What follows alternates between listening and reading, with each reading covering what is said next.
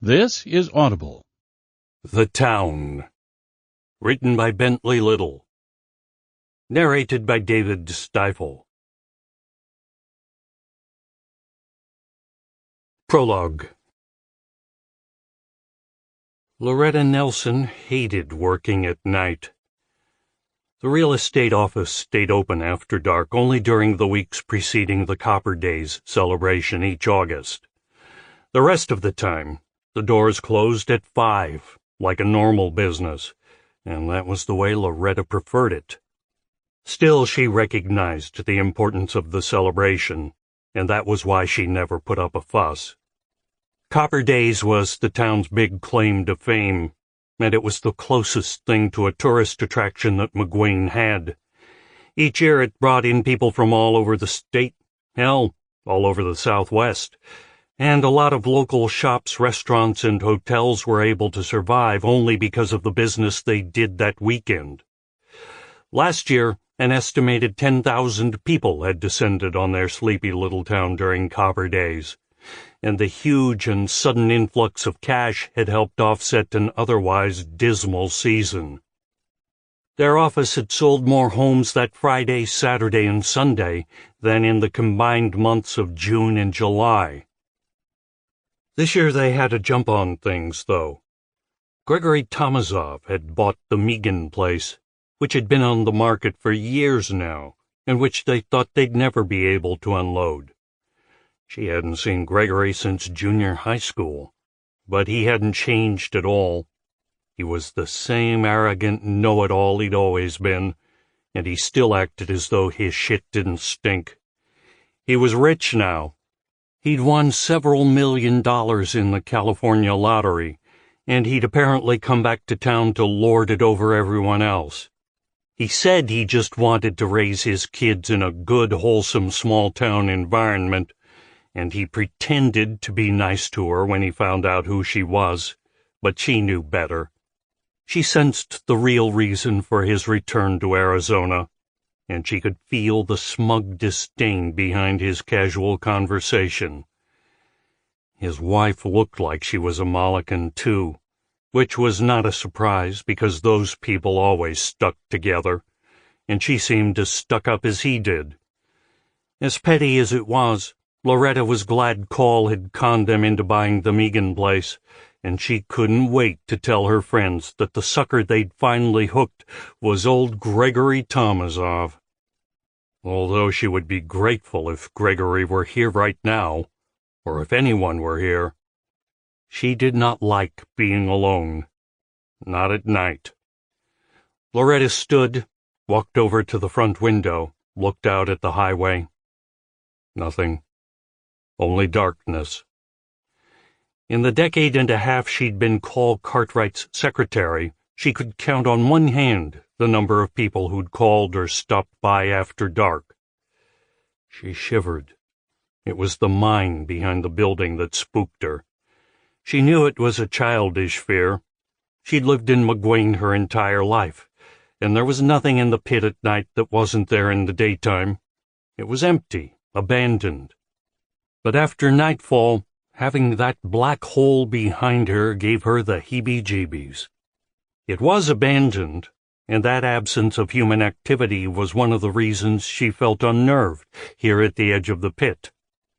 It had been abandoned since before she was born. That made it even scarier. She shook her head. She'd been watching too many monster movies lately.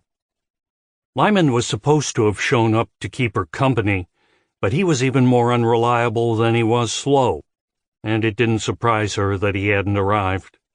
She continued to scan the highway, searching for the lights of his 4x4, but there was no one on the road at all tonight. She glanced up at the clock. 9:40, 20 minutes to go. She walked around the edge of the office, looking out the windows, ending up back behind her desk, straightening the brochures she'd had printed this morning and peering out at the inky blackness of the mine. The moon was new, a pale sliver in the sky, and its faint illumination made the pit seem even darker. It was as though the mine was a light vacuum, sucking the slightest hint of radiance out of the land and sky. She was about to turn away, about to call Lyman and give him a lecture on laziness and thoughtlessness, when she saw something out of the corner of her eye, something white against the blackness of night. Movement. Loretta sidled next to the window and peered out. It was a light down in the bottom of the pit. But there hadn't been a light down there for nearly half a century. A cold chill passed through her. She was afraid to look into the mine, but she was afraid to look away, and so she remained in place, staring, as the light, a vague, shapeless glow of indeterminate size, first floated upward, then began darting around, moving not with any visible motion, but winking on and off, appearing at different points around the massive pit in rapid succession. It was accompanied by a sound that reminded her of rats screaming. Loretta looked away, concentrated on the warm, friendly, illuminated interior of the office, trying to tune out everything else. She checked to make sure the windows were all closed, then hurried over and closed and locked the front door. She looked down at the desk, at the brochures, tried to tell herself that it was nothing, just her imagination, that there was nothing unusual happening outside. But she could still see the light in her peripheral vision, buzzing around the deep interior of the mine. Then it winked off, appeared instantly next to her car. Loretta's heart leaped in her chest. There was no way she could continue to pretend that there was nothing going on. She quickly reached for the phone, intending to call Lyman. She picked up the receiver, but there was no dial tone. The line was dead. She looked back out the window, saw nothing but blackness. There was a knock at the door. She let out a small yelp. Her pulse was racing, her heart thumping, and she was more scared than she had ever been in her life. She swallowed, tried to sound brave. "Hello?" There was another knock, louder this time. "Go away!" she yelled. All of the lights went out. She screamed, an instinctive reaction, but not a practical one. The office was too far from downtown for anyone to hear her. She could scream all she wanted and no one would ever know. Another knock. Crying, terrified, she slumped against the wall. And in the darkness, something grabbed hold of her hand. Chapter 1. Lawn grass, freshly cut. It was the smell of suburban summer, and Adam had always loved that rich, unique scent, but it depressed him now, and as he walked down the sidewalk past the Josephsons' yard on his way to Roberto's, he thought about how unfair life was, especially if you were a teenager, or almost a teenager. It was an adult world. Adults made the rules and made the decisions, and they always got their way. Forget black, white, brown. Adolescents were the true minority. They were the ones really being oppressed. They had the thoughts and emotions of adults, but none of the rights. He might be only 12, but he considered himself mature for his age, and he knew better than anyone else what was good for him. He should at least be consulted regarding decisions that would affect his life and his future. But his parents had decided to move to Arizona without even discussing it with him. They'd just told him, ordered him. Adam sighed. Life sucked. His friend was already waiting for him, sitting on the trunk of his dad's old Chevy parked in the driveway. "Hey, Adman," Roberto called. "Dick," Adam said. No one had ever made fun of his name except Roberto, although he'd always been embarrassed by it and considered it supremely goofy. Babunya, his grandmother, had picked out the name, and it sounded okay when she said it. A dame, with the accent on the second syllable. It sounded exotic that way, not quite so stupid. But when it was pronounced the normal way, the American way, he hated it. He was glad Babunya was going to be living with them, he had to admit.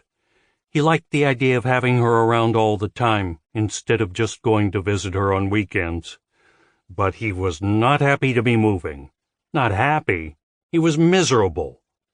He'd postponed telling Roberto that they were moving, not sure how to break the news to his friend. Sasha, if possible, was even more upset than he was. Teo was only 9 and didn't seem to be all that concerned, but Sasha was furious. She'd had a big fight with their parents last night, refusing to move, threatening to leave, threatening to run away, and she and their parents were still arguing when he finally fell asleep. For the first time in his life, he'd been rooting for his sister to win an argument. But of course that could not happen. She might be a senior in high school, but she was only a teenager, and they were adults, and hierarchy always overrode logic. They were going to be forced to move to Arizona, and there wasn't a damn thing they could do about it. Roberto walked quickly over to him, glanced back at his house. "Let's hit the pavement," he said. "My mom's on the warpath again, and I know she's going to try and make me wash windows or pull weeds or do something stupid. She was all over my old man last night about how I don't do anything around the house, and she's been looking around all morning trying to think of something." "Roberto!" his mother called from inside the house. "Haul ass!" Roberto took off, and Adam followed. They sped down the block, turned the corner, and didn't stop until they were out of hearing range. They were both laughing and breathing heavily, but Adam's laughter was tinged with sadness as he realized that in a few more weeks he would not be able to hang out with Roberto anymore, would not be able to rescue him from the hell of household chores, and his amusement faded much faster than his friends. "Let's check out the AM/PM, Roberto said. "The new Marvel card should be in." Adam nodded his agreement. "All right." They walked through the neighborhood, cut through an alley, and headed down busy Paramount Boulevard to the gas station mini-mart. Roberto found a plastic spider on the ground next to a sewer grating, and Adam found a quarter in the coin return slot of a payphone, and they both agreed that this was turning out to be a fine day. At the AM/PM they walked straight to the trading cards rack. The new Marvel cards had indeed arrived, and the two of them pooled their money and bought 5 packs. Adam was the Spider-Man fan, so all Spidey cards automatically went to him. There were 4 this time, so Roberto got 4 choices from the remaining cards, and they divided up the rest on a 1 for you and 1 for me basis. They were walking slowly past the pumps, back out to Paramount, sorting through their cards, when Adam told him, "We're moving." "What?" Roberto stopped walking and looked dumbly over at him, as though his ears and brain had somehow mistranslated what had been said. "My parents bought a house in some small town in Arizona. That's where my dad's from. Ever since he won the lottery and quit his job, he's been lost. He doesn't have anything to do. He doesn't know what he wants to do. So he decided to try to recapture his childhood or something, and he dragged my mom out to Arizona, and they bought a house out there, and now they're going to force us to uproot our lives and take off and live in the middle of the desert." The words spilled out in a torrent, with barely a pause between sentences, and Adam realized that he had a lump in his throat and was very close to crying. Roberto was silent. They looked around at the building, at the cars, at the pumps, at the street, at everything but each other, both of them too embarrassed to acknowledge what they were feeling. "Shit," Roberto said finally. Adam cleared his throat, starting to say something, then thought better of it. "I never said anything against your old man, you know. Even after everything you told me, I always thought he was pretty cool. But Ad, man, your dad's an asshole." Adam nodded miserably. "Fuck." There was a horn honk behind them.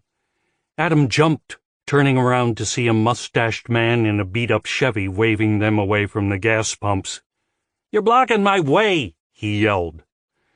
Adam followed Roberto out to the sidewalk. "You can come out and visit," he said. "You could stay for, like, a week or two. Have your mom and dad pick you up, if it's all right with them," he added. "Or you could come back here, stay with us." Adam smiled. "Even better." Roberto shook his head. "Arizona, huh?" "Arizona." "Yeah, it's going to be tough, man. You'll have to go to an all-new school, have to meet new people, make friends. Probably everyone there's known each other since birth, so you'll be an outsider. Big old hillbilly kids'll kick your ass for no reason." Adam hadn't thought of that. "There'll be nothing to do but watch TV and stare out at the cactus. I'll tell 'em I'm a major surfer from California. They've probably never even seen an ocean. What do they know? I'll lie my way to the top of the school." Roberto smiled. "There are some possibilities there." They were both silent as they started to walk back toward the neighborhood. It was going to be as tough for Roberto, Adam knew, as it would be for him. He was Roberto's best friend, and Roberto would have to find someone new to hang with, too. They were both depressed as they headed down the alley. Adam looked over at his friend. "You gotta write to me, man. You gotta keep me up on current events. Tell me what's going on in the real world so I don't turn into some inbred Jed." "I will," Roberto promised. "I'll write to you like once a week, and I'll put in a new Spidey card every time." Adam tried to smile. "Yeah, that's cool." "They probably don't have 'em out there." "Probably not." But Roberto wasn't much of a writer, he knew. His friend might send a letter or two the first couple weeks, but that would taper off as he found some new best friend, and probably by the time school started there wouldn't be any letters at all. Once his family moved, he might never see Roberto again. He tried to imagine what his friend would be like in 10 years, what kind of job he'd have, whether or not he'd go to college. Would Roberto's life turn out differently because he wasn't there with him? Would his life turn out differently? They were good influences on each other, Roberto's mom had always said. Maybe their new friends wouldn't have as much influence, wouldn't be as good. Roberto cleared his throat, looked away. "You'll still be my best friend," he said embarrassedly. "Yeah," Adam said. He wiped his eyes and tried to tell himself that they were only watering because of the smog. 2. In her dream, Gregory was a little boy again. He was standing on the steps of the old church in Arizona, staring down at what looked like the dead body of a deformed child. Wind was blowing, a strong wind, kicking up dust, and there were shapes in the dust, vague, dark outlines that resembled the small, twisted body on the steps. She herself was a viewer of this scene, but not a participant in it, and though she wanted to call out to her son, wanted to yell for Gregory to get away from the body and run into the church, she could only stand there and watch as he bent down and tentatively touched the figure's face. The wind instantly grew stronger, and the deformed child lurched to its feet. She saw unnaturally short legs and unnaturally long arms, a tilted head that was far too large for the supporting neck, and was of a disturbingly peculiar shape. Gregory backed up, backed away, but he was already changing, his head enlarging, his arms lengthening, his legs shriveling. and in a few brief seconds he became the identical twin of the malformed child before him. He screamed, a piercing cry that carried over the howling wind, and then the blowing dust obscured them both, fading them into the vague shapes that were hovering behind the curtain of sand. She awoke drenched with sweat. She sat up, breathing heavily, a muffled pain in her chest. She did not know what this dream meant, but it did not bode well, and it frightened her. Closing her eyes again, she folded her hands, bent her head, prayed. Chapter 2. 1. They followed the moving van, making quick stops only for gas and pee breaks. Gregory didn't trust movers on general principle, and he wasn't about to let these jokers out of his sight. They looked like men even a carnival wouldn't hire. The kids had been moaning and complaining since Phoenix, begging to stop at McDonald's or Taco Bell or some other fast food place for lunch. But he told them to eat the pretzels and chips they'd brought along. They sped through Tucson, headed east toward Wilcox. The night before last, they'd had a going-away party with all of their friends and family, a big blowout at Debbie and John's that had spilled back to their own house, the revelers sitting on packed boxes on the floor, drinking out of paper cups placed on the empty kitchen counter. Julia had ended up crying most of the evening, hugging people and promising to keep in touch, accepting invitations to stay at various homes on the promised frequent Southern California vacations, issuing invitations to all and sundry to visit them in Arizona. But he himself had not teared up at all. He'd been more excited than sad, looking more toward the future than the past, and that forward-looking optimism still held. He felt good driving across the desert, and despite the kids' complaints and Julia's sagging spirits, he felt happy. They were getting a new start. Their future was bright and wide open, and they had the freedom to do whatever the hell they wanted. God bless the lottery. They'd bought a new vehicle for the trip, a Dodge van, and it was nice to experience a smooth ride, air conditioning that actually worked, and a state-of-the-art radio cassette CD player. He'd grown used to the tepid air conditioning and rough and ragged suspension of the old Ford, and the striking contrast between the two vehicles made the van's pleasures that much more enjoyable. He glanced in the rearview mirror, saw Sasha reading a Dean Koontz book, Adam and Teo playing Old Maid. Behind them, in the back seat of the van, his mother stared straight ahead. Her eyes met his in the mirror, and she favored him with a slight smile. He smiled back. His mother was with them on a trial basis. She'd brought her clothes and Bible and a few other necessities, but she had not even tried to sell her house. Her furniture was still safely in place inside the home, and she reserved the right to return at any time. As he'd expected, as he'd known, she was not really enthused about leaving her friends and her church and the rest of her family, but she did seem to recognize that she was not as young as she once had been, and since he was her only son, she'd agreed to come. On some level, she seemed to realize that she was more dependent on him than she was ordinarily willing to admit, and he was encouraged by the fact that her love for her family appeared to be stronger than her ties to the Molokon community. This was the first time in his life he'd ever gotten that impression. Like most of the other Molokon women her age, his mother lived for church, and her entire life revolved around the religion and its attendant social functions. She was getting on in years, though, and lately she'd been spending even more time at church than usual, going to funerals. He didn't like her driving into East L.A. by herself. There was a lot of gang activity in the neighborhood adjacent to the church, but she continued to see the area as it had been years ago. her mind not recognizing the changes that the years had wrought.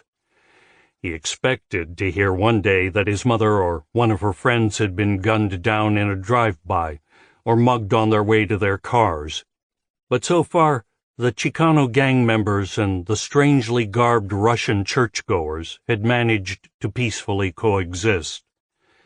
He himself had not gone to church for years, not since they'd moved to California. As a child, his parents had taken him to church each Sunday.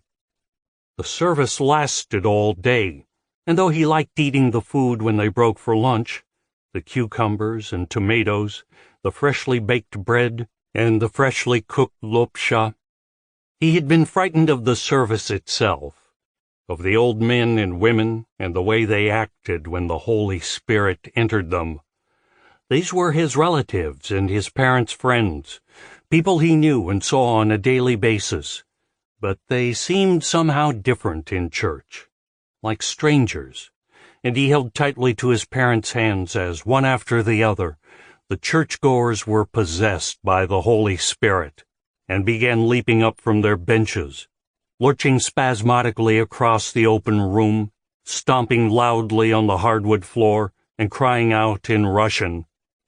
It was disturbing to see this sudden abandonment of ordinary behavior and individual personality, terrifying even to a little boy who had been raised in the religion.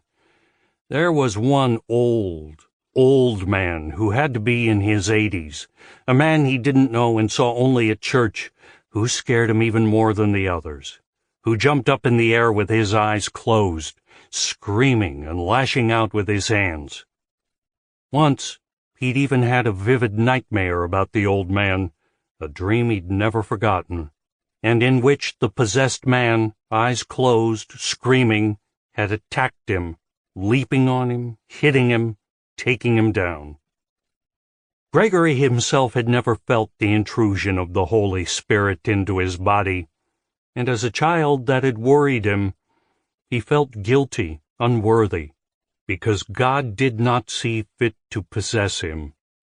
Even his parents were periodically invaded by the Holy Spirit, his father weaving back and forth in place, his mother crying and humming psalms as she danced.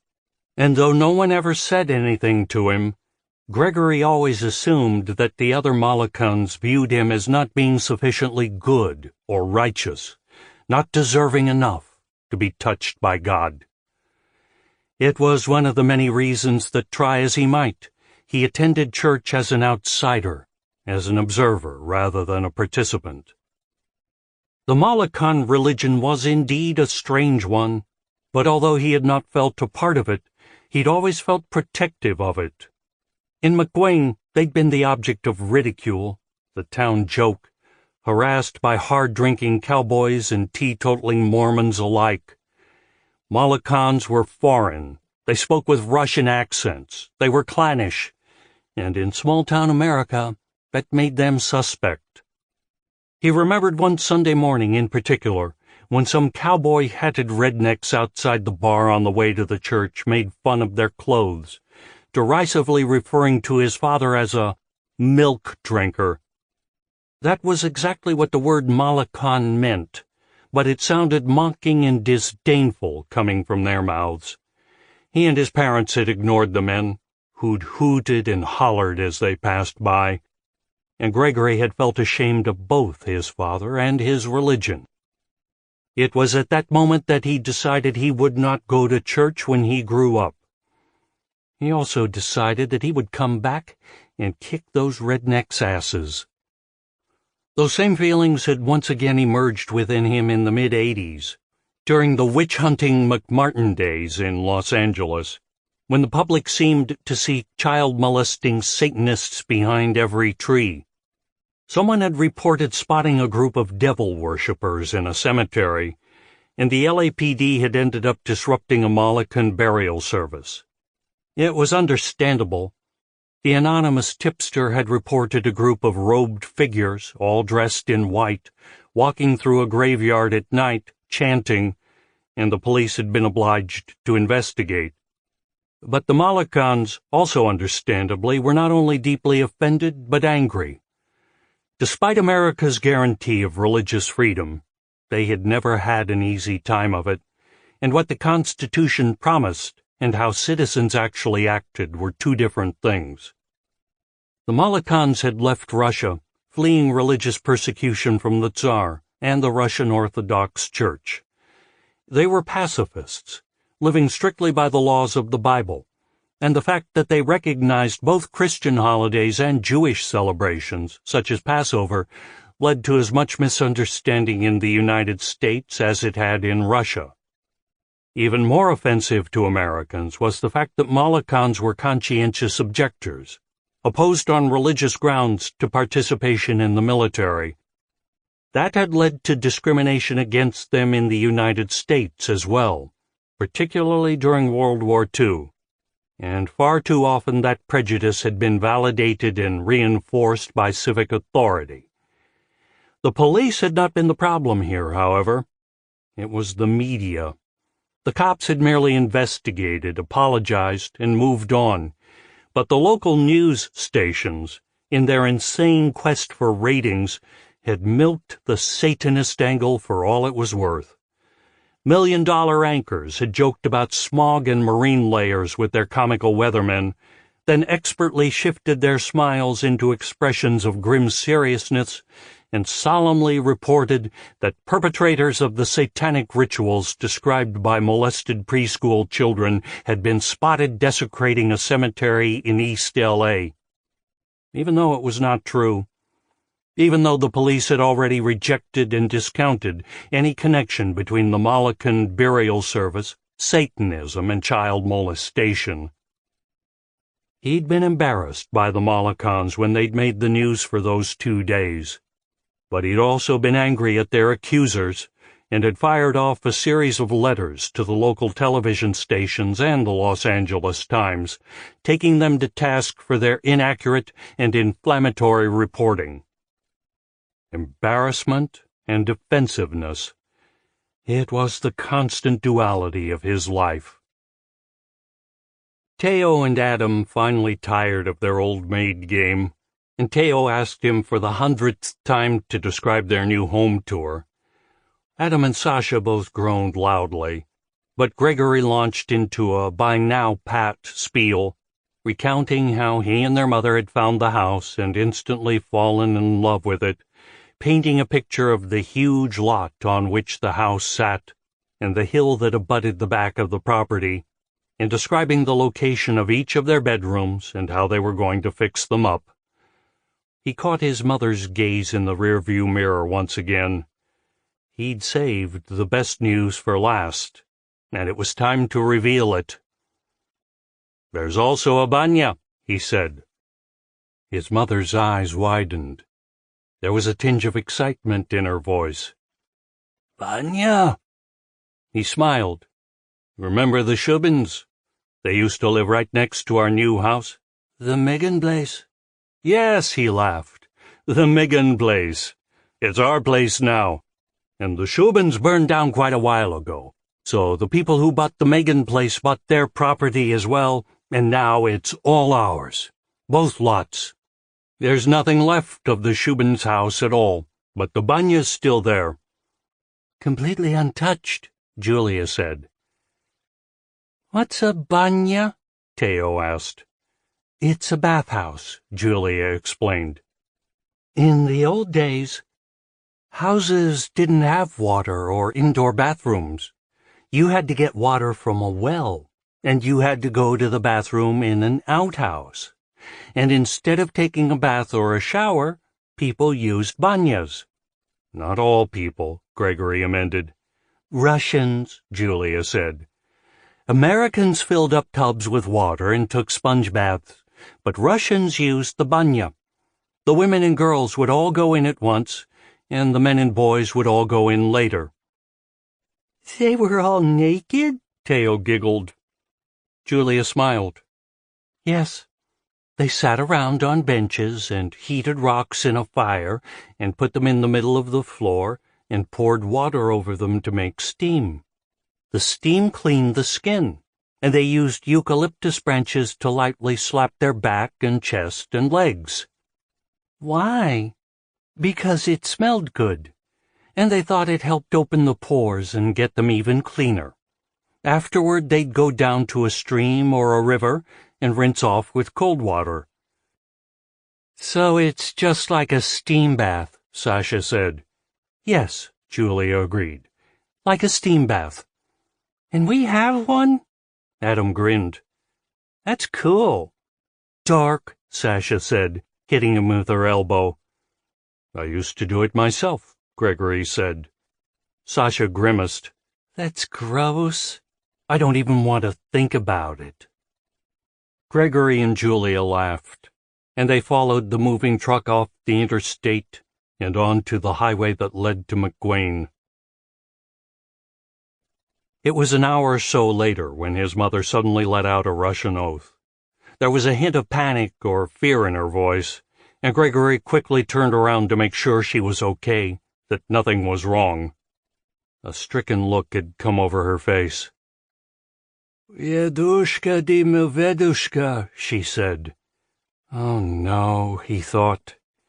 He fixed her with a glare and shook his head, indicating the kids, before turning back around to face the road.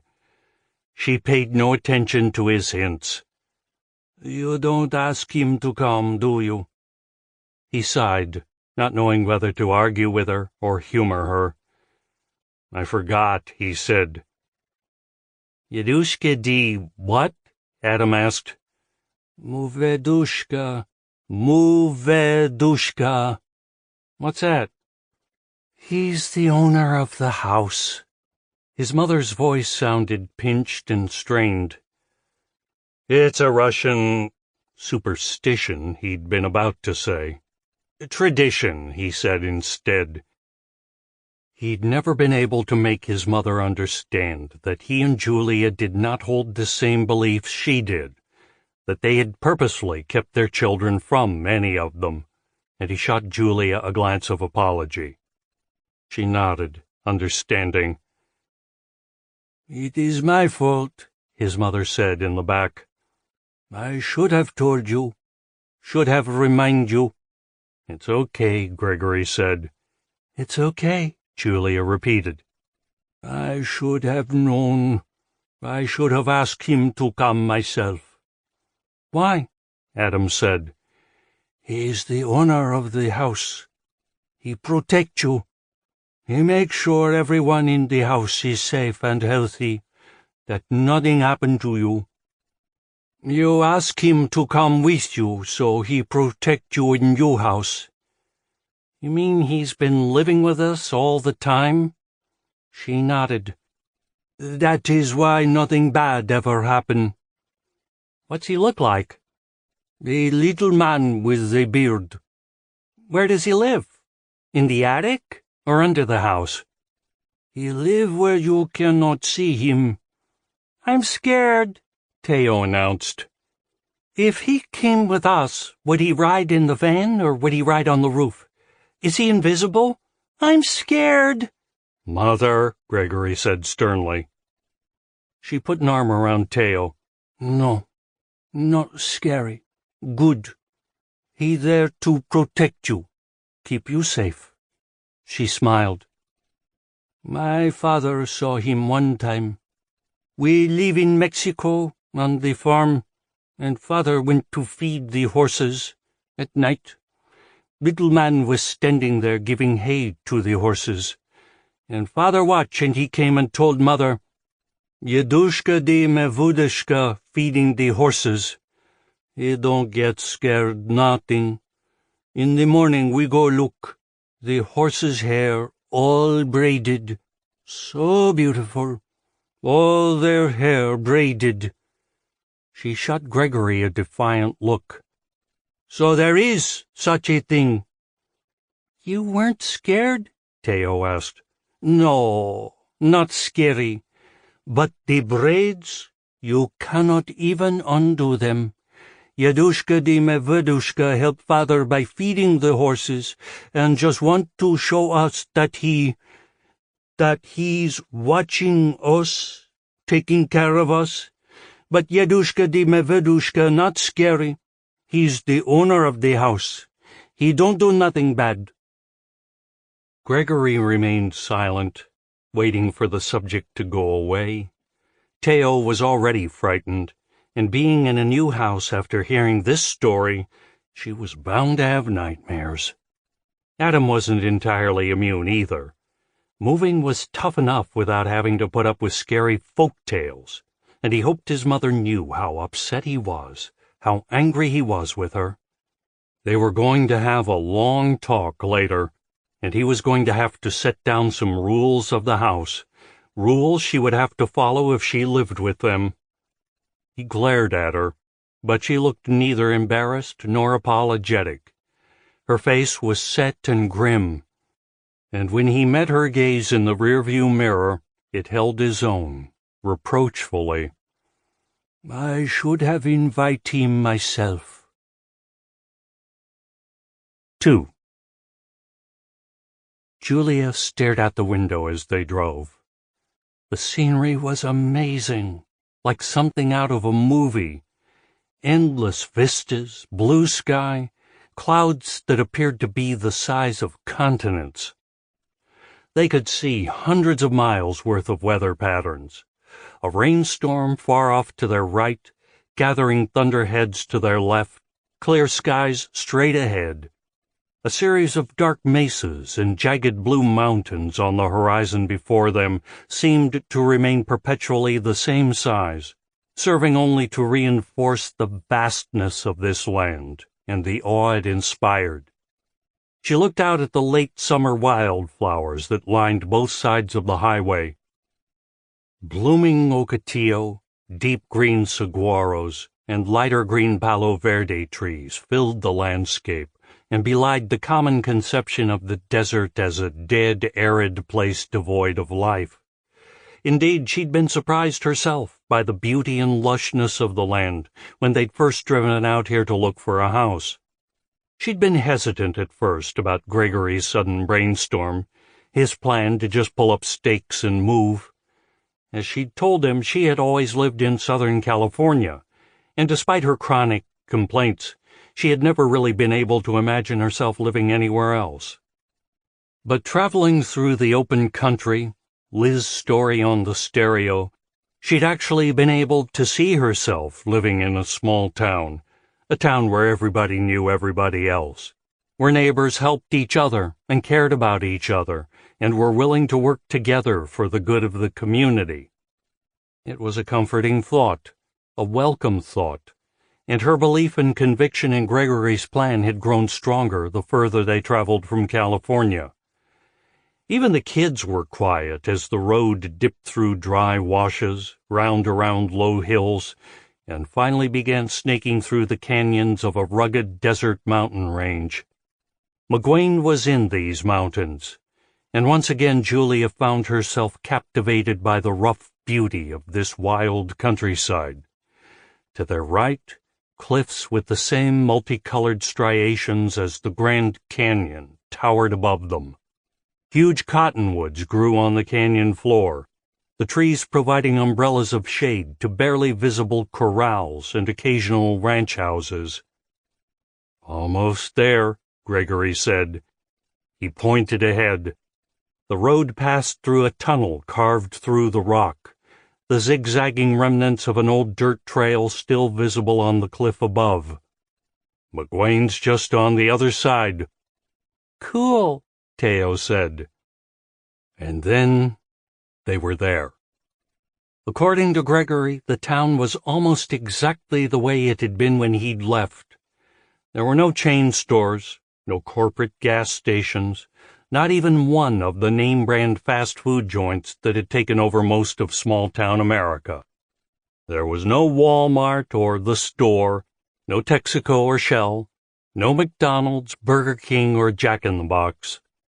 McGuane had retained its local individual character, rather than succumbing to the increased homogenization that was sweeping through the land.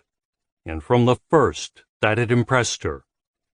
Emerging from the tunnel was like coming out of a time machine. and she felt as though she'd been transported back 30 years and had entered the world of Gregory's childhood. They passed a small diner, saw a pickup truck and several bicycles parked in front of it, 5 or 6 teenagers clustered around a picnic table to the side. They looked up, waved as the van drove by. In Southern California, she thought, they would have yelled something or flipped off the vehicle. Across the road, 2 boys jumped down from a treehouse into the dirt, laughing. It was a refreshing change, and she understood what Gregory had meant when he'd said that McWane would be a good place to raise kids. It was a Huck Finn world, a children's paradise, a place where boys and girls could climb rocks, explore canyons, build forts and clubhouses, instead of simply sitting inside the house and watching TV or playing Nintendo. The highway came into town from the west, ending at the tan brick courthouse, where it split into 2 narrow streets that wound through the diverging halves of the community. The geography of the town was determined by the geology of the land. At McWane's south end was the mine, an ugly open pit, long since closed down and fenced off from the highway by rusted chain link. The old mining office was now the realty, where they'd bought their new home, and it sat dwarfed at the edge of the massive hole, a matchbox next to a drained swimming pool. The rest of the town snaked northward from the mine, up 2 branching canyons to a sagebrush plateau. At its peak, according to Gregory, McWane had had a population of 30,000, but that had been down to 10,000 when he'd lived there, and he was not sure what it was now. "Are we almost there?" Adam whined. Gregory looked over at Julia and smiled. "Almost," Julia said. There was not enough room to back in, so the moving truck parked on the street rather than in the drive, its wide bulk blocking both lanes of the narrow road. Gregory pulled the van into the dirt driveway and stopped just in front of the carport next to the house. The movers had not even gotten out of the cab, much less opened the rear door of the truck and started unloading, so he sorted through his keys in order to open up the house before hurrying back to oversee their work. "Hurry up," Sasha said. "I have to go to the bathroom." "Wait." He'd unlocked and opened the front door and was about to walk inside when his mother stretched a bony arm across the doorway. She looked up at him. "We have to bless the house." Gregory nodded, motioning the kids back and shooting Julia a look of apology as his mother recited a prayer in Russian. She told them to remain outside, then walked in, going through each room, ordering out all evil spirits, and repeating the same Russian prayer. Adam's eyes widened. Are there really evil spirits in there? Great, Julia thought. Now Teo would never get to sleep. No, Gregory said. Then why's Babunya? It's a tradition. She emerged from the front door a few minutes later, nodded that it was safe to go in, and Sasha hurried past her, heading for the bathroom. Julia hoped the utilities company had not forgotten to turn on the water. Are there evil spirits in our house? Teo asked. Gregory looked at his mother. She smiled, patted her granddaughter's head. If any there, they gone now. Teo and Adam ran inside, yelling and laughing, rushing excitedly from room to room. Adam, Julia yelled, stepping over the threshold into the entryway. Teo, you stop running right now.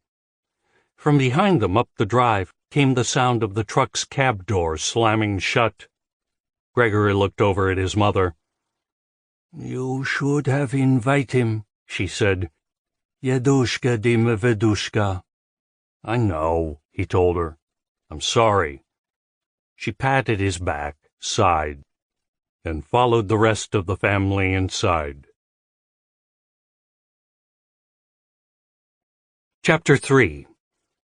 1. Copper Days. Gregory remembered the celebration from his childhood, but it had since grown into something entirely unrecognizable.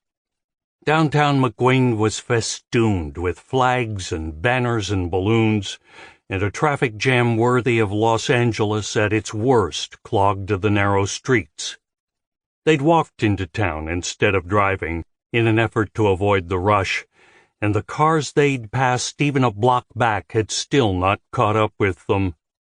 He glanced into the driver's window of the unmoving Saturn next to him, and saw an irate bald man swearing at the wife seated beside him.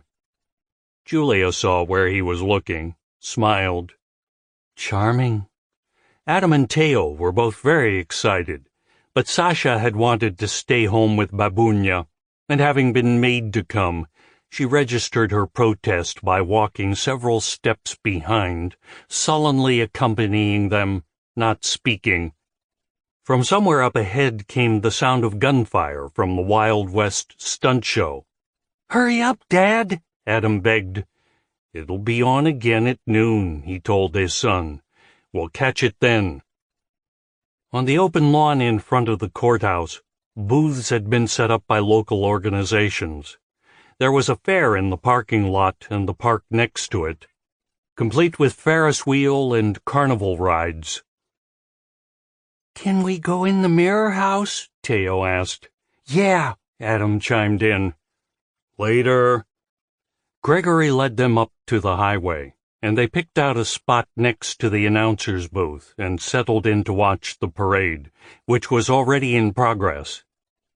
Back in the old days, the parade had been a real community affair, the floats little more than flatbed trucks decorated with crepe paper. But now there were Shriners from Tucson, one of Arizona's senators in a chauffeured 1940s Cadillac, assorted floats sponsored by some of the state's major stores, businesses, and corporations. It was more professional, and he had to admit, probably more entertaining to the kids. But it had lost something in the translation, and he missed those innocent, raggedly amateur days in which little Sunday school children walked the parade route dressed in prospector garb, pulling their pets in wagons made up to look like mine cars. The announcer was a DJ from some big country station in Tucson, and his patter, too, seemed far slicker than it should. After the parade, they followed most of the rest of the crowd and wandered over to the fair. The local tribe had set up a booth out front and were making fry bread, and Gregory bought the whole family Indian tacos. That brought back memories. Fry bread was one of the few types of ethnic food not available in Southern California, and the kids had never had it before. Though the deep-fried dough was perhaps one of the most unhealthy meals in the world, it tasted wonderful, and even sullen Sasha remarked on how much she liked it. Adam finished his taco, wiped his dirty hands on his pants, looked around. Gregory saw his son's eyes light up as he spotted something down the makeshift midway. "A haunted house," Adam said. He turned toward his father. "Can we go, Dad?" Gregory followed the boy's gaze. It was one of those shoddy prefab carnival attractions, all gaudy oversized front with an almost non-existent ride behind it. But Adam was ecstatic, and next to him, Teo was frightened, and he could tell this was a big deal to them. He remembered how excited he'd been himself when, as a child at the county fair, he'd seen a booth advertising the frozen body of the abominable snowman. Even his parents had known it was fake, but he had to see it, and although it turned out to be merely a hairy plaster mannequin in a glass box, he would have regretted it for the rest of his life if he hadn't been able to view the attraction. And he had no intention of denying his own children access to the haunted house. "I don't know," Julia said. "It'll be all right," he told her. "Are you guys coming too?" Adam looked hopefully up at his parents. "No," Gregory said. Sasha? Yeah, right. Adam turned toward Teo. What about you? Are you coming? Or are you too scared? I'm not scared, Teo said defiantly. Then you're coming with me? Maybe, Teo said hesitantly. You are scared. I'm not. Gregory smiled. Adam was only goading his sister because he was afraid to go into the haunted house alone. Gregory finished his Indian taco, tossed his napkin and paper plate in a nearby trash barrel, and took out his wallet. Teo, he said, will you go if Sasha takes you? Teo nodded happily. All right, Adam said. Sasha threw away her paper plate. Gee, thanks, Dad. He smiled. You get to go, too. What a thrill. She took the money he gave her, and after listening to her mother's warning not to scare her brother or her little sister, led Adam and Teo across the grass toward the haunted house. She'll adjust, Julia said, putting a hand on his arm. Gregory watched Sasha's retreat. We'll see. The two of them started walking slowly toward the midway, stopping at various stalls along the way. Julia looked at the local historical society's display of photographs and documents from the town's past, and picked up some pamphlets from an Arizona chapter of the Sierra Club. The crowd had swollen, the entire parade audience having now left the highway and merged with the existing throngs of people exploring the booths and exhibits spread across the park and parking lot. Julia had heard someone mention a Malacan Heritage Club booth, and they were looking for it, Gregory saying that if his mother had known the Malacans were participating, she would have come no matter how badly her arthritis was acting up, when a man in front of them said tentatively, Excuse me? Gregory looked up and saw a heavy-set middle-aged guy with thick hair and a thin goatee. The man squinted at him. Gregory? The face of the man was familiar, and Gregory ran through the catalog of mugshots in his brain, trying to determine which of his past friends could have grown into the man before him. Paul? He said. The other man grinned, offering a calloused hand to shake. Jesus! I thought that was you. How you doing, man? Not bad, Gregory said, smiling. Not bad. He put an arm around Julia, gave her a small squeeze. This is my wife, Julia. Julia, this is Paul Matthews, my best friend from elementary school. Elementary school? Try elementary, junior high, and high school. My best friend from McQueen, Gregory said. How's that? Better. Julia nodded. Hello. Nice to meet you, Paul said, smiling. He reached forward, shook Julia's hand. We just moved back here, Gregory said. No shit. Julia touched Gregory's cheek, motioned toward the row of booths in front of them, and he nodded. She started walking, smiling a goodbye to Paul. I'll catch up, Gregory told her. There was a moment of awkward silence. So you're married, huh? With 3 kids. Girls? Boys? 2 girls, 1 boy. Sasha's 17, Adam's almost 13, Theodosia's 9. Paul shook his head. Man, time flies, doesn't it? Yeah, Gregory said. It sure does. He looked at the man in front of him, saw within that man the boy he had once known. It was nice to see an old friend, he admitted, but there was also something disconcerting about it. They were both grown men, middle-aged, so the years had obviously passed. But the fact that they were both here in McQueen gave him the unnerving feeling that they had both been spinning their wheels, that they'd accomplished nothing in all those years, that their lives were pointless and useless, and they were just killing time until they eventually died. It was completely illogical, an idiotic thing to think, but he thought it nonetheless. and he realized that he'd been feeling adrift ever since he'd won the lottery, ever since he'd quit his job. He'd never considered himself one of those people who were defined by their work, who needed the imposed structure of a job to bring meaning and order to their lives. But perhaps he wasn't as free and independent as he'd always thought. "Are you married?" he asked. Paul nodded. "Anyone I know?" "Deanna." Gregory was shocked. "Deanna Exley?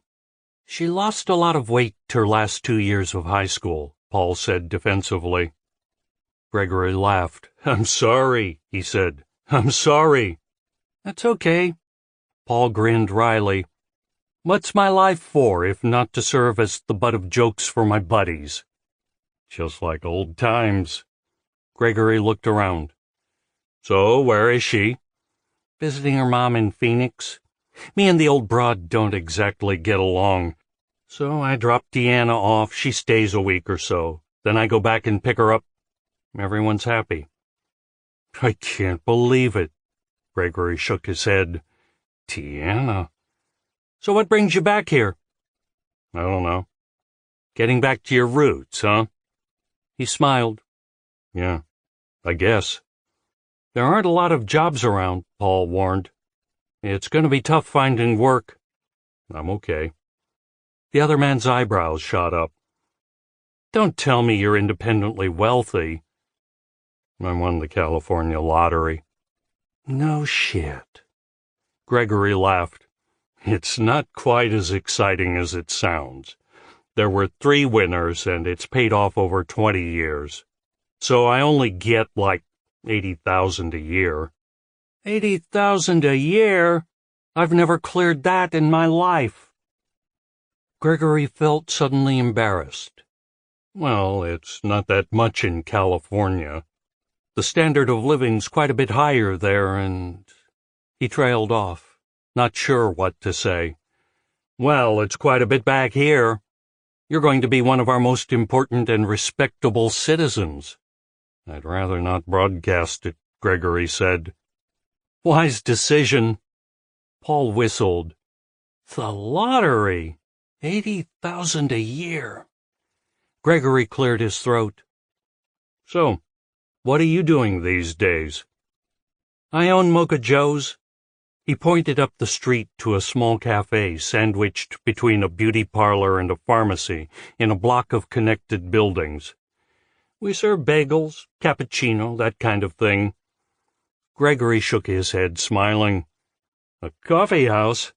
I thought I'd left all that back in California." He looked quickly at his old friend. "No offense." Paul chuckled. "None taken." He smiled ruefully. "There's a lot of them out there, huh? On every damn corner. I'm the only one in McWayne, and I still can't make a living." Gregory looked up the street toward the restaurant. All of the sidewalk tables were filled, and there was a line of people standing outside the door. "Looks like you're doing all right." "Yeah, this weekend. But I can't live for a whole year off the profits of 3 days. The rest of the year, this place is dead. McWayne is not exactly a Mocha Java town, if you know what I mean." Gregory laughed. "I do know what you mean." They talked for a few minutes more. Then Gregory said he'd better catch up to his wife. "I'm in the phone book," Paul said. "Call me." "I will," Gregory promised. "Nice to see you again." Adam and Teo came running up, Sasha following them slowly and coolly, and Gregory introduced them to his old friend. Adam gave Paul a cursory nod hello before turning back toward Gregory. "It wasn't even scary," he said. "It sucked." "It was a little scary," Teo amended, although Gregory could tell she'd thought it was much more than that. "The stunt show's going to start in 20 minutes, Adam announced. "We have to go now if we're going to get a good seat." "Let's find Mom first." Gregory waved goodbye to Paul and led the 2 kids through the crowd. They found Julia at the Mollicon booth, and here were even more faces that he recognized. But he did not feel like talking to anybody. and he used Adam's Wild West show as an excuse to drag Julia away from the Mollicons and across the park to the grandstands. 2. Finished. Julia turned off the vacuum cleaner, started wrapping up the cord. They'd been here for more than 2 weeks, almost unpacked for the past 3 days, and by now they were pretty familiar with the house, with its boundaries and dimensions and idiosyncrasies. But it seemed different now than it had been when she and Gregory had gone through it with the real estate agent. Less hospitable. It was always dark, and while no one else appeared to notice that fact, she almost certainly did. She knew the reason. The house lay at the bottom of a steep outcropping of hill, which protected it from the morning sun, and there were too few windows facing west, making it gloomy even in the afternoon. She even understood why the house had been built this way. It was old, constructed before the advent of air conditioning, and its owners had attempted to shield it from the desert sun as much as possible. But the end result was that their new home seemed odd and uncomfortable to her. Spooky. Spooky. It was a child's word, and she didn't know why she'd thought of it, but it described perfectly the atmosphere of this house.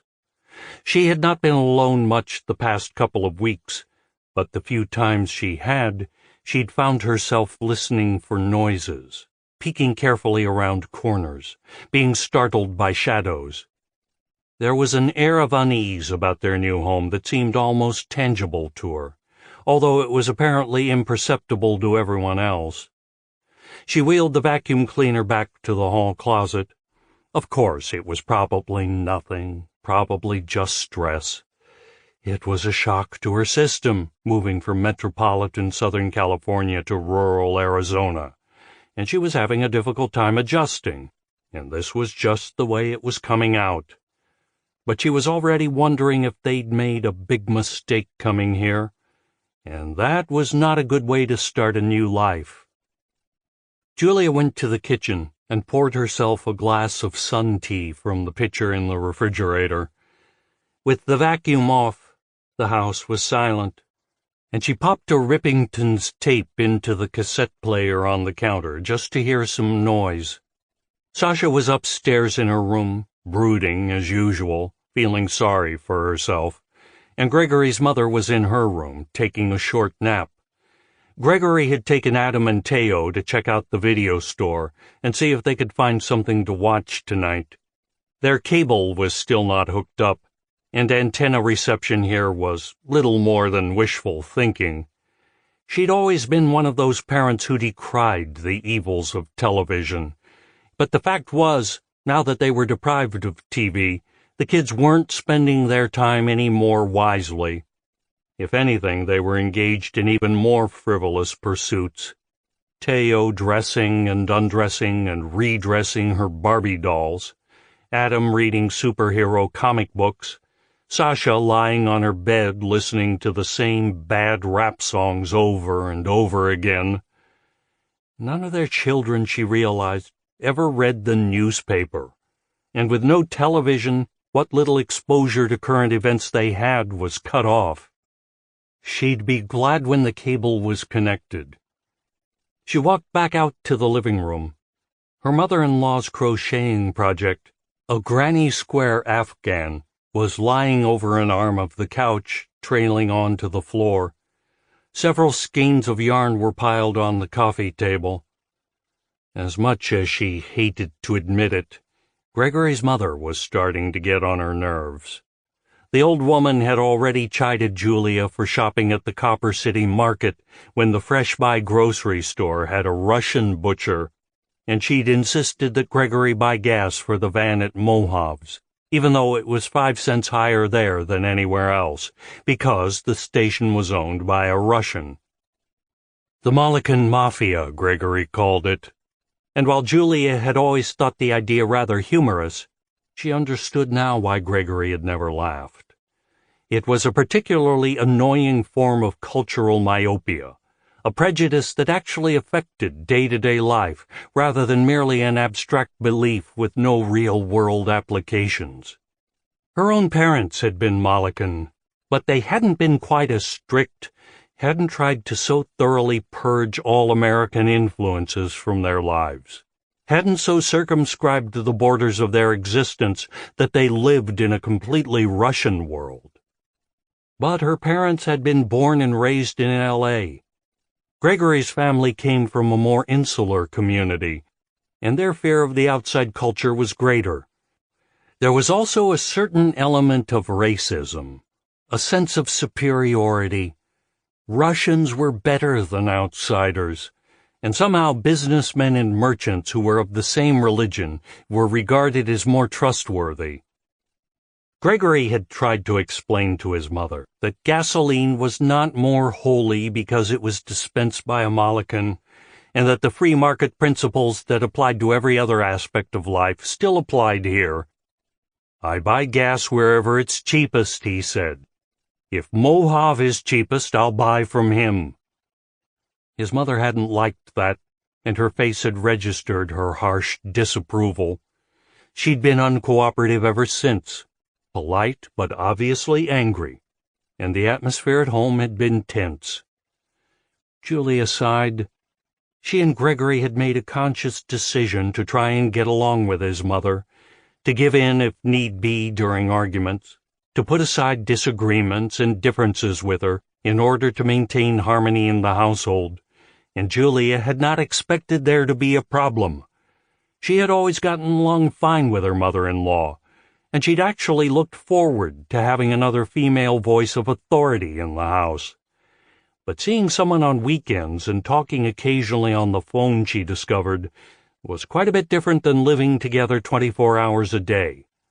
Of course, some problems were to be expected. They were all feeling their way, trying to determine the parameters of their new lifestyle, and subsequently changed relationships. And it would be a while before all the kinks were worked out. She herself felt somewhat lost, at loose ends, and while she had originally told Gregory after quitting her job at the Downey Public Library that she would like to write a children's book, she seemed to be completely unable to translate that dream into reality, to take the concrete steps necessary to accomplish the goal.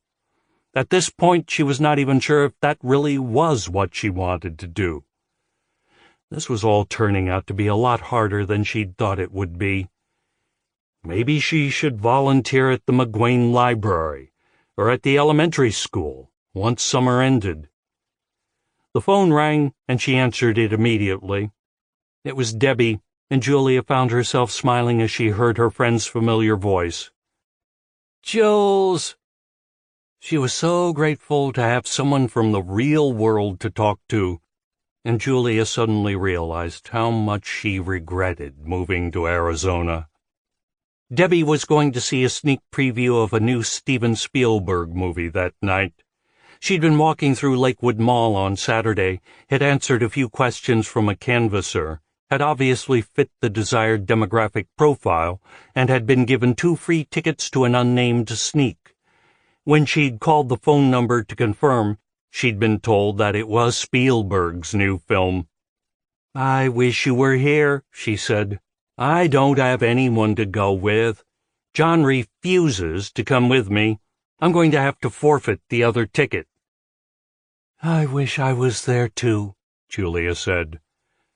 They talked for another 15 or 20 minutes before Debbie said she had to go and pick up Therese from kindergarten. Julia hung up reluctantly. The house seemed even darker after she finished talking to her friend, and though both Gregory's mother and Sasha were in their bedrooms, the house felt deserted. A lone shaft of faded sunlight fell on the half-finished Afghan, and for some reason the sight made the skin prickle on her arms. "Spooky." Outside, she thought she saw a small shadow dart past the front window. Teo, probably. Gregory and the kids must be home. Grateful that the others had returned, she walked to the window and looked out, but the drive was still empty, and there was no sign of the van out on the street. In the kitchen, the Rippingtons' tape was playing, but the house still seemed far too quiet, and she considered going upstairs and waking Sasha to tell her that she had to help with some of the housework, had to help clean up. She didn't want to be alone. Stupid. She was being stupid again. The unease she felt had nothing to do with the house itself. It was just a byproduct of culture shock, a perfectly ordinary psychological response. There was nothing scary here, nothing frightening, nothing out of the ordinary. But she could not assuage her fears with logic. They were feelings more than thoughts, not subject to the arguments of rationality, and she wished that her mother-in-law would wake up or that Sasha would come downstairs. She thought of that small shadow passing by the window. Yedushka di Muvedushka. As embarrassed as she was to admit it, her mother-in-law's consternation over not inviting the owner of the house had also affected her. It was ignorant, Julia knew, and she shouldn't let herself get sucked back into that sort of superstitious claptrap. But as logical and modern and free-thinking as she tried to be, somewhere deep within her she still retained a seed of belief.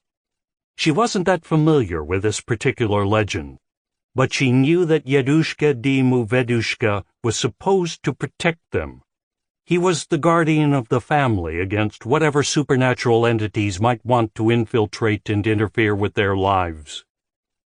Gregory's mother had been visibly upset ever since she discovered they had not invited the owner of the house, and that might also account for some of her irritability.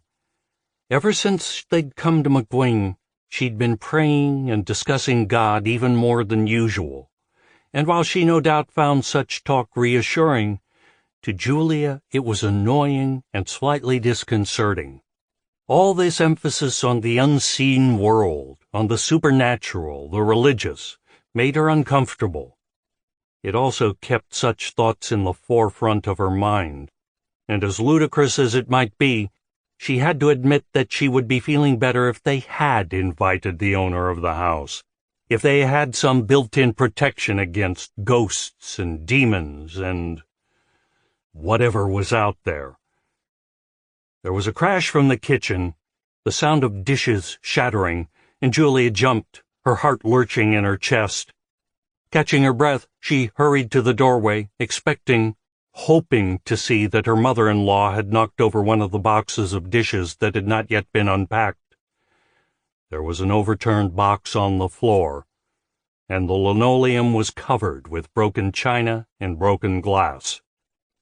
But there was no one else around. A chill passed through her. She scanned the shadowy kitchen, eyed the closed, dead-bolted door that led outside, saw nothing out of the ordinary. "Julia!" Gregory's mother called from her bedroom. "Everything is all right." "It's fine," she called back, grateful to hear another voice. She walked into the kitchen, bent down, and righted the box. Quite a few dishes were still inside, and many of them, thankfully, appeared to be intact. She must have put the box on the counter next to the refrigerator, and it had just fallen off. No. She distinctly remembered setting it on the table in the breakfast nook, on the other side of the room. That was impossible. She opened the cupboard under the sink, took out a plastic garbage sack, and began picking up the broken pieces of china. She looked up at the counter. Obviously, she'd moved the box to the counter and simply forgotten that she'd done so. And she'd placed it too close to the edge, and it had eventually fallen. She tried to gauge the angle of descent. Yes, she told herself, that must have been what happened. But she could not make herself believe it. 3. Babunya didn't like the banya, and Adam didn't either. There was something about the small adobe building that made him uneasy. It was what attracted him to the structure as well, though. and over the past few weeks he found himself returning to the abandoned bathhouse again and again. Looking up from the shed snakeskin he'd been examining, he glanced toward the house, making sure that Teo had gone back inside, then took off, dashing around the carport and past the overhanging cottonwood tree. His sister had been hanging around him way too much lately, and while he didn't really mind, since neither of them had met any other kids or made any friends yet, it did get annoying after a while. Sometimes he just wanted to be by himself. Besides, he liked to go to the banya alone. He ducked under a tree branch and started down the path that led through the high, dry weeds.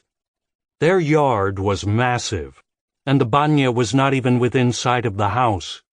It stood alone on the other side of the property, almost around the curve of the hill, past a small copse of Palo Verde trees and a jumble of oversized boulders. Beyond the banya, the cement foundation of an old house emerged from the weeds, bits of blackened board dissecting the empty space between low, irregular walls. He and Babunya had been the first ones into the banya the second day they were here, and both had had immediate reactions to the place. The moment that she stepped over the threshold, Babunya had staggered as if struck, grabbing the wall for support. She'd instantly turned around and exited the bathhouse, breathing heavily. But when he followed her out, asking what was wrong, she waved him away and said everything was fine. Everything was not fine, though. He, too, had felt the oppressiveness of the atmosphere as he'd walked through the door, a sensation entirely unrelated to the darkness of the small building and the natural scent of mold and must. It was a creepy feeling completely divorced from anything physical. It scared him. But he liked being scared, and as soon as Babunya had told him that she was all right, he went back in to explore. He had been back several times since. Now Adam passed under the thin green branches of a Palo Verde and headed up the slight incline to the bathhouse, feeling the familiar foreboding in the pit of his stomach. The banya had obviously been abandoned for many years. The weeds that grew around it were almost as tall as the doorway. But inside, there were no spider webs as he'd first expected.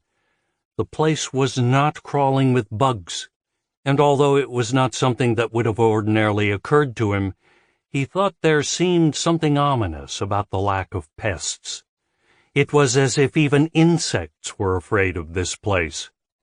And in his mind, that only added to its exoticism and allure. He had been in the banya many times now, but he had never touched anything, never moved or removed a single object, and all was exactly the same as it had been that first day. He stopped for a second in the doorway, peering in. There were bones on the rough wooden floor. Not skeletons, but individual bones, although the impact was the same. They were clearly not chicken or beef, but were from other animals, coyote or javelina, rodents or rabbits or pets or pigs, and there was one that looked like a femur from a human child. That was the one that intrigued him the most. He'd learned most of the bones of the body in school last year, and that particular bone had jumped out at him the first time he saw it. It looked just like a femur bone, a small femur, and whenever he came into the bathhouse, he always stopped to look at it. He did the same thing this time, crouching down before it, once again trying to imagine where it had come from, how it had gotten here, feeling a delicious tingle of fear pass through him as he examined the yellowing object. But the bone was only an appetizer. He stood, turned. At the back of the structure was the thing that really scared him, the thing that had sent him running back out into Babunya's arms that first day and had haunted his nightmares ever since. The thing that had made him break his promise to his grandmother never to go into the banya alone. The shadow.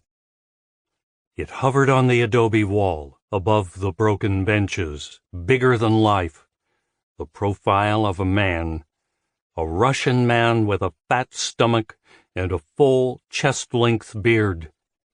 It was not a stain or discoloration, was not imprinted onto the wall, but was an honest-to-God shadow, and there was about it the insubstantiality of something that was only a shaded copy of an actual object. Only there was no object. There was no source within the banya, or within the sight line out the doorway, no comparable shape that it was thrown by. The shadow existed in seeming defiance of the laws of science, and he thought about it and thought about it, tried to attribute its form to everything from the weeds outside to the wooden beams of the ceiling inside. But nothing worked. For one thing, the shadow was always there, clear sky or cloudy, its contours immutable and unchanging. For another, it was not an accidental resemblance. It was not a coincidental configuration of images that happened to form the semblance of a man, but was a specific, definite figure that could not under any circumstances be interpreted as anything else. There was something foreboding about the shape itself, about the man being portrayed, something stern and commanding about his thick body, and the way his head was held so unnaturally straight. Something intimidating about the figure that, combined with the shadow's unknown origin, lent to the entire banya an aura of dread. Adam gathered his strength, looked up. He saw the silhouetted profile, the strong brow and thick beard, and he had to force himself not to turn away. His heart was pounding, and the air inside the bathhouse suddenly felt cold. The shadow seemed to deepen as he stared at it, the entire interior of the banya growing darker around it, and for a fraction of a second it appeared to have three-dimensional depth. He thought he heard a sigh, a whisper, and his pulse rate shifting into high gear, he bolted out of the banya and back into the sunlight, running as fast as he could, not stopping until he had reached the line of Palo Verdes. It was the longest he had ever stayed in the banya, and he was proud of himself for that.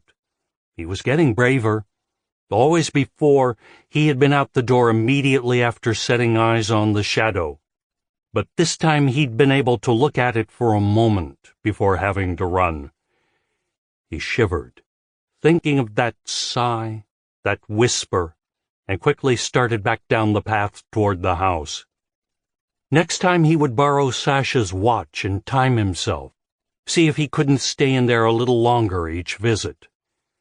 He slowed down and turned to look behind him, but the banya was already hidden behind boulders and trees.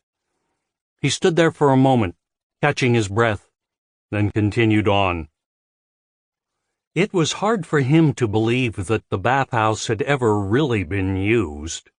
Even if it hadn't been scary, he couldn't imagine himself going in there, getting naked, and sitting around with other guys while they whipped themselves with tree branches. Part of him felt embarrassed even to be related to people who did that.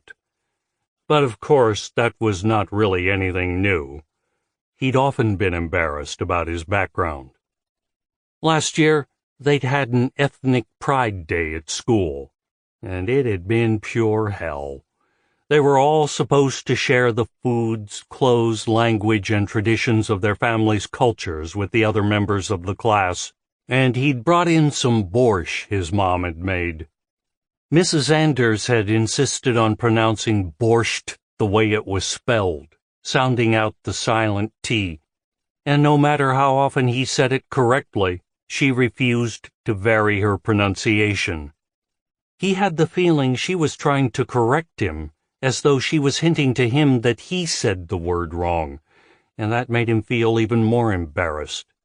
It was as if she was making fun of him, something she did not do with Wei Fan or George Saatian or any of the other kids in class.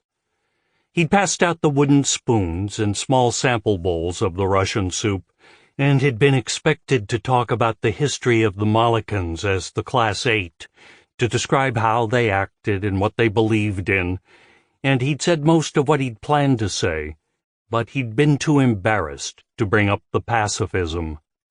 It was at the core of the Molokan religion, was what Babunya had drilled into his head since he was little, but it shamed him to admit to it. He honestly believed in those principles deep down, but at the same time, he didn't really want to. Babunya had always told him that it was in man's nature to kill, that Cain, the first truly human being in the Bible, the first made from the union of man and woman rather than by God, had killed his brother.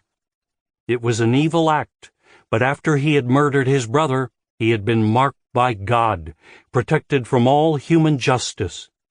And she said that this not only showed God's mercy and forgiveness, but indicated that God did not want humans to judge other humans, that he forbade revenge, that only he could mete out punishment. It was a prohibition against violence, against war, against the death penalty, and Molokans took their pacifism very seriously. They had left their mother country for it, and they had refused to fight in any of America's wars because of it. That was all well and good, and when he was in his bed in his pajamas and Babunya was telling him Bible stories, it was nice to hear, and he believed in it. But at school, those ideas seemed not only irrelevant, but embarrassing. It was impossible not to want to hurt people who hurt you, and more than once he had wished Jason Aguilar or Galvin Jefferson or Teach Sales dead. Hell, if he'd still said his prayers, he probably would have prayed for God to strike them down. But he had stopped praying several years back. He was not really sure why that was, but at some point he had just felt foolish clasping his hands together and asking God for favors. It was not something he would ever admit to Babunya, though. The truth was, he was not sure if he even was a Molokan. His family didn't go to church anymore, and even when they had gone when he was little, they'd gone to a Presbyterian church in Norwalk. His parents also hadn't taught him Russian, and he knew that was one thing Babunya was not happy about. He knew a few words here and there. Popolk, belly button. Jopa, butt. Babunya, grandma. Dashiska, sweetie. But he couldn't even remember the short Russian prayer his grandmother had made him say each Thanksgiving when he was younger. Even Babunya herself spoke less Russian than she used to. When he was little, his parents and his grandmother used to talk in Russian all the time, especially when it was something they didn't want him to hear. When his dad used to talk to Babunya on the phone, his end of the conversation was often entirely in Russian. But that had changed over the years, and now they almost always spoke English. He walked past the cottonwood around to the front of the house. His mom, dad, and Babunya were now sitting on the front porch, his dad reading the newspaper, his mom reading a magazine, Babunya crocheting. Teo was playing with her Barbies on the steps. The sound of rap music blasting from one of the upper side windows told him that Sasha, as usual, was in her room. He'd been planning to explore the front yard and see if he could find any more snakeskins, but the whole idea of all of them sitting around doing family things together made him gag, and he knew that he had to get away. His dad might be trying to get into all that small-town family values crap. But on the off chance that a potential or future friend walked past on the road and saw them acting like rejects from the 700 Club, he needed to disassociate himself. He didn't want to be humiliated. There was nothing more uncool than hanging with your parents. He walked up to the porch steps, grabbed the railing, and looked up at his dad. "Can I walk down to the store?" he asked. "Which store?" "Does it matter? They're both practically right next to each other." "Why?" his mom asked. "Geez, am I going to get the 3rd degree every time I want to leave the yard? You let me and Roberto go almost everywhere, and that was in California. Now I can't even walk a couple of blocks in this crummy little town." His dad smiled. "Go ahead." He looked at his mother. "What's he going to do?" "Be back in 45 minutes, she said. He nodded and took off running before Teo could say that she wanted to go too. At the store he made a friend. It was purely by accident.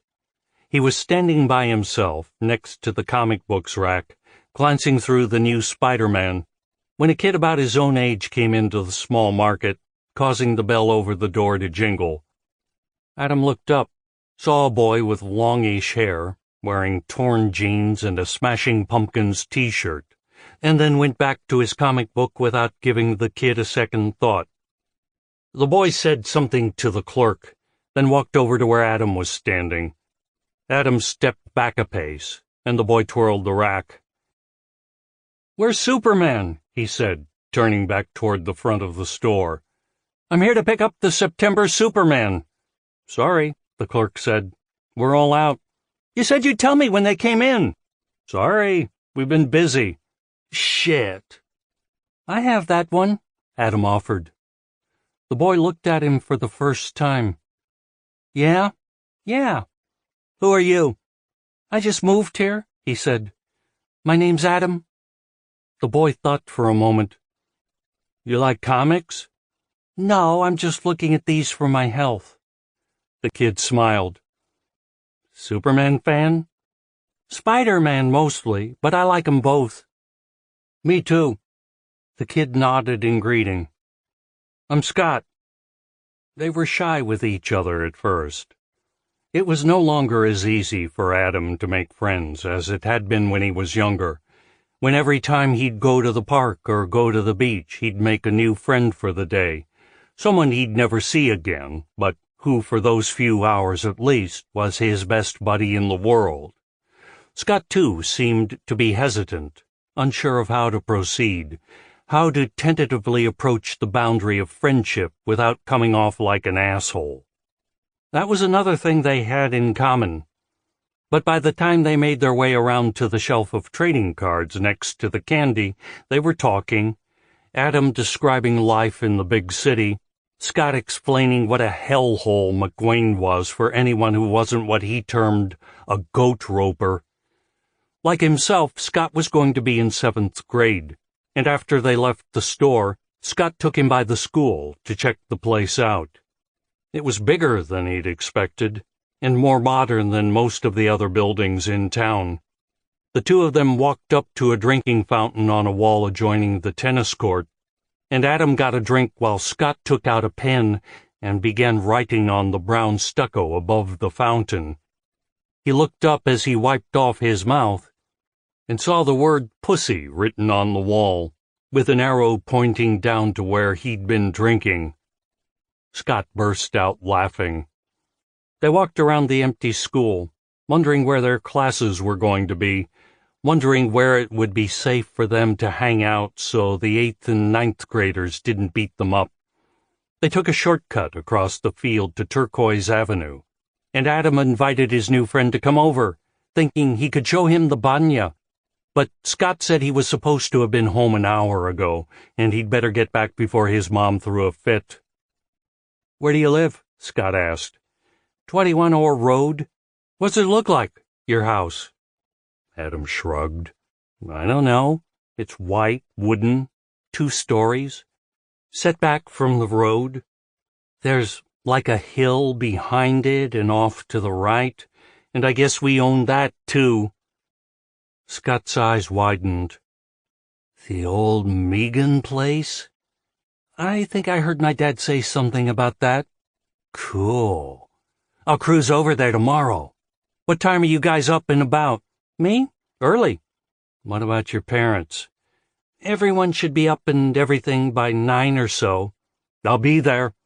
Scott started down the street, waved. "And have that Superman ready." "You got it," Adam called back. He started home, feeling good. He'd made his first friend, and that was a big worry off his shoulders. He'd been dreading going to school cold, knowing no one, being the new guy, and he was grateful that he'd found a pal. And Scott seemed pretty cool. Maybe McQuain wouldn't be so bad after all. It was getting late, and he could tell by the angle of the sun and the shadows in the canyon that he'd been gone more than 45 minutes. He knew his mom would be mad, and he didn't want to end up being grounded, so he broke into a jog. They'd wound their way around from the store to the school, and though he didn't know the layout of the town that well, it looked to him like he could cut across a few streets and take a shortcut around the hill behind their house and get home quite a bit faster than he would if he went back the same way he'd come.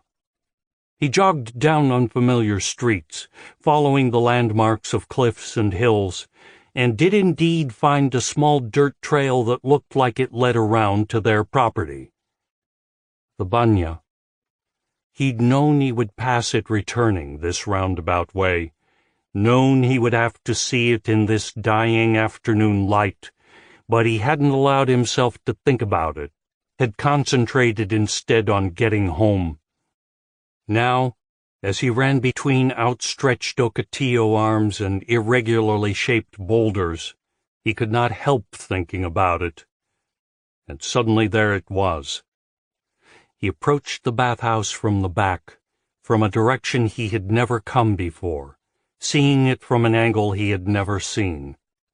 As expected, the banya stood in shadow, past the ruined foundation of the old house, while the tops of the trees behind it were still in sunlight.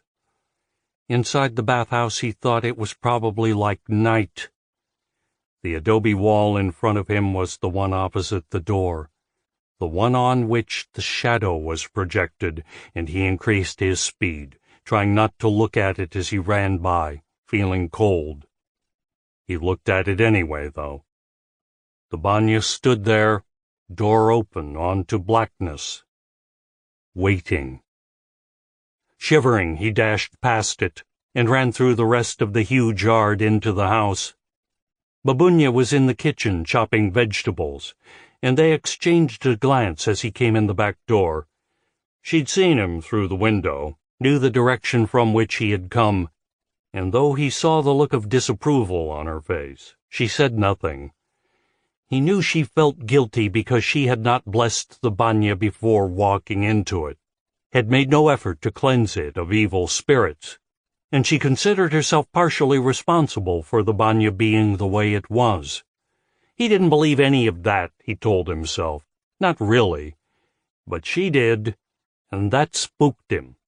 It gave everything a bit more credibility, and made his runs to and from the bathhouse seem less of a game, seem much more ominous. "I didn't go there," he said in response to her look. "I just came home that way. It was a shortcut." She said nothing, just continued chopping vegetables. He walked out to the living room, where Teo was lying on the floor, watching TV, an open storybook on the carpet in front of her. Neither of his parents was around, and for that he was grateful.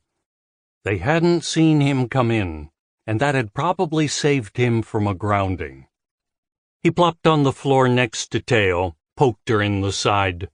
She yelled and hit him. He glanced over at her book, Shirley Temple's Fairy Tales.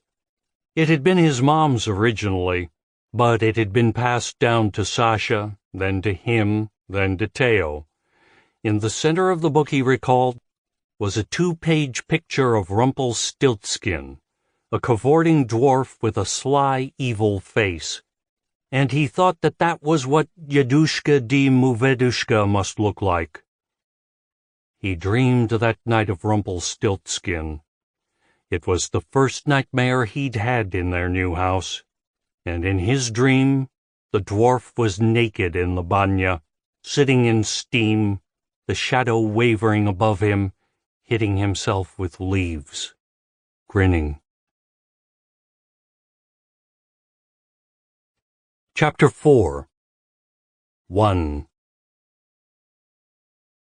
Gregory walked with his mother to the Molokan church. She'd been wanting to go since the first day they'd arrived, but everything had been so hectic, they'd been so busy unpacking and rearranging and getting the long-neglected yard into some semblance of order, that he simply hadn't had the time to take her. Today, though, she had demanded, and he had acquiesced, and now the two of them stood in the dirt parking lot in front of the church, she leaning heavily on his arm. He'd wanted to drive down, but she'd insisted that they walk, like they had in the old days. And although it had taken nearly 40 minutes to get here, with frequent rest stops, they'd finally arrived. Gregory looked around. At the variety store, which began the block of businesses on the other side of the vacant lot to the left of the church, at the wood frame house on the building's right flank that had been turned into a nursery. He looked up at the church itself as the two of them approached. He'd expected to have a better memory of the place. After all, his family had spent a lot of time here. But he must have blocked it out, because the church seemed no more familiar to him than the mine office or the town hall, or any of the other buildings he'd seen as a child, but with which he had had no real involvement. He recognized the church, but it was an impartial, impersonal recognition that contradicted the intimate acquaintance he'd had with the place. They walked up the 3 short steps, went in. Like the church in East L.A., it was simple. A wooden structure with one big open room and a small adjoining kitchen. There were benches stacked against one wall, and an old man with a white beard that hung down to his stomach was sweeping the hardwood floor. "Jim," his mother said, stopping. She squinted. "Jim Ivanovich." The old man broke into a huge grin. "Agafia!" The two of them hobbled across the floor toward each other, meeting somewhere around the middle of the room for a big bear hug. Gregory smiled. He didn't recognize the old man, but his mother did, and she was clearly delighted. He hadn't seen her this happy since they'd left California. She turned toward him. "Gregory," she spoke in Russian, "you may not remember, but this is Jim Petrovin, our old minister." She laughed a strangely girlish laugh he didn't recognize. "And my old boyfriend before your father." The minister nodded and grinned, the expression on his face impossible to read behind the huge beard. Gregory stared at him, maintaining his own now meaningless smile. He suddenly didn't know what to say or how to act. It was childish of him, but he felt an instant antipathy toward the old man, a defensive rivalry on his father's behalf. The minister was ancient, practically on the verge of death, but it seemed somehow disloyal for him to accept the man, to feel anything positive toward him.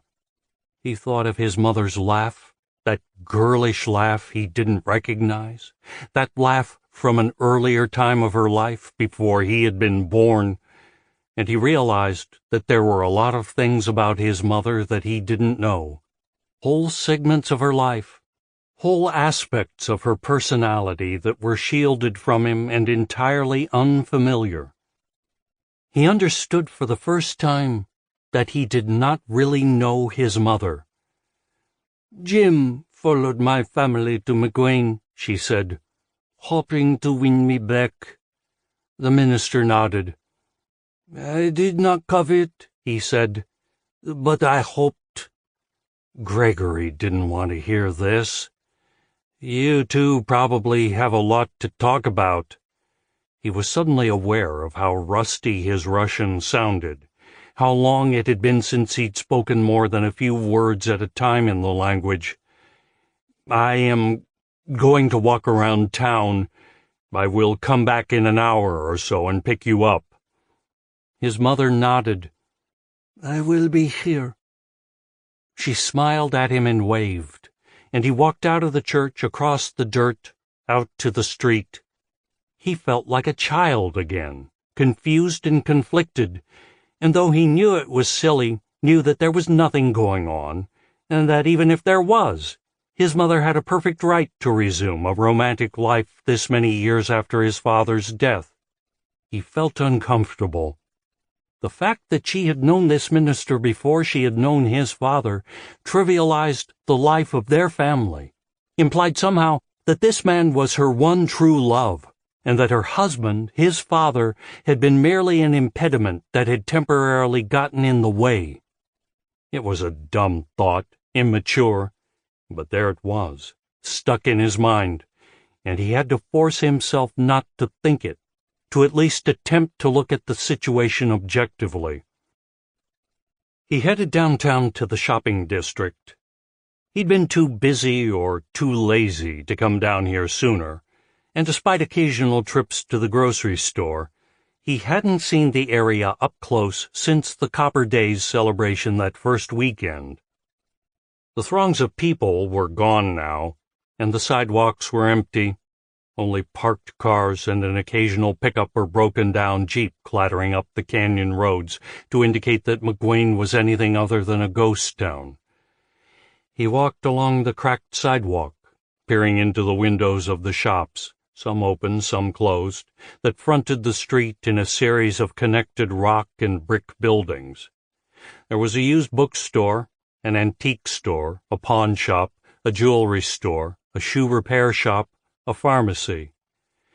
Halfway down the block, between the shoe repair and a western wear shop, he came across a narrow building with no windows and a dark open doorway. A bar. He stopped walking. The same bar he'd passed with his father all those years ago on the way to church. He hesitated only a second before stepping inside. He didn't know what he expected. Hostile rednecks gathered around the counter, the same men who'd insulted his father all those years ago, now grown old. He wasn't sure, but his muscles were tensed as he walked through the door. He needn't have worried. The interior of the bar was neither threatening nor intimidating. It looked like a typical small-town tavern. Only a few patrons occupied the dimly lit room. A couple in a back booth, 2 uniformed sheriff's deputies at a small table, and Paul. His old friend was seated at the front counter of the bar, next to an older man, and he called out Gregory's name and happily waved him over. "Hey," Gregory said, walking up. He sat down on an adjacent stool. "Didn't expect to find you here." "I'm here most days," Paul grinned. "Where everybody knows my name." He motioned to the bartender.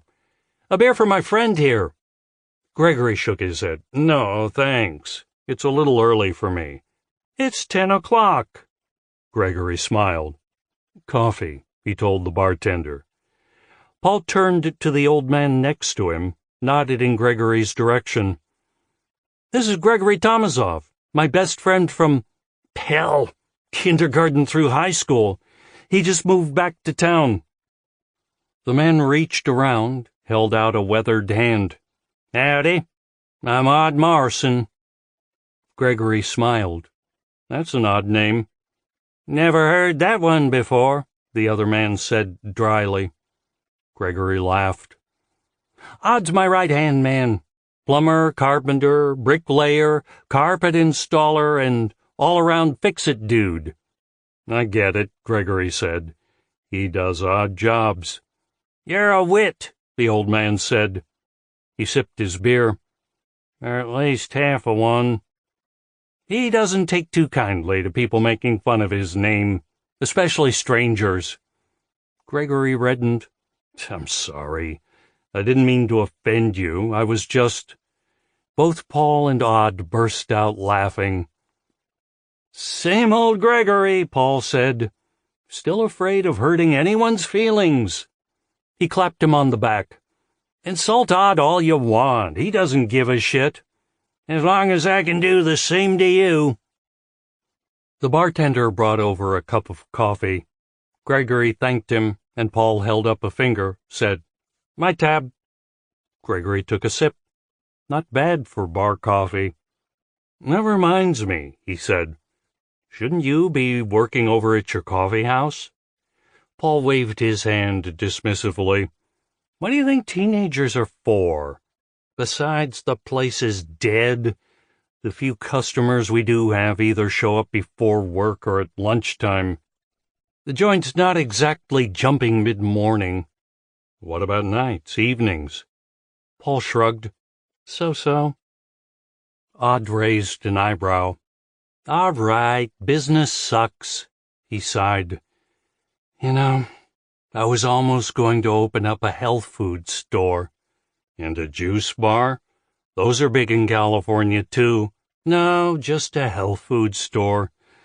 But it was too depressing. I thought of the health stores I'd been in, and I realized that no one in there ever looked healthy. They were always either skinny, ugly weirdos or dying old people looking for last-chance miracle cures. Normal people just weren't into health food. Healthy people weren't into health food. So I decided to try the cafe. He shook his head. "I just thought it would be cooler than it turned out to be." "And more successful," Odd pointed out. "And more successful," Paul agreed. He sipped his beer. "Let's get off this subject. It depresses the shit out of me." "All right," Gregory said. "Whatever happened to Larry Hall?" "Larry Hall?" They talked about old times, old friends, what had happened to everyone and where they had gone. Most people had moved away. The few who hadn't seemed to be walking country music cliches. Unhappy underachievers with an extraordinarily high divorce rate. Many of their old schoolyard enemies had turned out to have miserable, unhappy lives, and they both chuckled over that. "You know," Paul said seriously, "friends come and go, but family's always there." "You've sure changed your tune." "What are you talking about?" "Come on. Back in high school, when you couldn't get a date to save your life, you used to tell me that girls come and go, but friends are forever." "I did not." "Did too. You'd been watching too many buddy movies or something, war movies, and you had this asshole idea that even if you eventually got married, your friends would be more important than your wife." "You a fag?" Odd asked, squinting up at him. Gregory laughed. "Very funny." "All that male bonding crap is just Hollywood bullshit," Odd said. "I've had 1,000,000 friends, but I've only had one wife, and if I ever had a choice to make between the two, it would be a damn easy one. I may like my friends, but I love my wife." "Fucking A," Paul said. Gregory grinned, shaking his head. "I can't believe it. You finally grew up." "Blow me." Gregory chuckled, sipped his coffee. He felt good. He and Paul hadn't hung out since high school, but there was none of the awkwardness between them that he would have expected. It was as though they'd picked up exactly where they'd left off all those years ago. They'd fallen into the old rhythms, the old patterns. They were comfortable with each other, perfectly at ease, and there was something nice about that. "So, how is Deanna?" Gregory asked. "Still at her mom's. I pick her up Thursday. I called and told her you were back, but to tell you the truth, she didn't seem all that fired up to see you." "Tell her I've changed, too." "Yeah, right." They laughed. Gregory motioned to the bartender for a refill. He glanced around the bar, saw neon beer signs, a few old mining photographs half hidden in the gloom, a dead jukebox, and a Pac-Man video game. In his mind, this place had always been demonized, the home of hate, an evil spot, and it was liberating to see that it was merely a typical small-town business, to recognize on an emotional level that his dread had been all self-induced, and that none of the attributes he had ascribed to it existed anywhere outside of his mind. He finally understood what people meant when they talked about a sense of closure. The phrase had always smacked of pop psychology to him, and he dismissed the word closure as yet another trendy, meaningless buzzword. But it was apt in this instance. It felt as though an open wound had been healed, and it made him think you could go home again. The bartender poured him another cup of coffee, and Gregory smiled his thanks.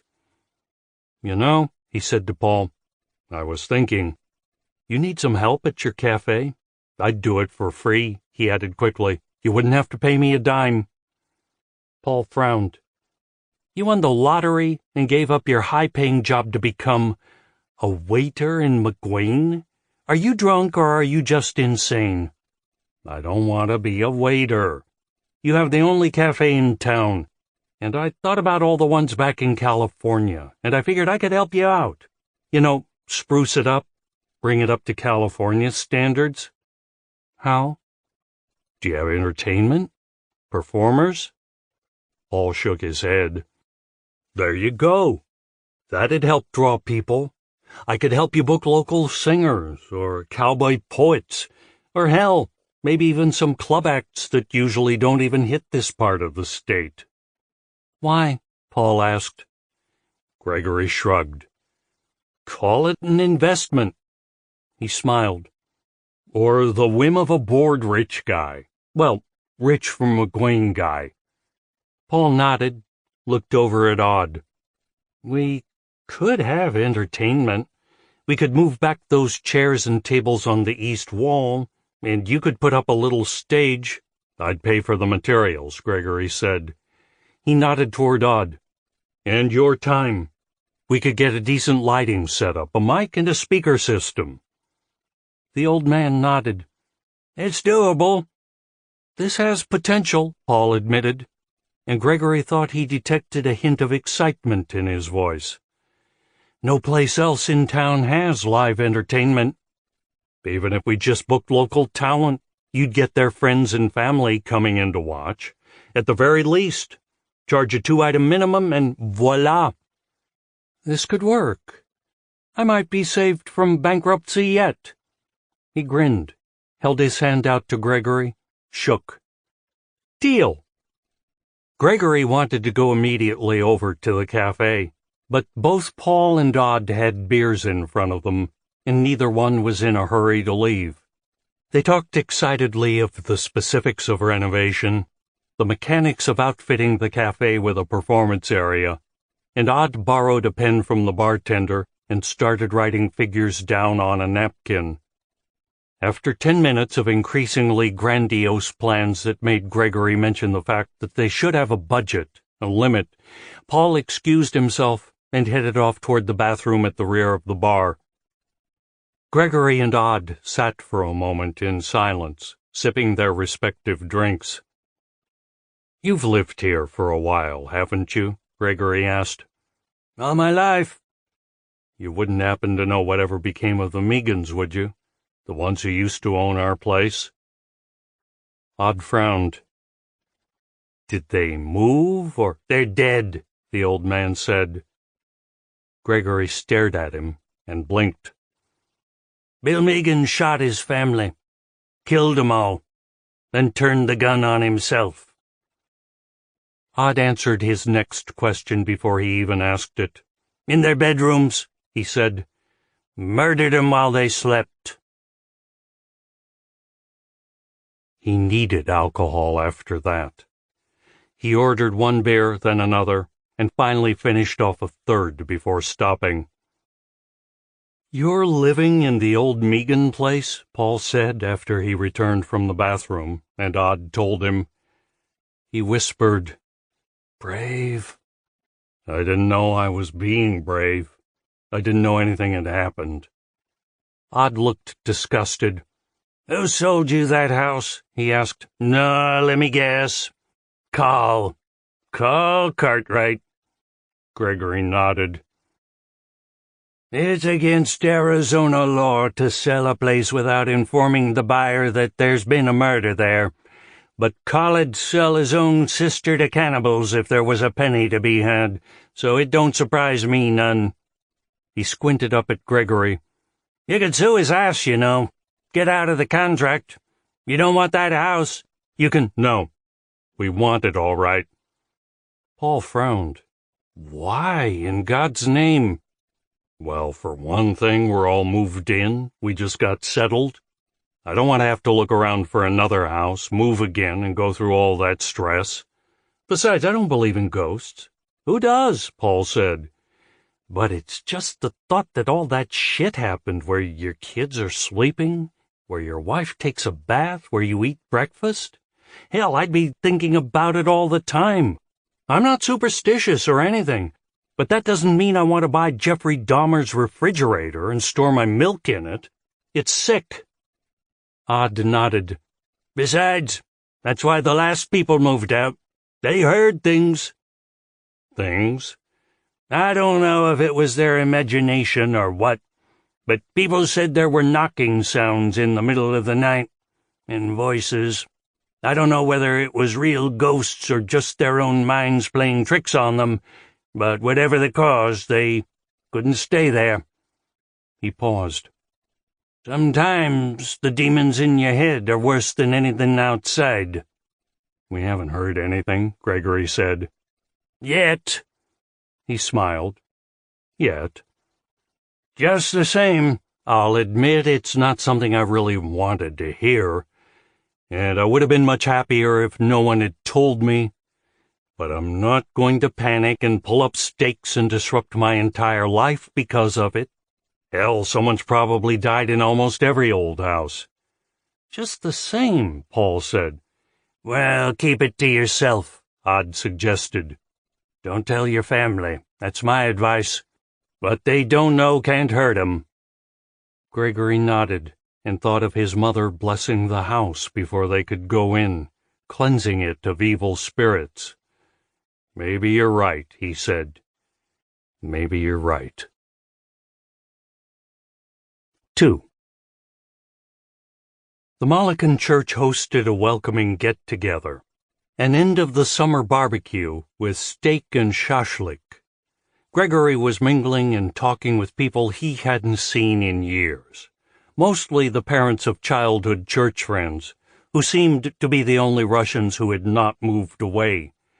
His mother was in heaven, the center of attention, laughing happily and talking loudly, more animated than Julia had ever seen her. Julia herself felt slightly out of it. She smiled and chatted and pretended to be enjoying herself, but the truth was that she had never liked these sorts of functions, and the unwritten Molokan mandate that every shower, wedding, funeral, or party put on by or for a church member must be attended by everyone in the congregation had been one of the many things she had rebelled against.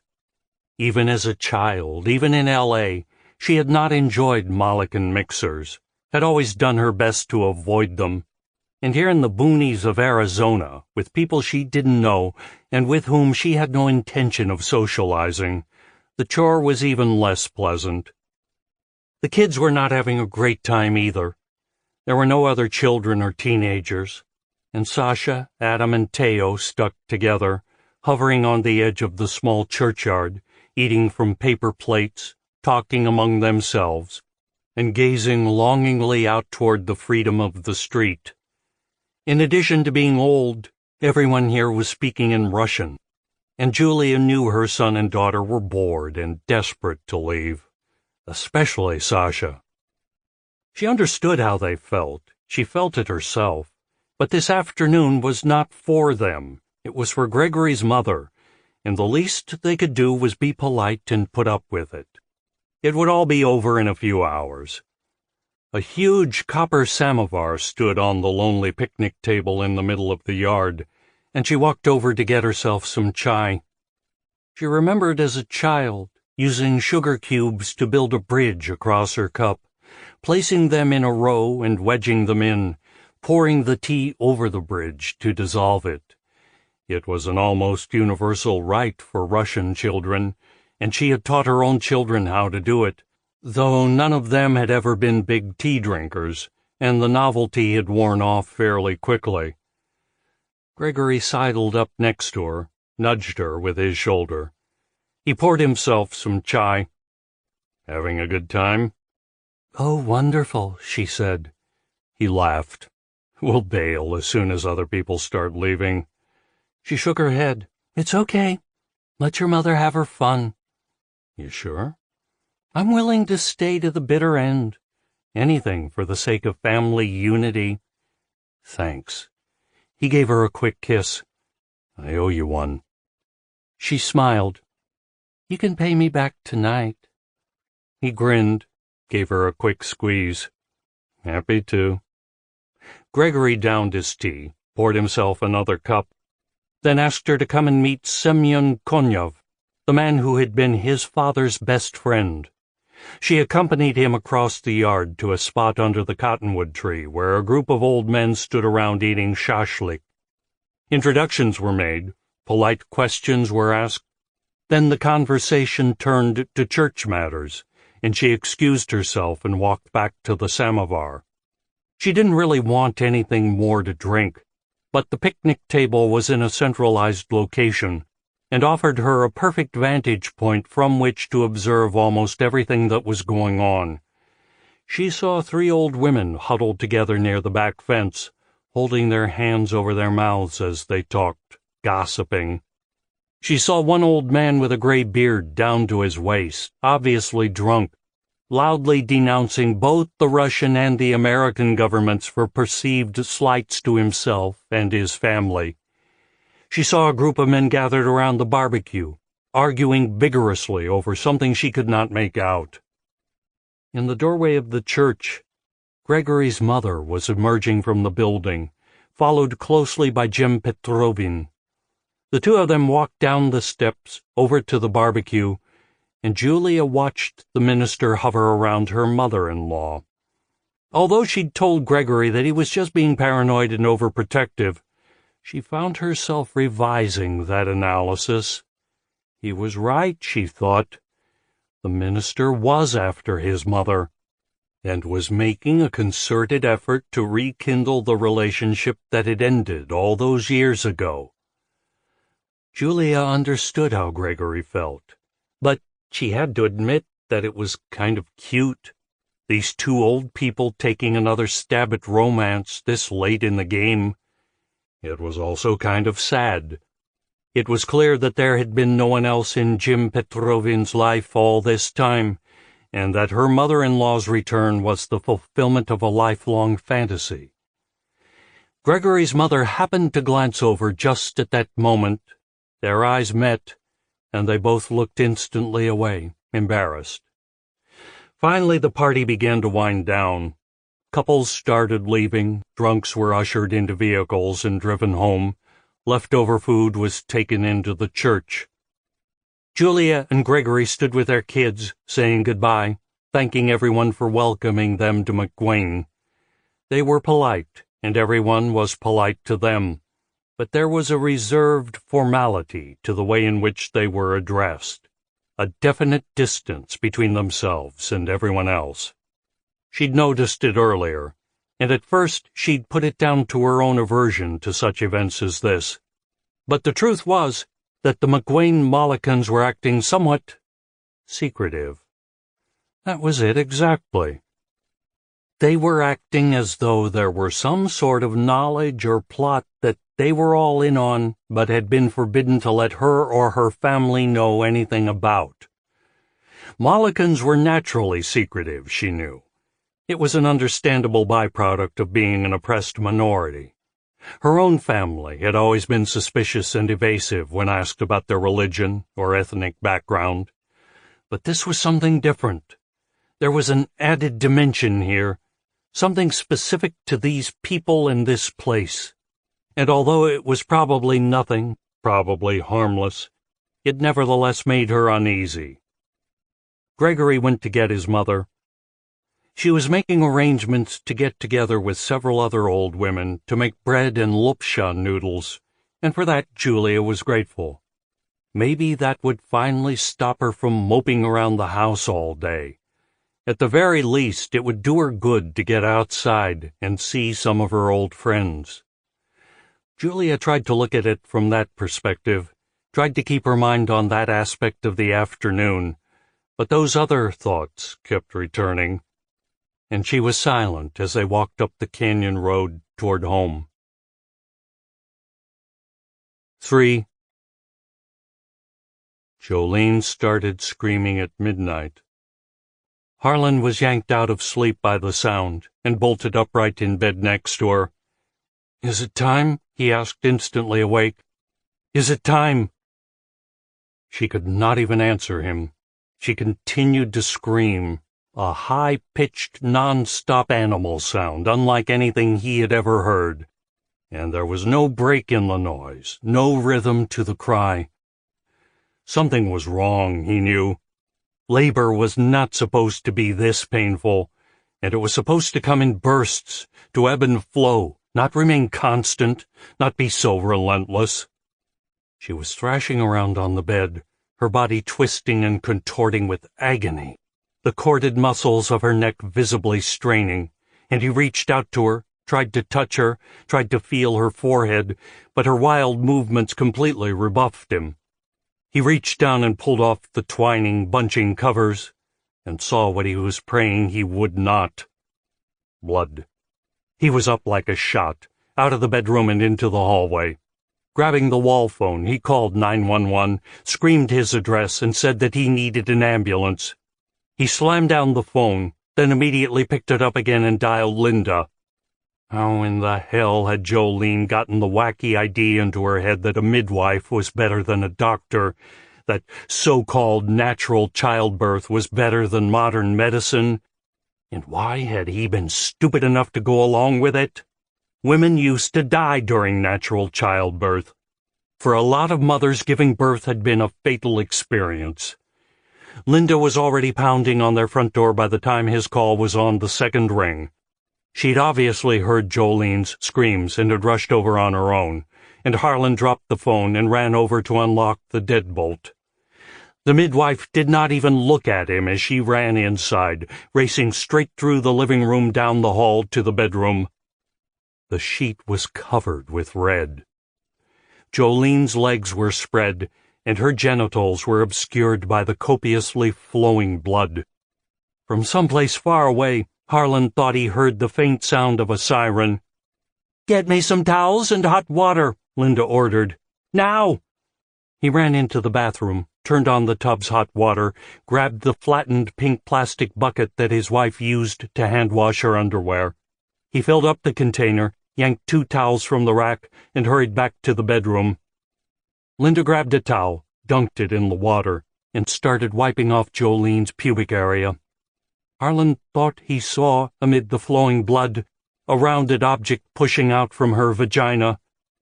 "It's the baby," Jolene confirmed. She shifted position, blocked his view. It was just as well. His palms hurt from digging his fingernails into them, and he did not really want to see any more than he already had. His heart was pounding, and the thoughts racing through his head were all worst-case scenarios. Jolene was still screaming, had not stopped screaming the entire time, and as Linda reached between her legs and started working, the screams intensified. He had not thought her cries could get any worse, but he'd been wrong, and it wrenched his heart and terrified him to the depths of his soul to hear the undiluted agony in her voice, the inhuman suffering to which her body was being subjected. "Oh, my God," Linda said, and though she spoke quietly, though her exclamation was little more than a gasp, he had no trouble hearing her over the sound of the screams. "What is it?" he demanded. She grabbed both towels, quickly wrapped them around her hands, then reached between Jolene's legs and pulled. It was alive for only a second, but in that second he saw it squirm, heard a partial cry. Linda backed away, her face white, and dropped the baby. He stared down at the bed. Lying on the bloody sheet was a small saguaro cactus, bits of vaginal flesh clinging to its oversized spines, green plant skin visible beneath the wet layer of red. The cactus had a face, and the face was frozen in a hideous, distorted grimace. Linda ran out of the room. Outside, the sirens had arrived. Red light pulsed around the edges of the bedroom drapes, and he could hear the crackle of two-way radios, the voices of paramedics shouting orders. Jolene had stopped screaming, and she was propped on her elbows, cackling crazily. She was still bleeding profusely, and the red tide was covering the unmoving body of the cactus baby. "It's your son," she said. "It's your son." Her laughter spiraled upward in tone and volume and became as nonstop and persistent as her screams had been. He slapped her once, hard across the face, then ran into the bathroom to throw up. Chapter 5 1 Sasha was grateful for the beginning of school. Moving to McGuane had been a complete and total disaster, and not a day went by that she didn't wish she had followed through on her threats to run away. She could have gotten a job, found an apartment. She probably could have even stayed with Amy's family for a few weeks until she got settled. It was not as if she was still a child. She was a senior, almost 18, an adult for all intents and purposes, and she could easily have continued on, uninterrupted with her existing life, sans parents. And she should have. But she was a good girl, and the truth was that she didn't have the guts to disobey her mom and dad. In her mind, her future life had always unfolded in a series of orderly steps.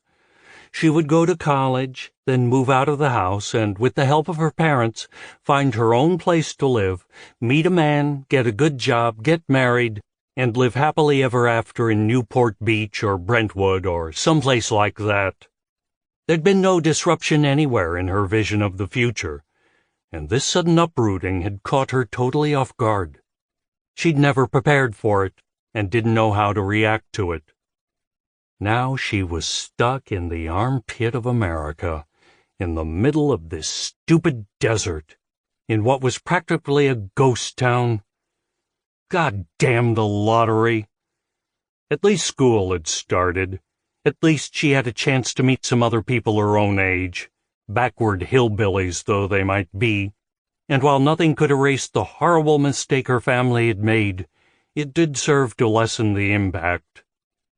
Back in California, she'd always gotten good grades, had always hung out with the right crowd, and she didn't know if it was some type of subconscious rebellion against her family or an attempt to punish her parents for moving here, but she now found herself aligning with a different group of students. The losers, the tokers, the sluts, the people who hung out on Turquoise Street, behind the gym. Part of it was practicality. This clique was looser, less organized, more open to new kids and outsiders. But part of it was also the fact that emotionally, she felt more in tune with the outcasts. A newly developed disdain for play-by-the-rules goody-goodies had tainted her outlook, and she now viewed with scorn the type of perfect little teacher's pet students who had until recently been her choice for friends. She slammed her locker shut, walked alone through the crowd of students to the sidewalk that circled the school, and started toward the gym. On Turquoise, most of the kids were stubbing out their cigarettes and starting to wander off toward their classes, but Cherie Armstrong leaned against the side of the building, rummaging through her purse, showing no sign that she was planning to leave. It was Cherie she had come to see, and Sasha walked over to her. "You going to P.E.?" she asked. Her friend snorted. "What for? So that dyke teacher can check out my crotch while I'm changing? No way." Sasha tried to smile. The thought of going to P.E. alone did not sit well with her, and although she knew she'd better leave now if she hoped to get to class on time, She hesitated for a moment. She looked at Cherie, nonchalantly searching through the contents of her purse. She had never ditched class before, but she had always hated PE, and if she was going to skip a period, this would be a good one to start with. The other girl finally found what she was looking for and pulled out a pack of cigarettes. The bell rang, and there was a last-minute flurry of students running to their classrooms. Cherie smacked the pack against her palm, withdrew a cigarette. "Want a smoke?" Sasha hesitated only a second, then moved next to her friend and leaned against the gym wall, holding out her hand. "Sure," she said. 2. Their new home still made her uncomfortable. Julia lay awake, listening to the muted electric hum of the alarm clock on the dresser. It was the only sound in the room, the noise of its imperfect workings absurdly amplified against the silence, and she stared into the darkness, trying not to hear it. She still wasn't used to the quiet out here, the absence of nighttime traffic and city sounds, and these low, isolated noises seemed more intrusive to her than all of the cacophony of Southern California. The electric clock was keeping her awake, making it impossible for her to fall back to sleep. Well, that, and the fact that her bladder was full. But she was afraid to get up and go to the bathroom. She was ashamed of herself. She was a mother, for God's sake. She was supposed to be the one reassuring her children that there were no ghosts or monsters, that the world was the same at night as it was during the day, that darkness hid no terrors. But she could not even make herself believe it. She did not understand what it was about the house that unsettled her so, that engendered within her this feeling of dread, but it was there, and it had not abated one whit since their arrival. If anything, it had grown stronger. There'd been no incidents since the dishes, no overt examples of anything unusual occurring, but as much as she tried to discount what she felt, as often as she attempted to ignore her feelings and write them off as the result of culture shock or emotional strain, she could not. Which was why she was lying awake in the middle of the night, afraid to go to the bathroom. Was their new home haunted? It was what she kept coming back to. She had never been superstitious, had never even been totally convinced of the existence of God. Anything beyond the physical world had been, to her, entirely theoretical, and more in the realm of fiction than fact. But that attitude was changing, and, as ridiculous as she would have found it a month ago, she was now seriously considering the possibility that some sort of ghost or spirit was living in their house. A ghost or spirit? Was she serious? She sighed. Hell, maybe it was stress. Earlier, she and Gregory had lain awake for a long time, talking. It was the only time they really got any privacy these days. And once they were in bed, they snuggled together to share the thoughts and feelings they did not want to discuss in front of Gregory's mother or the children. When he started talking about the cafe and his plans to make it into a night spot, an entertainment venue that would lure name acts to this little corner of the state, she suggested that perhaps she would find something to do too. "You want to help me out with the sound system?" he asked. She shook her head, smiled. "No, I was thinking more like volunteer work." "I thought you wanted to—" "I'll get around to that," she said quickly. "But I need some adjusting time." "Volunteer work, huh? Let me guess. At the library?" "Or Teo's school," she said defensively. He chuckled. "I want to be here when the kids get home in the afternoon." Gregory nodded, still smiling. He pulled her closer, kissed her forehead. "Whatever you want." His condescending attitude annoyed her, and she dropped the subject, letting him drone on and on about the cafe before they finally made love and went to sleep. Or rather, he went to sleep. She was still awake, and had to go to the bathroom. She remained in the bed, wide awake, and it was another half-hour before she finally gathered enough courage to get out of bed and walk across the hall to the bathroom, accidentally waking Gregory up in the process so that he would be conscious should anything happen. It was another 45 minutes before fatigue finally overcame her and she fell asleep. At breakfast, Gregory's mother talked about angels. She was telling Teo and Adam a story about how a guardian angel had saved her from falling off a boulder into a cactus patch. And between bites of cereal, the kids asked clarifying questions that indicated they believed every word. It was not the first time this had happened, and Julia felt a little uncomfortable having so much religious talk in the house. But she understood that if her mother-in-law was to live with them, this was something that she would have to learn to put up with. She and Gregory exchanged a look, and he shrugged resignedly. Besides, who was she to say? Maybe there were angels, a completely separate race of beings existing on some other higher plane. It was something that a lot of people seemed to believe in, but would angels take such an interest in specific individuals that they would monitor a person's every move? It didn't make any kind of logical sense, but perhaps angels sat around and discussed the impact of things upon people just the way people sat around and discussed animals and the environment. To a race of beings that advanced, humans would be like pets, like lower life forms, and perhaps their intervention in human affairs would be the equivalent of saving redwoods or protecting the denizens of natural wetlands. Sasha walked downstairs, poured herself a glass of orange juice, and quickly downed it. "I'm off," she announced. Her grandmother frowned. "You need good breakfast. You ate breakfast. No time." She was out the kitchen door and into the living room. "See you this afternoon." Gregory pushed his chair back and stood. "Come on," he told Adam and Teo. "Better get ready." "How come you have to drive us?" Adam said. "How come I can't walk to school like Sasha?" "Because she's in high school. Go brush your teeth and get ready." "No good," his mother said, shaking her head. "Breakfast important." "I don't want to brush my teeth," Teo announced.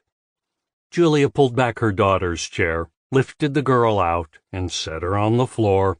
"You brush them anyway. Hurry up. You don't want to be late for school." 10 minutes later, both children were in the car, and Julia waved to them as Gregory pulled out of the drive. She turned and walked back into the house, where Gregory's mother was already clearing the breakfast table and preparing to wash dishes. Julia picked up her cup and sipped the still warm coffee, sitting down at the table and glancing through first the food, then the front-page sections of the Los Angeles Times that they'd received yesterday in the mail. They'd fallen into a pattern. She made breakfast, and Gregory's mother did the dishes afterward. She and her mother-in-law took turns cooking dinner, and Gregory and the kids alternated with the washing, which meant that she was only really stuck with cleaning the lunch dishes. It was the one part of their new domestic arrangement that was an improvement on the way things had been before. From out on the road, there was the sound of a rattly pickup truck passing by. Julia glanced up from her paper and over at her mother-in-law. They were alone. The old woman had just been talking about angels, and this was a perfect opportunity to bring up what she'd been thinking about.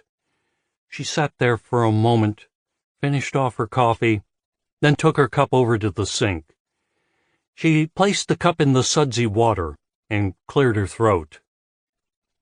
"Do you believe in ghosts?" she asked. Gregory's mother looked at her, but did not answer immediately. She rinsed the plate she'd been washing and placed it on the rack. "Why, you ask?" she said finally. This was her chance.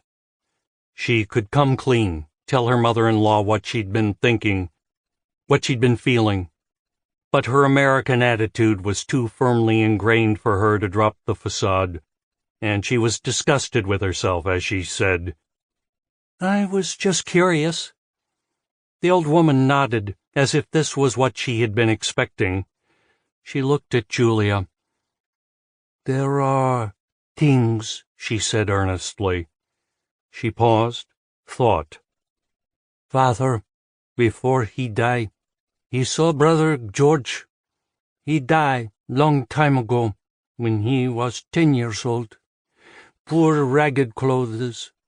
Father in bed, and Brother George came to the room, and he gave Father a key and disappeared. Father dying, and he told Mother, said, 'He give me the key, the door's open, I'm going to die.' And he did. He said Brother George look exactly the same ragged clothes. So those things happen." Julia felt a chill pass through her, though she could tell that her mother-in-law had meant the tale to be reassuring, not frightening. "Those things happen." She thought about the uncomfortable darkness of the house, and the uneasiness she'd felt here ever since they'd arrived, about the box of dishes that had fallen from a place where it had not been put, in a room that had no one in it. There was the sudden sound of their van crunching gravel in the driveway, and Julia jumped, startled. Gregory's mother looked at her, and there was a knowing expression on her face, a look that said she knew what Julia had been thinking, and why she had really asked about ghosts. Julia turned away in embarrassment. "Hey," Gregory said, walking into the kitchen and dropping his keys on the counter. "What are you guys talking about?" "Ghosts, the afterlife, the usual stuff." Again Julia was disgusted to hear the flippant tone of her own voice. "I tell her about Father, how he see Brother George before he die." Gregory poured himself the last of the coffee. "What about Aunt Masha's husband? He died when she was really young, didn't he?" A cloud passed over his mother's face. "That was no good." "Still, it happened. Tell Julia. It's interesting." He smiled at Julia, and she suddenly hated that smug superior look on his face, the same exact look she knew was all too often found on her own. For the first time, she saw things from the perspective of their parents, and she thought that Gregory's mother had been uncommonly patient with them and their intellectually snobbish attitude, far more patient than she herself could ever be. She gently took her mother-in-law's arm. "Tell me about it," she said. The old woman sighed, nodded. She wiped her hands on a dish towel, then followed Julia back to the table, where the three of them sat individually, like the points of a triangle, facing each other. "Masha's husband, Bill, see, he died at 30. She took it too hard. She cried every single day. Was losing her mind, she cried so much. Then she said she hear so much noise from the back room, always noise, but nobody was there. Then she called Father and say she saw Bill in a black suit.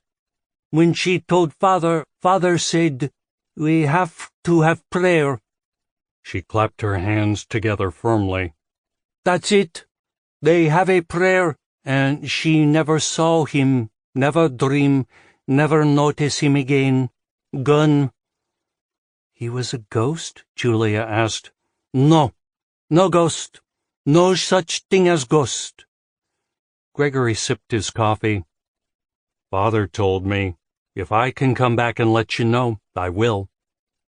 His mother's expression was determined. "He's not going to come back." "So there are no ghosts?" Julia said. Dead people can't come back? Sometimes they come, but in the form of angel. Then you know it's not a devil. So when dead people come back, those are evil spirits? The old woman nodded. Yes. Say, when somebody dying, they always see someone. Like my father see Brother George. And when my grandmother's father dying, he said, "There's your mother standing by my feet." Where? Right there. She leaned forward intently. He saw. Nobody else saw, but she was there. When you die, somebody's there with you. You don't die alone, but other people cannot see it. What if a regular person sees a ghost? What if someone who's not dying sees a ghost? She shook her head. Ghost is nothing. I thought you said Masha saw her husband dressed in black. Wasn't that a ghost? No. She shook her head. It was evil spirit. She thought for a moment. Devil-like, mean things. He want to disturb her more and more and more, see? That's why you have to pray. It happened to Sonia, my cousin. She live in San Diego, and her mother die. She's so close to her mother. She lost husband on account of mother. She take care of her mother. Husband took other lady. So after her mother died, she said, my mother came and visit me, and she talked to me. When she told her father, he said, what you mean you talk to your mother? They have to have prayer, too. See, it wasn't her mother, but the form of her mother, because she cried too much. You don't cry. Well, you cry, but not every day, you know. Julia felt chilled. So when you have too much grief, they come back? Ever come back. That's why when John died, I pray every single night. It's hard, but it's easy. If you say prayer, he not going to come in. When you pray, they don't like it. The devil will leave. She leaned back. Those things happen. Those things happen. Julia was glad that Gregory and his mother were here, that she was not alone in the house. Anyway, that's what I believe. That's what I think happened. She gave Julia a meaningful look, then stood and walked back over to the sink. Dishwater getting cold, she said. Gregory drank his coffee and shrugged apologetically, but Julia ignored him, looking away, watching his mother's back as she began washing plates. She felt bad about the way they'd treated the old woman over the years, guilty for the manner in which they'd automatically dismissed her obviously deeply held beliefs. Was Julia a believer now herself? No, not really.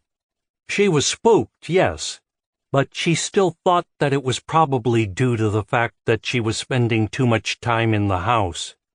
That was what was at the root of the problem, not anything supernatural. She just needed to get out, meet some people, find something to do. Maybe volunteering wasn't such a bad idea. But she had a newfound respect for her mother-in-law, and as she walked out of the kitchen and back to the bedroom to change out of her pajamas and bathrobe, she vowed that she would no longer disparage the older woman's convictions. After all, this was her culture as well. She was American, but she was Moluccan too, and perhaps it was time she started honoring her roots. She walked into the bedroom. The drapes were open, but it was still dark in here, and Julia shivered involuntarily as she quickly flipped on the light. 3. There was a letter waiting for him when he got home from school, a letter from Roberto. and Adam took it immediately into his bedroom and closed the door. He plopped down on the bed, tore open the envelope, and read. Roberto had written a hilarious account of the first day of school, catching him up on what all the other kids had done over the summer. How Sheila Hitchcock had ballooned up even more and now looked like a white whale. How the sixth-grade teacher, Mrs. Mejia, wiggled her butt when she wrote on the chalkboard, and how Jason Aguilar stood behind her and did a killer imitation and then quickly sat down in his seat before she turned around. He'd included, as promised, a Spider-Man card, a new one, and Adam immediately added it to his collection, placing it on the top of the rubber-banded stack on his dresser. He reread the letter, then lay on the bed, looking up at the ceiling. As much as he liked Scott, he wished Roberto was here instead. He missed his friend. He missed California. But he was getting used to McWayne, and already his feelings of homesickness had faded from the peak intensity of that first week or so. He broke out his English notebook, ripped out a page, and wrote Roberto a reply, describing his own first day of school, what the kids were like here, Scott. He embellished and exaggerated, made everything sound a lot more exciting than it actually was. He considered telling Roberto about the banya, but he didn't quite know what to say or how to describe it, and he decided to save that for another time. It cheered him up writing, and he felt good as he addressed the envelope, slapped a stamp on it, and carried it up the drive to the mailbox. He popped up the little red flag on the box to signal the postman that there was outgoing mail, and then jumped as a hand smacked the back of his head. "Loser," Sasha said. She started down the drive to the house, swinging her backpack, apparently having forgotten that he even existed, and he was tempted to run after her and smack her in return, maybe knock her backpack into the dirt. But even though she was a girl, she was still bigger than he was and could easily kick his ass. So instead, he waited by the mailbox until she was halfway to the house before following. He walked slowly, looking down at the ground, kicking small rocks ahead of him. His birthday was coming up soon, in a few weeks, and he found himself wondering what they were going to do about it. Ordinarily, his parents took him and a group of friends to Chuck E. Cheese or someplace like that, someplace with pizza and video games. But this year there were no friends to take. Scott, maybe, but that was it. He half hoped they'd simply ignore his birthday this year. The thought of going someplace with just his family depressed him, and he didn't want anyone from school to see him sitting in some crappy restaurant with Babunya and his parents and his sisters like a loser. He'd rather not celebrate his birthday at all than be humiliated.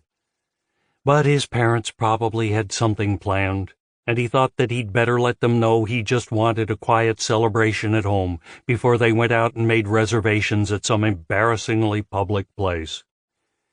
It was Friday, and although there were Fox shows he wanted to watch, when Scott called after dinner asking if he felt like hanging out, checking what was happening around town, Adam agreed to come over. He knew his parents wouldn't want him to go, so he put the best spin possible on it as he presented the plan to them. "Scott asked me to come over," he said. His mother frowned. "Now? It's getting dark." "So? I don't want you wandering around out there at night. I'm not a baby. Why don't you just stay home? I thought that's why we moved here, so we could do things like this. There may not be gangs in McWayne, but there are coyotes, snakes, drunk rednecks, who knows what all." "And perverted cowboys," Sasha said, grinning. "Sasha," his father warned. "Scott was born here. He knows this town, and besides, we're not just going to wander. I'm going to his house. We may walk down to French's and get a milkshake or something, and that's it. Then I'll come home. Why don't you have your father drive you?" Adam grimaced. "Why don't you just hang a big sign on my back that says, 'Mama's boy and wuss'? We could do that, Sasha said agreeably. Teo laughed. Knock it off, his father said. He turned toward Adam. What are your real plans? That's it. That's the plan. God! His parents exchanged a glance. Be home by 8:30, his mother said. That's only an hour and a half. How much time do you need to get a milkshake? It's that or nothing, his father said. Take it or leave it. I'll take it. His father grinned. If you're 5 minutes late, I'll be out in that van looking for you, asking everyone I see, do you know where Adam Tomasov is? His mommy wants him to come home. Teo burst out, laughing. Adam kicked the sole of her tennis shoe as he walked by, pretending to be annoyed, but he was secretly pleased. Things had gone a lot smoother than expected. He grabbed his comb and wallet and was out of the house before his parents could change their minds. Scott was waiting for him on the low wooden fence that encircled his yard.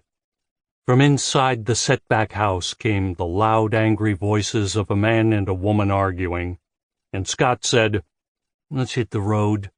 My old man and old lady are going at it, and believe me, you don't want to be around when that happens. He jumped off the fence and led Adam across the street, and through the yard of a darkened home abutting a dry ditch. They hopped into the ditch and followed it behind a line of houses and buildings, emerging in the field behind the high school. Scott led the way through the school grounds onto Malachite Avenue, and they walked down the sloping street toward the center of town. Can you believe this place is so dead? Scott said disgustedly. The whole town closes up at 6. What a fucking hellhole. He looked over at Adam. I bet it's not like this in California. Adam laughed. No, it's not. But he went on to tell his friend how they wouldn't be able to walk around like this at night in Southern California. There were gangs and drive-bys, sickos and psychos. Scott was incredulous. You can't go out at night? Well, you can if you have a car. I mean, my dad or my sister could drive us places like movies or malls or something. But you can't, just wander around like this. He grinned. This is bitchin'. Scott nodded, smiled. Yeah, it kinda is. They reached the shopping district and walked down the intermittent sidewalk through the center of town. There were lights on in a few of the stores, but French's was the only business actually open, and even it was devoid of customers. They stopped by the restaurant, bought 2 Cokes and split an order of fries to go, then continued on, eating out of the greasy bag they passed back and forth. At the park, Scott sat down on top of one of the picnic tables. Adam tossed the empty bag into an adjacent trash barrel and leaned against a chain-link backstop. The park seemed different at night. Its contours changed, its boundaries expanded by the darkness. They were the only ones here, but while that would have been a plus back in California, where any gathering of 2 or more people at night signaled possible gang activity, in this place it only served to heighten the disquiet that Adam felt. Leaning against the backstop, he was facing Scott, facing the street, but the bulk of the park was behind him, and he didn't like having all that empty darkness at his back. Casually, he moved over to the picnic table, sitting next to his friend. He hadn't planned on bringing it up, but Scott said, This place is creepy at night. Adam played it cool. Yeah, he agreed. It's supposed to be haunted, Goosebumps popped up on Adam's arms. A long time ago, 2 miners were supposed to have gotten into a fight. One killed the other one, and before the sheriff could get out here, a lynch mob hung the killer from a tree. He gestured around. Supposed to be one of these trees here in the park. Ever since then, people have said this place is haunted. You ever seen anything? No, but I've never been here at night before either. There was a sighing in the leaves at the top of the closest cottonwood, Scott leaped off the picnic table. "Let's get the hell out of here." Adam quickly followed suit. Wise decision. They ran back out to the sidewalk and hung a left, slowing down only when they were safely in front of buildings again, past the periphery of the park. Scott bent down, breathing heavily. He grinned. "I didn't want to say anything," he said. "But you felt it, didn't you? There was something there." Adam nodded. "I just wanted to test it. I was too chicken shit to go there myself at night, but I figured with two of us, well, I didn't think I'd get that scared. And I knew I'd get an honest reaction from you, especially if I didn't say anything about it." He looked over at Adam. "You were freaked, weren't you?" "Yeah," Adam admitted. "Cool." They remained in place for a few moments, catching their breath. From somewhere far off came the sound of a car engine, followed by the sequential barking of dogs up the canyon. Adam felt good. This was more fun than hanging out at the mall or going to a movie any day. This was exciting. He thought that maybe he'd ask his parents if Roberto could come and visit during Christmas or Easter or next summer. He knew Scott and Roberto would get along, and he knew that Roberto would think this place was totally kick-ass. He glanced over at Scott. "So what now? What's the plan?" "I don't know. We could—" Scott broke off in mid-sentence, his head jerking to the right, and Adam quickly followed the direction of his gaze. There was movement in front of the mining museum across the street.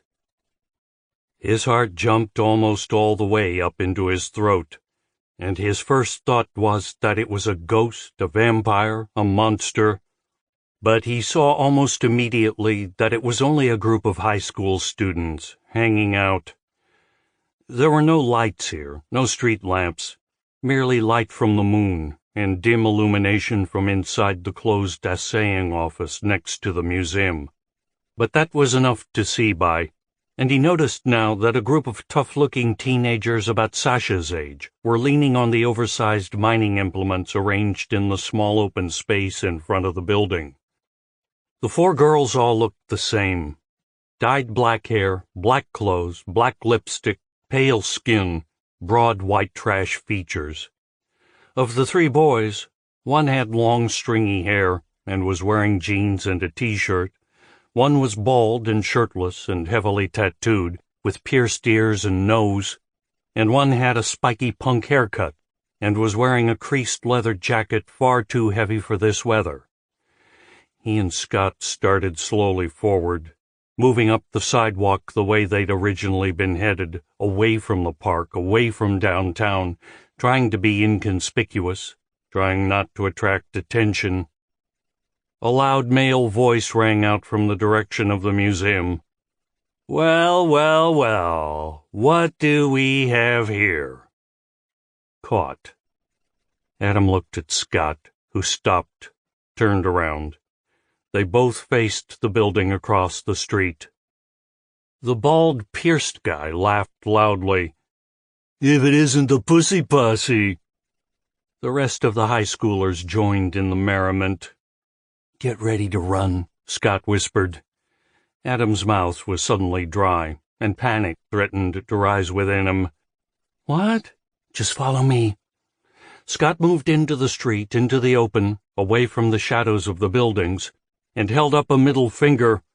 "Fuck you," he called. "And fuck your mama, too."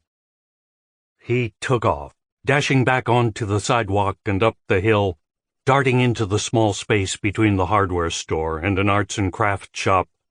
Heart thumping crazily, Adam chased after him. There was the sound of running feet behind them, boots pounding on pavement. "You're dead, fucker," one of the boys yelled, and a girl laughed drunkenly. "I'll kick your ass so hard, your fucking sphincter'll be pressing out your lips." Scott kept running, and Adam followed, moving as fast as he could, feeling the night air burn into his lungs, the muscles of his legs straining so hard they threatened to cramp at every step. He had never been this close to actual danger. had never physically pushed himself to this extent, and the irrational thought occurred to him that he might keel over from a heart attack. But he knew he couldn't stop. He had to keep going, and he was right behind Scott as the other boys slid down the rocky slope that led from the back of the downtown stores to the dry wash at the bottom of the canyon. There was no noise directly behind them anymore, but from the top of the slope came an angry male voice. "I'll get you, you little shit!" The two of them scurried through the darkness of the canyon floor, occasionally bumping into rocks and brush, but not slowing or stopping for anything. Scott was little more than a gray blur in front of him, and they ran for what seemed like an hour before reaching a road that crossed the wash and led up to McGuane's East Residential District. They waited for a moment, listening to discover whether they were being followed, but Adam could hear no noise above the ragged sounds of their breathing, and he sat down on a rock to rest. Scott plopped onto the sand. "What are we going to do?" Adam demanded. "What do you mean?" "What if they see me walking home from school or something? What if they didn't see you at all? And they won't even recognize me in the daylight." He waved a hand dismissively. "I've done this 1,000 times. Adam wasn't sure he believed that, but he wanted to, and he was willing to let his friend have the benefit of the doubt. In his mind, he went back over every second of the incident, and the more he thought about it, the more convinced he was that Scott was right. Hell, the high schoolers hadn't even chased them down the slope. They'd only run across the street and behind the buildings before stopping. It had been nothing more than a laugh for them, a joke. Most of them were probably so high they wouldn't even remember it tomorrow. Scott let out a wheezy, winded laugh. "Had enough exercise for one night? I've had enough for a month." They both laughed and sat there for a few moments longer, breathing heavily, not saying anything, but remaining unmoving, looking back down the canyon floor to make sure no one was coming, until their breaths grew more shallow and finally faded into normal silence. "What time is it?" Adam asked. "You got a watch?" "No. Why? What time do you have to be home?" "Now, probably." Adam stood. "Come on, let's head back." Scott got up off the ground, brushed the sand off his pants, and the two of them started up the curving road toward the tiered rows of houses above. "You heard about what happened to Mrs. Daniels, didn't you?" Scott asked as they reached the first home. Adam shook his head. "Never even heard of her.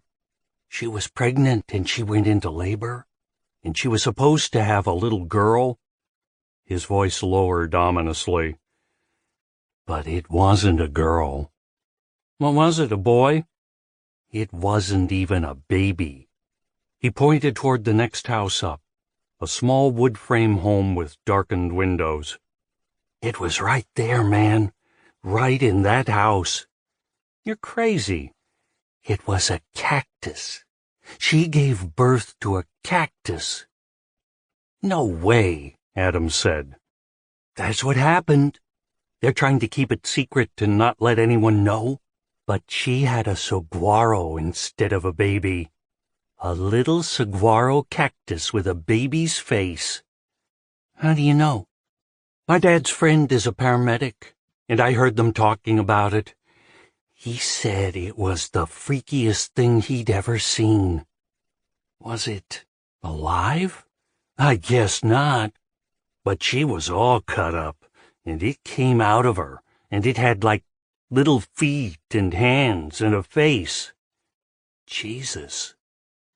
They were silent for a moment as they walked past the house. "This whole fucking town's haunted," Scott said. "Yeah?" "Yeah." There was a pause. "Your house is haunted." "No way." "Way." "Really?" Scott nodded. "No one's been able to stay there more than a few months. The people who lived there before, the original people, were all murdered. The dad offed the rest of the family while they were sleeping and then wasted himself. Ever since then, people only last a little while. They get scared off. Why didn't you tell me this before? Scott shrugged. Didn't think you could take it. So they, see things and hear things? Like ghosts and stuff? Scott nodded. You ever see anything? Adam thought about mentioning the banya, but he didn't feel like talking about it right now and decided to save it for another time. He shook his head. Not yet. You will. Take my word for it. Your house is haunted. You're lying. I'm not lying. Adam looked at him, and the corners of his mouth slowly turned up in a smile. Cool, he said. Chapter 6 1 Shit, Paul said softly. The stage lights had fallen during the night. The troopers they'd spent all yesterday rigging. Not only had they fallen, but they'd broken. Every last damn one of them. They stood looking at the damage, the dented casings and shattered glass, the overturned tables and cushion-ripped chairs. Gregory bent down, picked up a bent bracket, examined it. You must have put them in wrong, Paul said. Odd shook his head. We installed those according to spec, and added a few new specs of our own. There's no way this could have happened. Well, it did happen, obviously. Someone must have broken in. No one broke in. Paul kicked at the broken glass with his boot. Jesus, it looks like a damn earthquake hit this place. A couple of these bolts sheared off, Gregory said. He held up the bracket and 2 bolt heads. This might not have been the cause of it, but even if this bracket bent on its own, the bolts should have been able to handle the extra pressure. They're supposed to be designed for these things. Paul sighed. I don't need this crap. Gregory forced himself to smile. No problem. We'll just replace them. I'll drive over to Tucson. And Paul shook his head. I can't let you do that. You've already wasted enough money on this. It's my place and my responsibility. I'm thinking we'd be better off to bag the whole project. Bullshit. You didn't let me finish. I'll drive to Tucson, explain what happened, show them what we have, and if they won't replace everything, then I'll buy new lights. The way I see it, this whole thing is the fault of poor workmanship on their part. We installed a faulty product. I'm going to emphasize that people could have been killed. Tell them I'm going to report them to the Better Business Bureau and whatever other agency I can think of. I think they'll fork over a new set. But do we want a new set? Odd asked. You're right. I think this here's a faulty product. I think we should try to get our money back and buy something else. We could, Gregory agreed. But the point is we shouldn't overreact. This is only a temporary setback. It isn't the end of the world, and we shouldn't let it derail our plans. Odd nodded. Exactly. Of course you guys say that, but I'm the owner, Paul said gloomily. I'm the one who pays the insurance bills, and it's my ass if someone gets hurt because of this. No one's going to get hurt, Gregory told him. By the time we're through, Odd promised, kids will be able to use this thing for a jungle gym, and it won't even sway. Gregory took a deep breath. I could chip in for insurance if that's what you're worried about. Paul waved him away. I'm not looking for a co-owner, and I don't want to be one. Paul picked up one of the broken spotlight casings. Look, let's get this cleared up. Call the lighting company and see where we go from there. All right, Gregory said. He went with Odd to get broom, shovel, and dustpan from the maintenance closet between the men's and women's restrooms, and after taking Polaroids of the overall damage and close-ups of the broken bolts and bent brackets, the 3 of them spent the better part of the morning cleaning up. The outside tables and those closest to the counter and register weren't affected, and Paul cordoned off the area of damage with yellow rope so that the morning's customers would not be inconvenienced. The place had potential, Gregory thought. The cafe's space was easily big enough to accommodate 40 or 50 people, and Odd had done a great job of building the small stage against the wall to the left of the counter. Despite Paul's worries and reservations, they'd gone too far to turn back now, and he knew that his friend would not pull the plug on the project at this point. Besides, Gregory had already been to the printer and arranged for a whole bunch of flyers to be made up. He was planning to slap them up around town, on the bulletin boards in both markets, in the office windows of the gas stations, in the windows of the bookstore and the hardware store, and as many of the other shops as he could. He would put one up on the community calendar board in the post office and tack up the rest on various telephone poles around town. That should get the word out. If it didn't, he was prepared to buy a full-page ad in the newsless mixture of Chamber of Commerce PR, high school sports photos, and garage sale announcements known as the McGuane Monitor. He had faith that people would come, though. They were going to start with a talent night, an open mic evening in which anybody who wanted to could come up on stage and do anything he or she wanted. Singers, guitarists, storytellers, bands, comedians. From there, they'd offer slots to the better performers. It was a seeding of the grassroots, an outlet for local talent previously denied an opportunity to perform in public, and it was precisely that alternative ethos that appealed to him. They were giving people a chance, providing a potentially receptive audience for garage bands who until now had only annoyed neighbors with their noise, and offering exposure to sensitive singer-songwriters who'd been practicing in front of mirrors in their bedrooms. The cafe might be dead now, but he would turn that around. He'd build a clientele for this place, build an audience for these performers. This was an exciting opportunity, and he was determined to make the most of it. He had never really pondered what it would be like to have a career before. He'd always just had a job, but he could see himself as a latter-day Bill Graham, booking name acts, performers on the way up or on the way down, discovering talent, managing careers. Eventually, the cafe might even have to expand into the hair salon next door. They would need some type of dressing room or backstage area if they were to lure professionals to their venue. They finished righting the tables and sweeping the floor and taking the debris to the stockroom in the back. Odd picked up a hanging socket. "I still say that someone did this. Vandals. There's no way these lights could have fallen on their own. Not after the way we set them up." "I don't understand it either," Gregory admitted. From behind them came the sound of footsteps, a clearing throat. They turned. Paul stood in the doorway, looking around at the tangled jumble of lights and cords and cables. He took a deep breath. "You think you can rig new lights that won't collapse and kill people?" Odd answered, "Of course." "By Saturday?" "No problem." Paul nodded. "All right," he said, turning away. "All right." Odd looked over at Gregory. He grinned. "I guess we're back in business."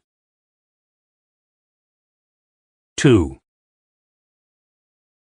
Julia stood in front of the library, not sure if she wanted to go in. She'd finally decided to volunteer, to assist in shelving or checking in books or whatever the library needed done, but she was having second thoughts. There was no rational reason, just a vague feeling of apprehension within her, but if a vague feeling was enough to scare her in her own home, there was no reason one couldn't just as legitimately steer her away from this.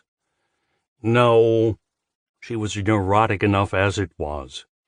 She needed to set her mind to something and do it. Follow through with the promises she made to herself, and not just flit from one failed intention to another.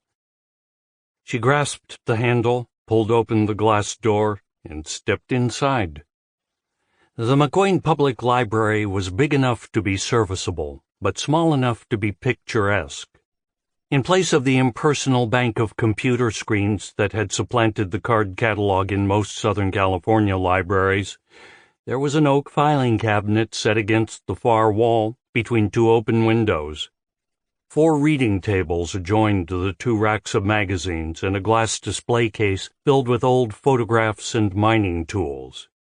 Fully stocked bookshelves took up the middle 2/3 of the well-lighted room, and a wooden bookcase marked Bestsellers and New Releases was located just to the right of the checkout counter, where a friendly-looking overweight woman was sorting through what looked like a stack of overdue notices. There were 2 other women in the library, patrons. A blonde woman approximately her own age standing next to the bestseller rack and reading the dust flap of a new Stephen King book, and a gray-haired old lady sitting at a table with a stack of sewing magazines in front of her. The library smelled deliciously of old books, the deep resonant fragrance that had all but disappeared from the climate-controlled environments of most modern libraries. Breathing the familiar, half-forgotten scent took her back to her childhood. This would be a good place to work. She was glad she'd come, and she vowed to see it through. She needed to see it through. As much as she hated to admit it, she had not been prepared to win the lottery, and she understood now that she was one of those people who required imposed structure in her life, for whom adversity and necessity were motivators. Coming into money was the worst thing that could have happened to her. She walked up to the front desk, and the overweight woman smiled up at her. "May I help you?" Julia nodded. "I'd like to volunteer." "I don't know if you need anyone to work here." "Honey," the woman said, "we always need volunteers." She stood up with some difficulty. "What's your name?" "Julia. Julia Tomasov." "Malikan, huh?" Julia nodded, not sure if there was disapproval in the woman's voice or just simple recognition. "I don't remember seeing you before." "We just moved back to town. Or rather, my husband moved back. He's from here. I was born in L.A. The woman nodded. "I'm Marge Lindsay, the librarian. I have no paid assistants or aides, so everyone else here is strictly volunteer. You ever work at a library before?" Julia almost gave the librarian her true resume, but at the last minute she simply nodded and said, "Yes." She didn't want to appear to be competing or engaging in any sort of one-upmanship, and she had the feeling that in a place like McQueen, any prior experience would be seen as a threat. This was the woman for whom she would be working, and she was determined to remain on the librarian's good side. "Good. We can use all the help we can get. As I said, I'm the only paid staff member here. The library's county-funded, and in addition to the money for my salary, we receive only a small stipend for purchases each year, so anything beyond that is strictly volunteer. Most of our acquisitions are from donations, and our volunteers are the ones who sort and catalog and index and repair the books. They also shelve and sometimes check in and check out." Her eyes swept Julia's face to gauge her reaction, and Julia smiled pleasantly. Apparently satisfied, the librarian called out to the 2 patrons, "Deanna, Helen, you're not in any rush, are you? I'm going to take our new volunteer back and introduce her." Both the old woman at the table and the younger woman with the King book nodded their acknowledgement, and Julia followed Marge through the open doorway behind the front desk into a surprisingly large work area.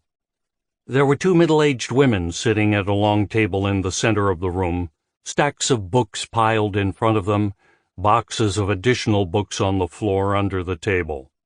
A few volumes were arranged at one end of the otherwise empty metal standalone shelves behind them, and 2 hand carts were situated against the far wall, next to a small refrigerator and a sagging couch. The women looked up as they entered. "Alma," Marge said. "Trudy, this here's Julia Tomasov, our newest volunteer." The 2 women nodded, smiling. "Alma here is in charge of acquisitions. She's been with us for 6 years now." "7, Alma said. Marge looked surprised. "7? It's been that long. Time flies when you're having fun." All 3 of them laughed, and Julia smiled politely. "Anyway, Alma's in every day, and she's sort of my right-hand woman. Trudy's been volunteering for about a year, and she comes in a couple times a week. I don't know what you had in mind, but we can use you whenever you're available. An hour a day, once a week, whatever." "I was thinking about Tuesdays and Thursdays at first. Maybe 10 to 2? "That'd be fine," Marge said. "That'd be great. As you can see, we're processing donations right now. We got a pretty big gift from the estate of one of our ex-mayors a few months ago, but we were in the middle of a remodeling project and we haven't been able to get to it until now. We sort of let that slide. But processing these books is now our top priority." She looked at Julia. "Were you planning to start today?" Julia nodded. "Great, great. You said you worked in a library before, so you can probably pick up on this pretty quick." She motioned toward an empty seat next to Trudy. "The girls will show you the ropes. If you have any questions they can't answer, just pop up front and I'll be more than happy to help you."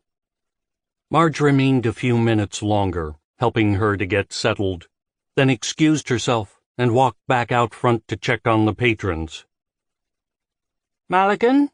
Alma asked, handing her a stack of blank accession cards. Julia nodded. "My first husband was a Malakin. Drunk bastard." She remained silent, not sure where this was going. "Your husband, Malakin?" "Yes," Julia said. "He ever beat you?" She laughed.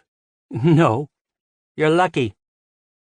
"They're not all wife-beaters," Trudy said. "I know. And not all wife-beaters are Malakin.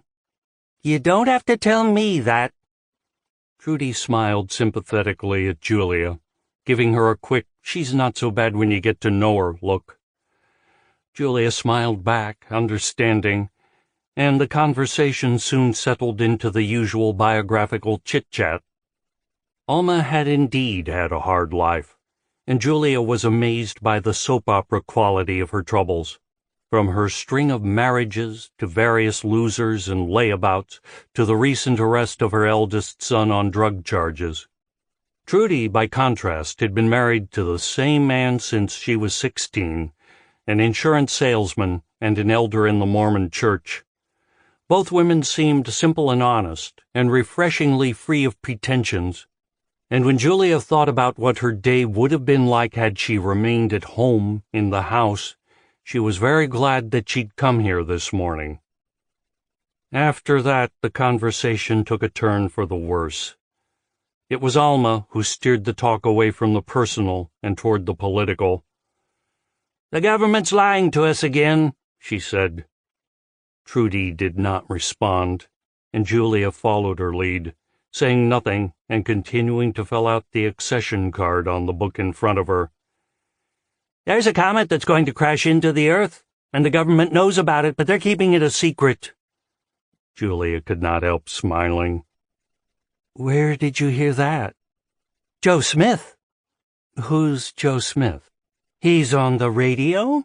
From midnight till 4 on the Wilcox station. Last night, he said that there's a comet heading directly for Earth that's going to crash somewhere on the West Coast and kill millions of people, but they're not telling people because they don't want them to panic." Julia shook her head. "Don't you think if that was true, we would have heard about it before? We would have seen it on the news or read about it in the paper. That's because the government's keeping it a secret. And even with all the big news organizations and everyone who has a telescope, no one's heard of this except the nighttime radio guy in Wilcox, Arizona? Sorry, I don't buy it. Alma squinted, looked at her suspiciously. You're not some kind of liberal, are you? Alma's right, Trudy said. Joe Smith tells the truth the government doesn't want you to hear. Joe Smith's not even his real name. It's just the one he uses so the government can't track him down. She had considered Trudy an ally in this, but now she looked at both of them as though they were crazy. She was reminded absurdly of American Graffiti, where the characters all invented elaborate stories surrounding the Wolfman, their favorite disc jockey, some claiming that he was broadcasting from a ship in the ocean in international waters, others believing he was illegally broadcasting from Mexico into the United States, when the truth was that he was a local guy working in a cramped studio at the edge of town. She didn't feel like continuing the discussion, and she made the decision to ignore it, let it slide, and concentrate on the work before her. She was being arrogant and elitist, she knew, reverting to her old ways, but she put their opinions down to ignorance and a lack of sophistication. She assumed that the fundamental differences of opinion and diverging worldviews were due to the fact that Alma and Trudy had grown up here and had at the most high school educations, while she had grown up in Los Angeles and graduated from college. In her mind, she agreed that they would disagree and vowed to avoid the subjects of politics and religion entirely. You'll see, Alma said firmly. When the comet hits California, then you'll believe it. Julia refused to respond. The government lies to us all the time. They didn't tell the truth about Oklahoma City or the bombing of Flight 800. They won't even acknowledge helping to train the UN troops. Trudy nodded. The government's like that. That's why we need our own militias, to protect America. Julia couldn't resist. A militia's not going to do much good against a comet, she pointed out. Alma squinted at her. What are you? A traitor? Can't ever tell with you Russians. Leave her alone, Trudy said. It's not her fault. She's just been brainwashed by the media. Marge walked through the door into the back room. Girls, girls, girls, she smiled tolerantly. We can hear you all the way out front. I came back to tell you to keep it down. You're disturbing the patrons. Sorry, Trudy said. The librarian's voice dropped. Also, I heard what you all were talking about, and I couldn't just let it slide. Julia, believe it or not, our country does face some mighty big problems and some serious choices about the future. There are threats confronting America that our government just will not or cannot respond to. The United States is a country of the people, by the people, and for the people, and sometimes the people just have to take matters into their own hands. That's why we have the Second Amendment, so that we can form militias, so that we can respond when America's freedom is threatened. Julia met Marge's eyes. Who's threatening our freedom? The other woman backed off. I'm not going to get into a political discussion here. I just came to tell you all to keep it down. After all, this is a library. She smiled, but there was no humor in it. Come on now, back to work. You may be volunteers, but I'm in charge here, and there's a lot that needs to be done. Julia watched the librarian walk through the door to the front of the library. They were all loonies, she realized. She returned to the pile of donated books in front of her, not looking at either Alma or Trudy. Silently she filled out another accession card. She left at lunch. She did not return. 3.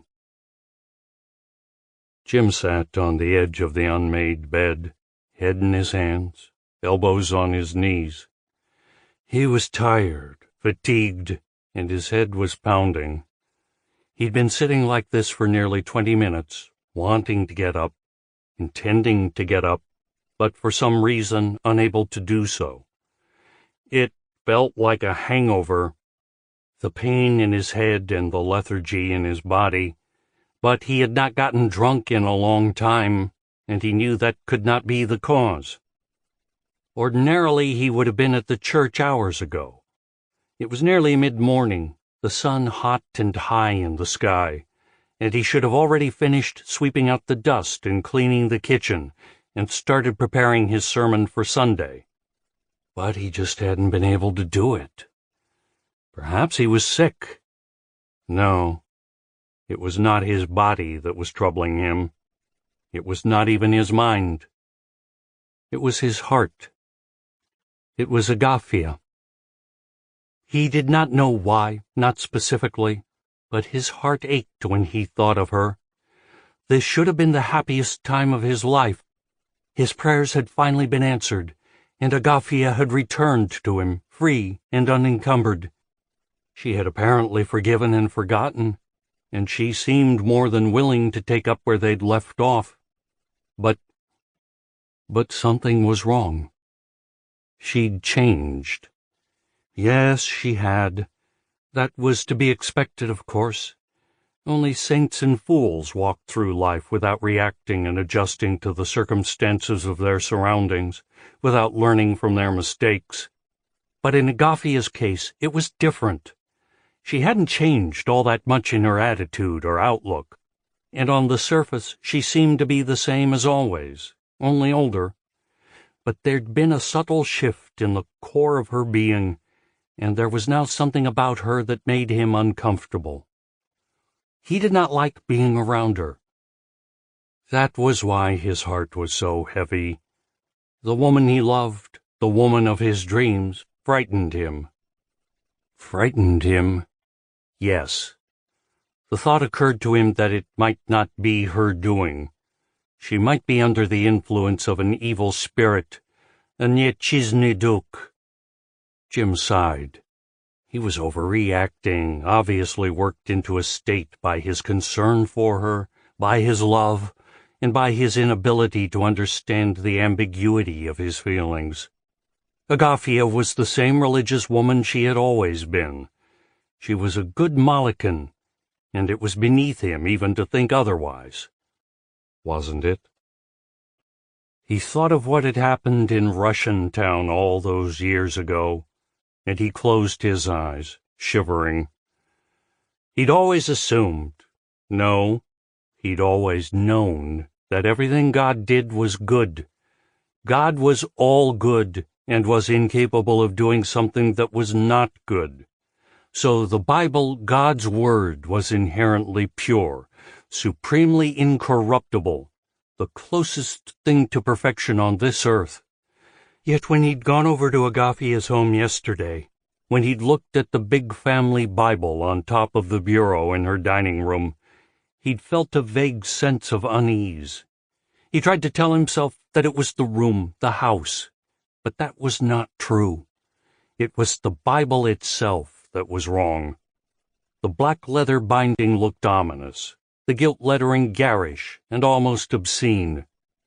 There was about the volume a subtle air of decadence and corruption. He never would have thought such a thing possible. But the good book did not seem at all good.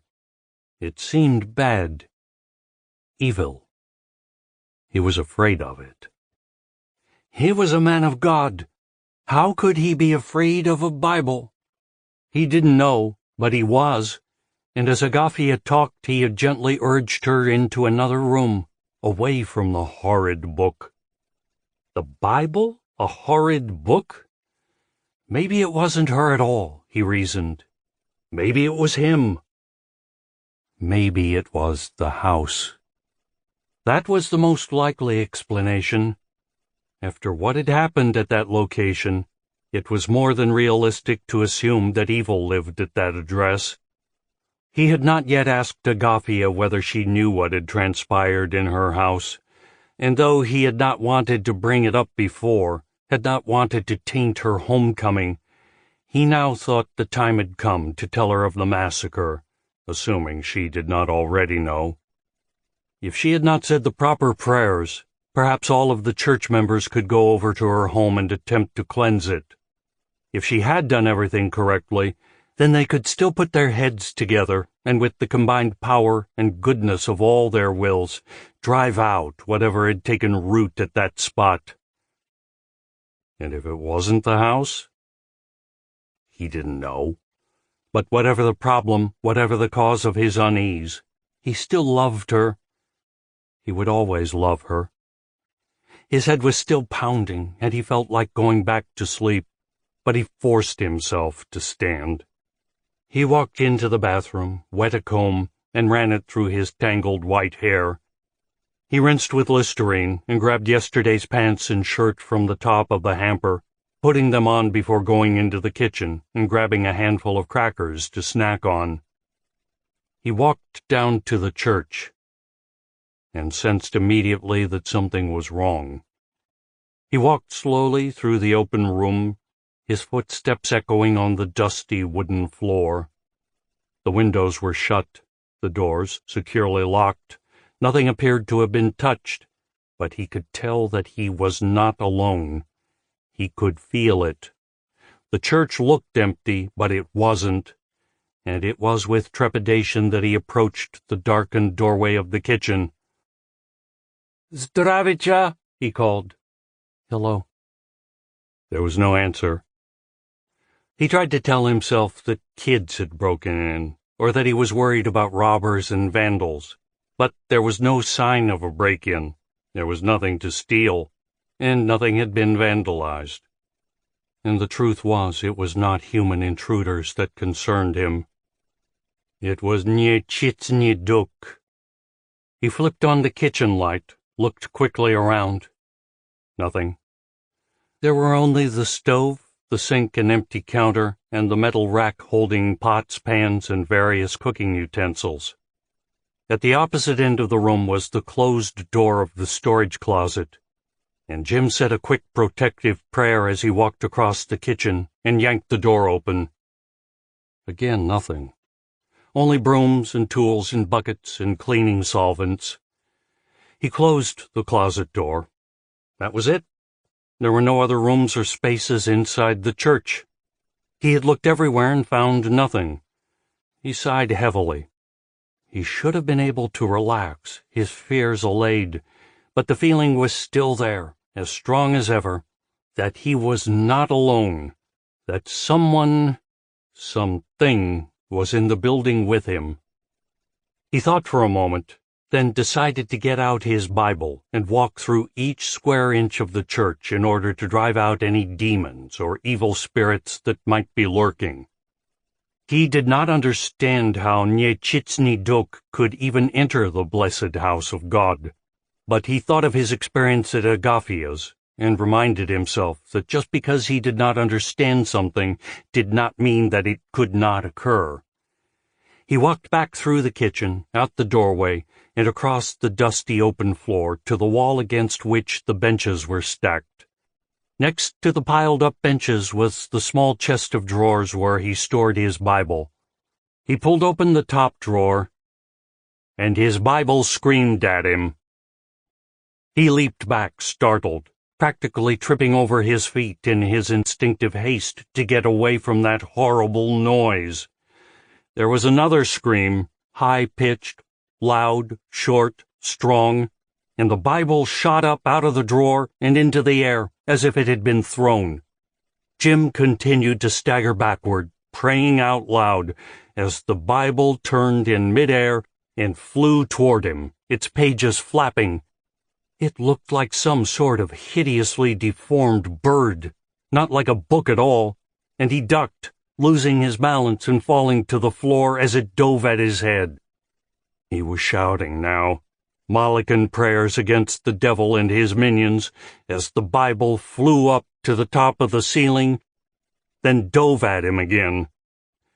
This time it smacked hard against the top of his head before he could move out of the way. He grunted with pain at the force of the blow, and tried to grab the Bible as it bounced off his head and hit the floor. But it shot up between his grasping hands, closed hard on the tip of his beard, and pulled away, yanking out hair.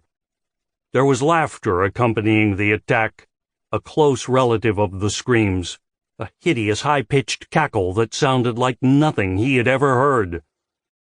He had never been so terrified in his life. None of this made any sense.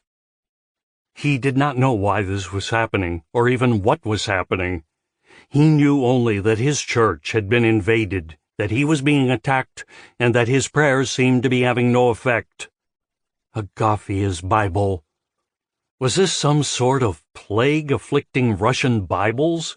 Some type of evil that could only manifest itself in this manner? Or had this originated with Agafia? He did not know. All he knew was that he loved her with all his heart and soul, loved her almost as much as he loved God. And the thought at the forefront of his mind was that he needed to get out of here, needed to get to her, needed to protect her. The Bible was circling in the air above the benches, and Jim clumsily scrambled to his feet and started across the church toward the front door. He was not fast enough, however, and before he had gone even 1/4 of the distance, the Bible swooped down and slammed into his back, knocking him over. He tried to get up, but this time it did not fly back into the air. Instead, it remained on top of him, its weight unnaturally heavy, pulling itself up his body toward his head with a series of thumping pulses. He rolled over, trying to throw it off, but he only managed to get himself turned onto his back. The Bible was not knocked off his body, but was still on top of him, now open on his chest, and slowly, steadily creeping upward toward his face. He grabbed at the book with both hands, but it was stronger than he was, and with a suddenness he could not hope to match, the heavy volume jerked hard to the left, hard to the right, and forced his hands off. There was the sound of cracking bone as the weight of the Bible broke his right wrist. Jim screamed, and the open Bible plopped onto his face. He was fighting for his life. He knew it, and he was doing the best he could, but he was old and not in the greatest health, and he was battling something that had the strength of hell behind it. With his one good hand, he grabbed the leather spine and tried to pull the Bible off him, but it would not budge. Beneath the binding, each page seemed sentient. Thin individual sheets of bound printed paper suddenly strong and sinewy, competing with each other for supremacy as they tried to force their way into his mouth. He tried to fight off the book, biting with his teeth, clamping shut his jaws, but the pages turned, shifted to the side, pulled down, paper cuts slicing into his lips until he opened his mouth to cry out. The pages shoved themselves into his mouth, sliding into the narrow spaces between his teeth and cutting into his gums, slitting the soft, delicate flesh of his tongue. The flapping page in front of his eyes whipped back and forth, and the movement of the words made it look like an animated cartoon. Several lines printed in corresponding locations on double-sided paper, forming one blasphemous, incongruous message before him. God is dead. Thou art evil. The Lord thy God is a glutton and must be stoned. His good hand grabbed the book's front cover, tried to rip it off, but the Bible lurched again, hard to the left, and there was another crack of bone as his left arm went dead. He was not going to win, he realized. He was not going to make it. He did manage to get his mouth shut again, but then a page of the New Testament sliced across his right eye, cutting into the cornea, and as he screamed in agony, the Book of Ruth shoved its way down his throat. 4. It had been a long time since either of them had gone to a Molocan funeral, and if they had been in Southern California, they probably would have skipped this one too. But they were here, and they felt obligated. So Gregory and Julia dutifully put on their traditional garb, and leaving Sasha in charge of Adam and Theo, took his mother from the church, where she'd been staying with the body, to the Malakan cemetery on the ridge above the mine. Gregory glanced in the rearview mirror as he drove. In the back seat, his mother stared straight ahead, looking at nothing, her gaze focused not on Julia or herself, not on the scenery outside, but somewhere in the middle distance. She looked old. She'd aged several years in the last 2 days, and the lines on her face seemed suddenly more prominent, the vicissitudes of life more pronounced in the defeated cast of her features. She was taking Jim's death much harder than he would have expected. Harder than his father's. He didn't know, but he resented her feelings, found himself angry with her for caring so much. She hadn't seen the guy in 30 years, had gotten reacquainted only a few weeks ago, and now she was acting as though she'd lost the love of her life. The love of her life. He didn't want to think about that. He knew he was being petty and childish. After all, she had a right to be sad and shocked, depressed and upset.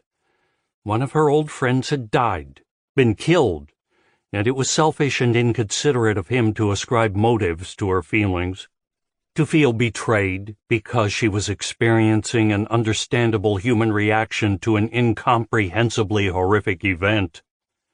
Was she supposed to be cheerful and happy, to feel nothing at all, and act as if murder were an ordinary everyday occurrence? Of course not. And Gregory chided himself for his suspicious, self-centered thoughtlessness. But he still felt it. Jim Petrovian's death was the talk of the town. Everyone in McGuane was stunned by what had happened, and there were rumors flying every which way. It was truly bizarre, like something out of one of those Vincent Price movies where the villains were dispatched in ironically appropriate ways. A minister killed with his own Bible? It was an unlikely murder weapon, to say the least, and Zeb Reynolds, the lead detective, was in the process of interviewing all church members, trying to find out if anyone had a grudge against the old man. He had already spoken to Gregory's mother, and she had answered all of his questions and pretended to be cooperative. But her English became a little worse when she talked to him, her already thick accent a little more pronounced, and Gregory could tell that she didn't want to involve herself with the police. She did not think they could solve Jim's murder. And that was why the minister had not been left alone since his death, why someone had always been with him. His mother and a bunch of the other men and women from the church had taken turns and remained with the body around the clock, saying special prayers of protection, even as they said traditional prayers for Jim's soul. The assumption was that his death was not caused by the hand of man, but was the work of demons or spirits, and there were hints that the minister had battled with the devil and lost, that he had died a martyr trying to protect the church. While Gregory didn't believe that, the idea of it still gave him chills. He was not as divorced from the religion as he liked to pretend, and being back here in McGuane, being once again among his people, brought it all back, and made him feel like a boy again, afraid of things that in California would have seemed to him like silly superstitions. The dirt road wound up to the crest of the ridge, disappearing at the top, and Gregory drove across the rocky, ungraded ground to the spot where other vehicles were parked, outside the wrought iron fence that surrounded the cemetery. He slowed the van as he approached, feeling odd as he looked at the open gates of the graveyard. It was where his father was buried, and it had not changed one whit. The land, the sky, the fence, the headstones were exactly as he remembered them. It was as if time had stood still, and he licked his suddenly dry lips as he pulled to a stop behind a Ford pickup. He had not been here since the day of the funeral, all those years ago, and he felt guilty and ashamed, acutely conscious of his filial neglect. His father had often been in his thoughts. Not a day had gone by, in fact, when Gregory had not thought of him, but he had never made the effort to visit the gravesite. Until now he had been able to rationalize his actions and not face the fact that his avoidance was the result of a childish and selfish inability to confront his father's passing. He'd always told himself that there was no reason to visit the grave, that his father was gone, that what was lying buried in the coffin was a husk, an empty shell, and he believed it. But the truth was that he also didn't want to have to think about it. He had chosen the emotionally easy way out, preferring not to experience emotions that would make him uneasy or uncomfortable. Now they were flooding over him. He glanced at his mother in the rearview mirror and realized for the first time that she had never returned to McWane either, and she had not asked to visit the gravesite since they'd moved back. She was unaware that he was watching her, and her face was set in what looked like a grimace. Her back had been hurting for the past few days, and he would have attributed the look on her face to the physical pain but for the fact that he recognized her expression. It was exactly the same one she had worn at his father's funeral. He remembered the way she'd broken down, sobbing, wailing, falling to her knees in the dirt next to the open grave. Remembered that he'd been embarrassed and had looked away, looked over the side of the ridge, down at the ugly open pit of the mine. Remembered that when he turned back to look at the group of mourners, his mother was no longer crying, but was grimacing as if in pain, precisely as she was now. He couldn't help wondering, was this face for his father or the minister? It was wrong of him to be so judgmental, but he couldn't help it. He didn't like the fact that his father and Jim Petrovian would be buried in the same cemetery, and he hoped their graves were far apart. Where would his mother be buried, he wondered? Between them? Of course not. She had already purchased a plot right next to his father's, had already planned out her funeral to such an extent that he knew where her burial clothes were and what style of casket she wanted.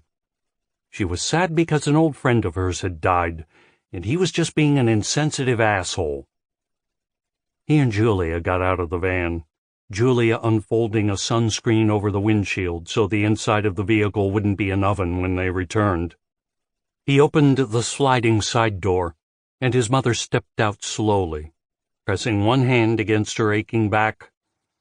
"Oi," she groaned. He took her arm as she straightened. "Come on," he said kindly in Russian.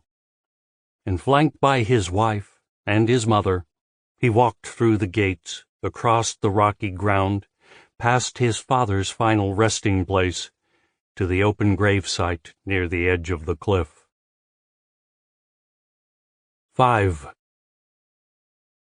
Just as he'd thought, just as he'd known, his parents wanted to take him out for his birthday, and though he'd begged them not to, though he'd specifically requested that they celebrate alone at home, his mom and dad had made reservations at the mining camp restaurant, the most popular eatery in town, and invited Scott to come along. Adam just hoped to God they hadn't told anyone at the restaurant about it, and that all of the waitresses and busboys weren't going to come over and sing happy birthday and embarrass the hell out of him.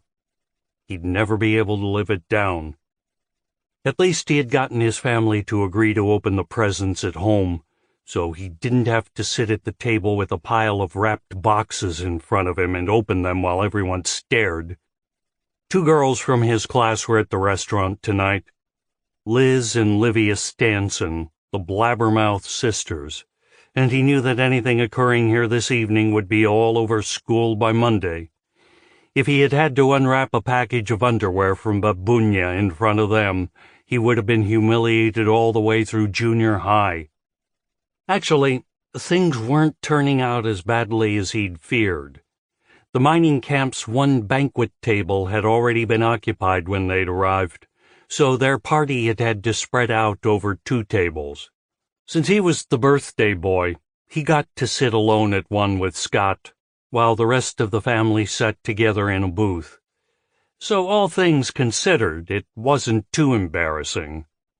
Not as embarrassing as it could have been. He'd been told by his dad that he could order anything on the menu, but there wasn't a whole lot to choose from, and both he and Scott decided on bacon double cheeseburgers and Cokes. Over at the other table, his parents were having a difficult time getting Teo to order anything. She was in one of her non-eating moods, and they read off the menu items to her one by one, trying to entice her, but she continued to shake her head. "I'm not hungry," Teo said. "Stokely," Babunya admonished her. "What's that mean?" Scott whispered. Adam shrugged, embarrassed. "I don't know. She always says it when we don't want to eat. I think it means like puny or something." "You can't speak Russian?" "No," he said, and now he was embarrassed about that. The waitress came and took everyone's order, and his stomach sank as he saw his father motion her over and whisper something in her ear. He knew what that meant. The old candle on the dessert while everyone sings happy birthday routine. Great. He had told his parents he didn't want that, had threatened to walk out if they did it, and he thought they understood. They'd acted sympathetic, had promised there would be no singing, but apparently they had no intention of honoring his wishes. He should have known by the smirk on Sasha's face when he'd talked to his parents that they had something planned. "Looks like there's going to be singing," Scott said. He grinned. "But don't worry, I won't participate." "Yeah, that makes a big difference." He looked toward his family's table and happened to glance over just as Sasha was shifting position. The booth bench seats were slightly higher than his and Scott's on the floor, and he saw between her legs and up her skirt a flash of white that was her underwear. His breath caught in his throat, and he was instantly erect. It was a completely unexpected reaction. He had never before thought of his sister in that way, had never really seen her as anything other than his older sibling, a bully and a pain in his ass. But that galvanizing look between her legs had stirred him, and he casually glanced that way again, but her knees were together and he could see nothing. This was wrong.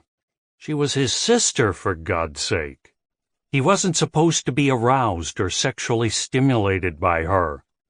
He had never been before this, and he didn't know why it was happening now. But today he was a teenager, and maybe that was the cause of it. Maybe some kind of hormone kicked in when you turned 13, and you just couldn't help thinking about sex. He wanted to tell Scott about it, wanted to share what he'd seen, but something held him back. It was not guilt or embarrassment, not exactly. It wasn't any respect for his sister or her right to privacy. It was the fact that he didn't want his friend to see her. Jealousy and possessiveness. The waitress brought their drinks, and Adam took his glass and downed a huge swallow of Coke. There was something wrong with him. This wasn't normal. He wasn't supposed to be having these thoughts, feelings, urges. He didn't know what they were, but he knew they weren't supposed to be there. He'd seen Sasha in a bathing suit before, of course, but somehow this was different. And as much as he hated himself for doing it, he kept looking over as they waited for the food to arrive, hoping to catch another glimpse. It was the fact that it was her underwear that made it so exciting. The ugliest, unsexiest panties were more intimate than the tiniest bathing suit. Their sole purpose was to shield the most private of areas, to protect a girl's secret spot. It was something boys weren't supposed to see, and it was the fact that he had seen that was so forbidden and nasty and sexy. He had a difficult time concentrating on the rest of the evening. They did bring a chocolate sundae with a lit candle, and everyone did sing, but he was not that embarrassed. He was too distracted to object, and he went along with everything without too much fuss. Later, after opening the presents, after going with his dad to drop Scott off at his house, he pretended he was tired and retreated to his room. He sat on the bed, replaying the scene in his mind. He saw again the way she'd shifted in the booth, moving her legs, and how for a few brief seconds he'd had that perfect view of white cotton-covered crotch. He'd had a boner for half the night, although he'd been able to successfully hide it, and now he was once again hard. Sasha's bedroom was right next to his, and he thought about drilling a hole in the wall between the two rooms so he could peek at her, so he could watch her getting dressed and undressed. But he knew that was not realistic. It was also not right. As he kept telling himself, she was his sister, and when he even started to think about her in that way, he should immediately try to focus on some other unrelated topic. That was unhealthy, perverted. Still, he could not stop thinking about it, and the thought that there was only a wall between them, that she took off her clothes in there in order to put on her pajamas, aroused him. He wondered what she was doing now. He wondered if she was naked. He placed his ear against the wall, listened. He could hear her moving around, and he quietly pulled down his pants and leaned back on the bed. He began stroking himself, imagining she was walking around her room without any clothes on. He had never seen a naked girl before, not a real one, only pictures in magazines, but he could easily conjure up the picture in his mind. He thought of her secret spot, covered only by thin, snugly fitted cotton material. It was getting close. He could feel it reaching the fever pitch, and he began stroking faster, harder. He knew it was wrong, knew it was sick, but he wanted to hear her voice, wanted her to talk to him as he climaxed. He closed his eyes, thought about that glimpse of white cotton panty. "Sasha," he called. "What?" she said from her bedroom. "Sasha?" "What?" she yelled. And he came. Chapter 7. 1. Julia needed the van to buy groceries, and after lunch she offered to drop Gregory back off at the cafe, but he said he'd rather walk off the calories, and he gave her a quick kiss and started up the drive. He was looking better since they'd moved to McWayne. The middle-aged spread that had been overtaking his midsection for the past few years had receded somewhat, and he looked fitter than he had in quite some time. All the walking on those hilly streets was doing him good. He seemed happier, too, than he had back in California, and he'd made the adjustment to small-town life quite easily. She was getting used to McWayne herself. After her disastrous attempt at volunteering, she'd retreated back into her home and actually started to write her children's book. So far it was going surprisingly well. She was pleased with what she'd accomplished. There'd also been no new incidents, as she called them, and her fear and dread seemed to have disappeared as quickly as they had arrived. She could still not truthfully say that she felt comfortable in the house, but she was not afraid of it anymore. And while Gregory's mother continued to say a quick prayer each and every time she entered the place, a hurried blessing muttered half under her breath, she'd always done that, and it didn't bother Julia at all. She walked back inside the kitchen, picked up the grocery list she'd made, and invited her mother-in-law to accompany her to the store, making it clear that she was planning to go to the Malacan market. But the old lady declined, claiming she was tired. She'd been tired ever since the funeral. and both Julia and Gregory were worried about her. She seemed to have lost something after Jim Petrovian's death, some spark of animation, and she seemed to be just existing these days, exhibiting little or no interest in anything. It was as if she had simply disconnected herself from life and was biding her time, waiting to die. This could not go on. Julia knew that she and Gregory were going to have to sit her down and talk to her, but Julia did not feel qualified or comfortable enough to do it alone, and she did not press her mother-in-law to go on the trip to the market.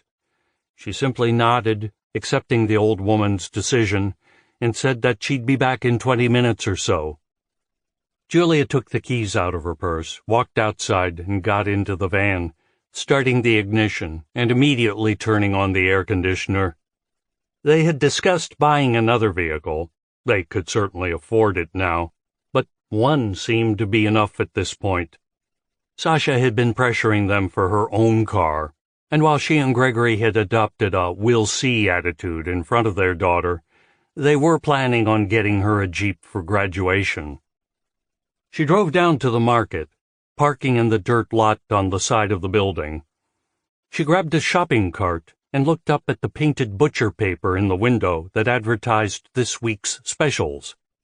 Bell peppers were on sale, as were whole chicken fryers, and she mentally adjusted her planned menu, deleting ground beef from her list. They would have fajitas tomorrow instead of burgers. She'd finished most of her shopping and was in the canned food aisle picking up some diced green chilies when a woman next to her said, "Excuse me, don't you work at the library?" Julia looked up, confused. No. Really? I thought I saw you there a couple of weeks ago. And you remembered me?" The woman smiled. "It's a small town." Julia examined her fellow shopper more carefully. Approximately her own age, with short blonde hair and clothes that seemed far too hip for McQueen, she was not someone Julia recognized, yet she did seem vaguely familiar. "I was thinking of volunteering a few days a week," Julia explained, "but I changed my mind. The reason I ask is because I used to work at the library myself." The woman paused. "How did you like the other volunteers there?" she asked carefully. "They were loony. That's why I quit. Alma was talking about some comet that was going to hit Earth, and they were all into bizarre conspiracy theories." The woman wiped her brow in a melodramatically exaggerated expression of relief. "Phew! I was hoping you'd say that, but you can't be too careful in this town." She smiled. "My name's Deanna Matthews." Julia blinked. "Are you related to Paul Matthews?" "He's my husband. This is a small town. My husband is Gregory Tomasov." Deanna laughed. "Gregory's wife, and a normal person to boot. It's my lucky day. Are you Malikan too?" Julia nodded. "I'm not, but I grew up here." "So you knew Gregory when he was little?" "Oh, yes." "I take it you were all friends?" Deanna laughed. "Well, not exactly. To tell you the truth, he was kind of a jerk." "Thank you. I was trying to think of a polite way to say it." "I think he's changed since then." "I hope so." Deanna chuckled. "Although, to be honest, Paul was just as bad back then. Maybe even worse. They were both typical teenagers, but in a place like this, that means asshole." She moved her cart aside to let another shopper pass. "Listen, Paul's really grateful for everything Gregory's doing. He's not the kind of guy who will express it, but I can tell you that he's really excited about everything that's happening down at the cafe. We were just barely keeping our heads above water, and you guys have been a godsend. He seems to think the place actually has potential now." She smiled. "Your winning the lottery's having a sort of trickle-down effect on us." And since he probably won't tell you, I thought I would. We're really glad you're here." "Thank you," Julia said, genuinely touched. "Gregory'll be happy to hear that. He's pretty excited about the cafe himself. Paul's also glad Gregory's back just for personal reasons. As you can probably tell, this isn't exactly the hub of cultural activity, and we don't really have a lot of friends here in town. Paul hangs around with that odd guy, and I occasionally see some of my old friends from high school, but... Well, I guess what I'm trying to say is that I hope we can become friends. It'd be nice to have an intelligent conversation once in a while." Julia laughed. "You think I'm joking?" "No, not after my experience at the library. Comet conspiracies are just the tip of the iceberg." "What are you doing this afternoon?" Julia asked.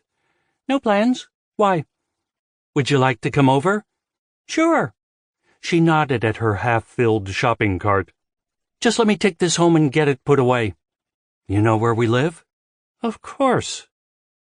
Something about Deanna's tone of voice, her surprise at the fact that the question had been asked at all, set off Julia's internal alarm.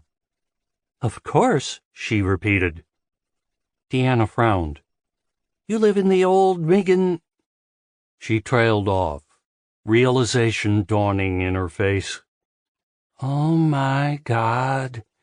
You don't know, do you?" "Know what?" "About your house. What happened?" A chill crept down Julia's spine. She didn't want to hear what was coming next, but she knew she could not turn back. "No," she said. "I guess not. It was a while ago, and several people have lived there since, but—" She shook her head. "I don't exactly know how to put this." Julia felt cold. "What?" "A family called the Megans were living in the house. They'd been there for years. They'd lived there for a long time, and one day the father, Bill Megan, just snapped. He woke up in the middle of the night and killed his family, his wife, their kids. He shot them all. Then he killed himself. No one knows why. He hadn't been fired from his job or anything. Nothing traumatic had happened. He went crazy."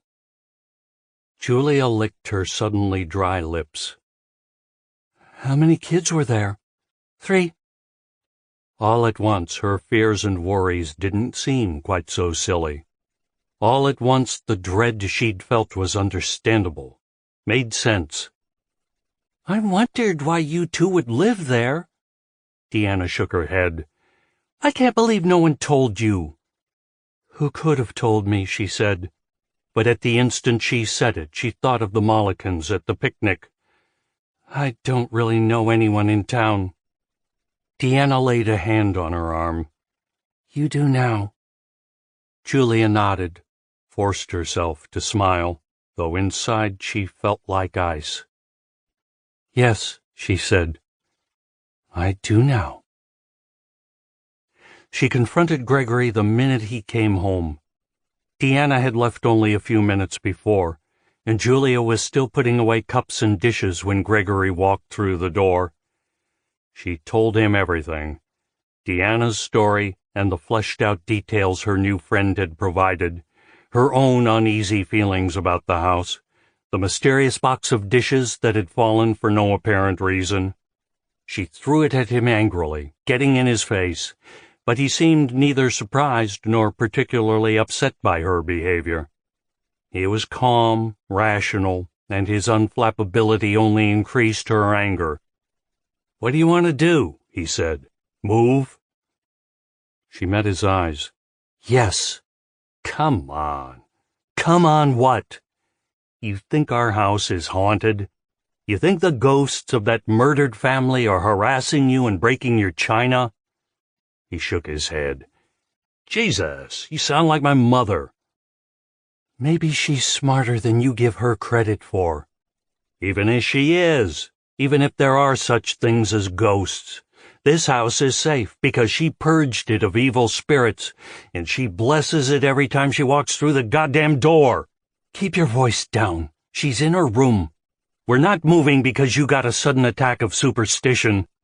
It doesn't bother you at all that people were murdered in the room we sleep in the rooms our kids sleep in? That doesn't bother you at all? It didn't bother you until you found out about it. It's not as if we have all of our money tied up in this place. All of our money is tied up in this place. All our money for this year at least. We're not going to get another lottery payment until next August. So unless we can miraculously sell this house, which is pretty doubtful, considering its pedigree, we're stuck here. She stared at him, blinked. You knew, she said. You knew about this. Paul and Odd told me. I thought it would be better if you didn't know. I didn't want to worry you.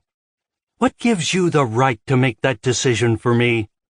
Who are you to censor my information like I'm some goddamn child? Why don't you keep your voice down? He said. It's my house, and I'll yell if I want to. Where are the kids? School, she said. But she couldn't help glancing at the clock. 3:10. They'd be home in 20 minutes. Look, I admit it's not the most comforting thought in the world, but we're stuck here, for the short term at least, and we're going to have to make the best of it. I suggest we don't tell the kids. Of course we're not going to tell the kids, she snapped. But since our family seems to be the only one in town that doesn't know what happened here, I'm sure someone sometime will tell them. And when they ask, we'll explain that there's nothing to be afraid of. Isn't there? Gregory looked at her. You honestly believe Bill Meagan's ghost is going to try to murder us in our sleep? I don't know what to believe. He wiped his forehead. Jesus, he sighed. What's that supposed to mean? Nothing. Oh, I'm just a stupid little backward Mollican girl, huh? Let me remind you, mister, that I'm the one from L.A. You're the one from Hicksville here. So don't try to pull any more sophisticated than thou crap on me. Just shut up, he said. What? She demanded. He turned away. We'll talk about this when you're more rational. We'll talk about it now. No, he said levelly. We won't. Fuck you. Fuck you. Go to hell, she said. But he was already walking down the hallway toward the bathroom. She turned her back on him and stormed into the kitchen. She was shaking, with fury and frustration and some emotion she could not identify, and she poured herself a glass of water and sat down at the kitchen table, breathing deeply, drinking slowly, trying not to think about Gregory, trying not to think about the house or the murders, trying to calm down before the kids came home. 2. Sasha stood on the corner of Malachite Avenue, finishing her cigarette before turning onto her own street. She might be an adult, but she still didn't want her parents to catch her. Her father would shit a brick if he ever caught her smoking, and while she wasn't afraid to stand up to her parents, she didn't want to go through all the hassle.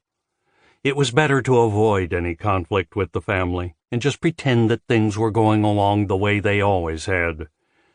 She took one last deep drag, then dropped the butt and ground it into the gravel with the toe of her shoe.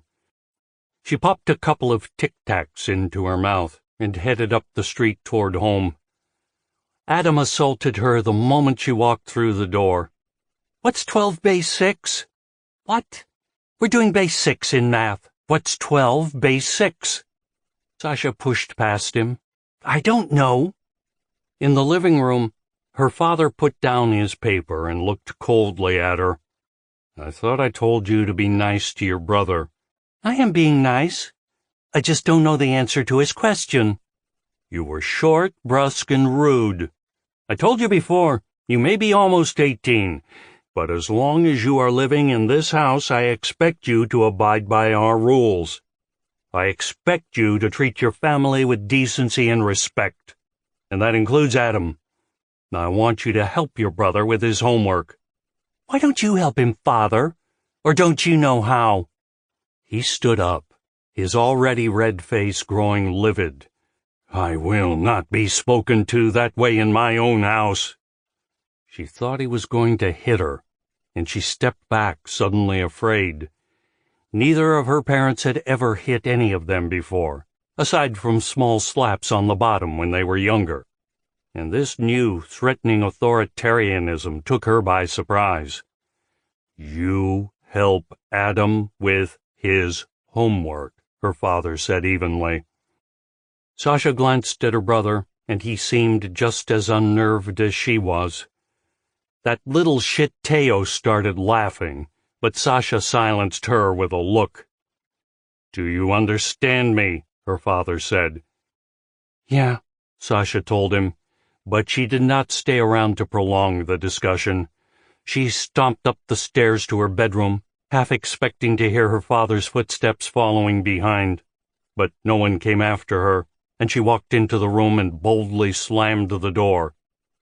She threw her books on the bed. Everyone was acting fucking weird these days. Her father was all pissed off. Her mother was all silent. Babunya seemed like she was getting ready to die. Everyone was freaked. They should never have moved here. She herself was behaving strangely. She certainly wasn't the same person she had been back in California. But while she recognized that fact, she did not really care. She was happy with the new Sasha, happy with the way things were going, and if she had to live here in this dumpy little rat hole of a town, at least she would do it on her own terms. There was a tentative knock on her door, and she heard Adam's voice. "Sasha?" "Go away," she said. "You're supposed to help me with—" "Fuck off!" she yelled. "You're in trouble now." Her brother's footsteps receded down the short hallway and retreated down the stairs. Sasha moved over to the door, locked it, then sat down on her bed and waited for her father. 3. The storm hit an hour out of Tucson. Gregory had picked up replacement relays for the cafe's soundboard at an electronics warehouse on the south side of the city, loaded them into the van, and headed immediately back toward McGuane, hoping to stay ahead of the weather, but the storm caught up to him just past the turnoff to Cochise Stronghold. There was only rain at first, and wind, but by the time he'd gotten off the interstate and was driving down the two-lane McGuane Highway, there were thunder and flashes of far-off lightning. He sped up. Save for an occasional saguaro or palo verde tree, his vehicle was the tallest thing on this stretch of desert, and as he saw a jagged flash of lightning touch ground a couple of miles to his left, he increased his speed. The seconds between the increasingly deafening thunderclaps and the slashing blue-white bolts of lightning were steadily shrinking, and he wanted to make it to the mountains before the full force of the storm reached him. Ordinarily, he would have been able to see for untold miles in every direction, but clouds and rain hemmed in the horizon, and though the lightning illuminated specific sections of desert, the land for the most part remained dark. Darkest of all was the highway before him, and though he knew the mountains were close, he could see nothing ahead save swaths of gray. A whip-crack of thunder exploded nearby, so loud that it sounded as though a cannonball had shattered the van's windows, and Gregory jumped, unintentionally swerving to the left. He saw no accompanying lightning, but his ears were still ringing, and he knew that the hit had been close. The road was slick and dangerous, but he pushed the van up to 80, wanting just to get out of this flat area before lightning hit the van. Directly ahead and off to his left, a bolt of lightning so perfectly defined that it looked like it had been digitized by some Hollywood special effects house hit a palo verde tree. The palo verde exploded, flying limbs on fire as they fell to the ground and bounced in the roadway. A deafening peal of thunder sounded at the precise instant of the hit, and it was the suddenness of the sound as much as anything else that caused Gregory to swerve out of the way and avoid the burning debris. Then the cliffs were surrounding him, and the highway was snaking through a canyon into the mountains, and his van was no longer the tallest thing on the desert floor, no longer a moving target, and he slowed down as he rounded the second curve. Already the thunder was fading, moving farther away, and ahead there were no flashes of lightning. There were dark clouds over McQueen, but no rain, and when he pulled into town some 20 minutes later, the van's windshield had already dried off, and his heart rate was finally back to normal. Gregory drove directly to the cafe, parking in the middle of the steep back alley. Paul was over in Safford, taking care of some personal business, and the cafe was empty save for a newly hired teenage busboy and a minimum-wage female clerk, who were standing with their heads together at one end of the counter. They jumped apart as if struck the second he entered the room, and he could not help smiling at their obvious guilt as he asked, "Where's Odd?" "Mr. Morrison went home," the girl explained. "He told me to tell you to call him as soon as you got back." "Thanks." Gregory walked into Paul's office and dialed Odd's number. He told the handyman he'd gotten the relays, and Odd promised to be by in 2 shakes of a lamb's tail. Gregory walked out and poured himself a cup of regular straight coffee before going back and unloading the van. The clerk and busboy were now in entirely different parts of the cafe, she wiping down the counter and he sweeping out a windowed corner. And if Gregory had not known better, he would have thought they did not even know each other. Odd arrived soon after he finished unloading, and they got to work. They finished putting in the relays, then tested everything, running the lights and checking the sound system, Odd croaking out an old Jimmy Rogers song as they tried out the mics. Everything worked. Everything was in order. Everything was ready to go. And as a few late afternoon patrons trickled in, the two of them began putting away their tools. "I guess that's it, then," Odd said, wiping the sweat from his forehead with a blue bandana. Gregory nodded. "I guess so." The grand opening of the new and improved Mocha Joe's Cafe had been postponed twice already, due to what they were euphemistically calling technical problems. But it looked like the third time was the charm, and if no disasters struck, they should be ready to roll tomorrow night. A local band, Montezuma's Revenge, was now scheduled to be the inaugural act, but there was still going to be an hour of open mic between sets, and the sign-up sheet Paul had posted on the wall next to the stage had 15 wannabe performers listed. Gregory would call Paul later, tell him everything was ready, and tomorrow they'd go through the last-minute preparations, and then it would be showtime. He was excited. There was a twinge of disappointment that the physical work was over, but that was more than balanced by the fact that starting tomorrow night, Mocha Joe's would be McQuain's only legitimate entertainment venue. And it was all his doing. He had come up with the idea, bankrolled it, seen it through, and now he would get to see the fruits of his labors. For the first time in his life, he felt a sense of professional accomplishment. And it felt good. Odd shut and locked the door of the maintenance closet. "Got any plans?" he asked. "Not to speak of." "Want to get a quick drink?" Gregory smiled. "You read my mind." "Come on, I'll buy." "No, I'll buy." "Deal." They went out through the back door, got in the van, and Gregory drove the half a block to the bar. On the way, he described his close encounter with the lightning. "I'm glad I was in the car when it happened," he said. "I read that it's supposed to be the safest place in a lightning storm because the rubber tires ground you." Odd snorted. "Tell that to Bill Daniels." "Who's Bill Daniels?"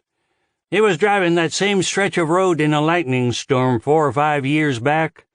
A lightning bolt hit his windshield, smashed the glass, tore off his damn head, and melted his neck to the car seat. Those sons of bitches are powerful. Pure energy. And if they can crack a tree like you saw, a windshield ain't nothing to it." Odd grunted, shook his head. They had to identify Bill by his wallet. Only his wallet was soaked with his own blood and shit. Sure wouldn't have wanted to be the one to do that. Gregory was silent, thinking about how close he'd come to death. I wouldn't worry none about it, though. Chances of something like that happening are astronomical. And if it already happened once on that stretch of road, the odds of it happening again are about the same as being hit by lightning. Odd grinned. There you go. He parked the van in front of the bar, and the two of them walked inside and ordered beers. I didn't know milk drinkers were allowed in here. The voice came from the darkness next to the restrooms, and the hackles rose on Gregory's neck as he squinted into the gloom, trying to will his eyes to adjust. A harsh laugh spat out from the cowboy-hatted figure emerging into the dim light. It was Chilton Bodine. Gregory hadn't seen Bodine in decades, but he recognized him immediately.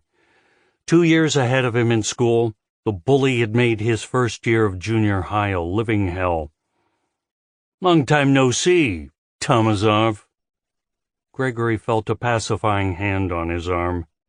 Ignore him, Odd said. The guy's nothing but a drugstore cowboy, a fucking Rexall Ranger. But Gregory didn't want to ignore him.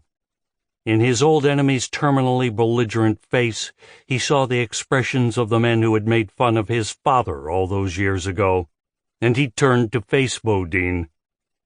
Are you talking to me? The mocking smile faltered.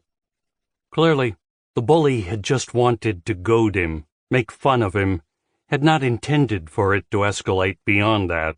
But Gregory wasn't about to back down. There were a lot of old scores to settle here, and he was in the mood to dispense with them once and for all. Bodine quickly regained his equilibrium. How goes it, milk drinker? Chill, the bartender warned. Ignore him, Odd repeated. Say that one more time, Gregory told him flatly, and I will kick your fucking ass. The other man clearly didn't know what to do. He remained in place, smiling, but the smile had been on his face for too long and was already well past strained. Gregory did not look away, did not blink, kept his eyes on Bodine's face. You have anything else to say to me, Chilton? Bodine backed down. He looked away, strutted up to the bar, attempting to retain what little dignity he had left, gave the bartender a bill, and said, Keep the change. He did not look at Gregory as he pushed open the barroom door and walked into the light. Gregory felt good. He exhaled, his muscles relaxing, and he sat down on the stool next to Odd and took a long swig of beer. He dreamed of fighting back against that bully every day of 7th grade, and now that he'd confronted him, he experienced a strange sort of peace, an easy, calming sensation that was not quite like anything else he had ever felt. It was for his father as much as for himself that he'd pushed back hard when Bodine tried to make fun of him, and though his father had always remained philosophically opposed to even the threat of physical violence, Gregory felt good about what he'd done, and told himself his father would approve. Odd shook his head. Milk drinker. That's one you don't hear too often anymore. Good, Gregory said. Not many Mollicans left here, are there? Not really. Gregory finished off his glass, motioned for another. Most of the younger ones moved away, and the old ones are slowly dying off. I remember when this town was chock full of Mollicans and Mormons and miners. He grinned. A lot of M's there, huh? Yeah. Town had an identity back then, though. Now, who knows who lives here? It's all kind of generic. He finished his beer. I miss the old days. Guess that means I'm getting old, huh? Getting old? You are old. Odd laughed. Don't remind me. He stood. I gotta get going. My wife'll kill me if I'm late. Gregory nodded. See you tomorrow, then. Odd waved low as he headed toward the door. Later. Opening night. Not only was the inside of the cafe full, but all of the sidewalk tables were taken, and there was a line of waiting people snaking up the street past the closed hair salon all the way to Ed's variety store. A photographer from the paper was covering the event, and the paparazzi-like flashes from his camera added to the excitement and gave a showbiz aura to the proceedings. He and Paul and Odd had been working all day, preparing for the big event, and they were still going over last-minute details, even as the band was setting up. Montezuma's Revenge had their own sound guy, but Paul would be working the lights, and Gregory would take over the soundboard for the open mic set. Even above the din of conversation, the three of them could hear the almost constant ringing of the cash register, and Gregory thought it was that, more than anything else, that accounted for the big grin that seemed to be permanently etched on Paul's face. Julia and the kids showed up a little after 7. Alice, the senior server, tracked him down in the back, and Gregory met his family at the door and took them to the table he'd reserved, telling them to order whatever they wanted. It was all on the house. He gave his wife a quick, grateful kiss. He and Julia seemed to have put their argument over the house behind them, but it had still been a relief when she'd arrived smiling. Her moods were tough to call these days, and he had given up trying to predict what she was feeling, or why. Adam and Teo were excited, honored to be treated like adults even if only for this one evening, but Sasha was her usual disagreeable self, and Gregory was thankful for small favors. There were a lot of single guys on the prowl here tonight, and the 4 young men in the band were pin-up quality themselves. He didn't want Sasha to make a good impression on any of them. There were also a lot of slutty-looking redneck girls hanging around the fringes of the cafe tonight, and he certainly didn't want his daughter falling in with that crowd. Let her stick to the boys at school. Odd said that his wife was feeling a bit under the weather and wouldn't be able to make it, but Deanna showed up soon after and sat next to Julia at their table. The two of them immediately started talking, and Gregory and Paul left them together as they went back to the makeshift control booth to go over the light and soundboards. The night was perfect. Everything ran like clockwork, and even Gregory's miscues and Paul's clearly novice manipulation of the stage lights did not detract from the triumph of the evening. The audience was more than kind, applauding wildly for even the most raggedly amateurish open mic acts, and the consensus of everyone, even the monitor photographer, was that the night had been a rousing success. After they came home, Julia checked on his mother. He made sure the kids went to bed, and the two of them met in the bedroom. They hadn't had sex in a while, not since the fight, but she gave him a long, slow kiss, massaged him through his pants, and told him he'd better stay awake while she took her shower if he knew what was good for him. He took off his clothes, turned on the TV, and got into bed, and she was clean and freshly shaved when she crawled under the covers with him 15 minutes later. They waited a little longer, just to make sure everyone in the house was asleep. Then she climbed silently on top of him. He was already hard, and he slid it in and began pumping, grabbing her butt the way she liked, and she muffled the sounds of her pleasure by screaming into his mouth as she kissed him. 4. The bar closed at 1, and except for Jimmy, the owner, Lucinda was the last one to leave. She hung up her apron, counted her tips, and shouted out, "I'm leaving," as she walked out the front and locked the door behind her. Jimmy's response was muffled and incomprehensible, but it didn't matter. She knew all of his standard smart-ass replies, and she double-checked the lock before heading up the street toward home. It had been warm in the bar, but it was chilly outside, and she shivered as she walked along the gravel shoulder. She should have brought a jacket. The days were still summer, but the nights were edging toward autumn, and pretty soon she'd have to start driving to and from work. When she'd first come to McWane after traveling across the country from Sarasota, when she'd ended up here after Joel had dumped her and moved on to California, leaving her with an empty pocketbook and an unpaid motel bill, it was May, and it was hot as hell. She'd assumed that the temperature would remain that way year-round. After all, this was the desert. But desert sand did not hold heat, and the winters here were surprisingly cold. She'd found out that rough first year that she needed sweaters, long pants, and long-sleeved blouses to supplement her shorts and T-shirts and tube tops. She smiled to herself. It was a dry cold, though. From somewhere up the canyon came a coyote's cry, and Lucinda rubbed her arms as she quickened her pace.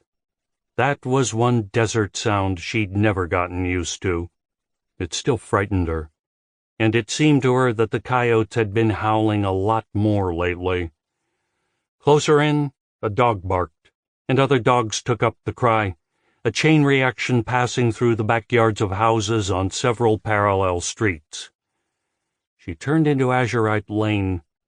The narrow road wound along the floor of the upwardly sloping side canyon, and the temperature seemed to drop even lower as she headed up the dirt street toward her house. The buildings here were few and far between, and it was so late that most of the house lights were off, only an occasional lit porch lamp indicating that anyone lived in this section of town. The dogs had quieted, the coyotes were silent, and behind her she heard a noise she had not noticed before, a rough and ragged scraping that sounded like someone wearing boots was coming up behind her.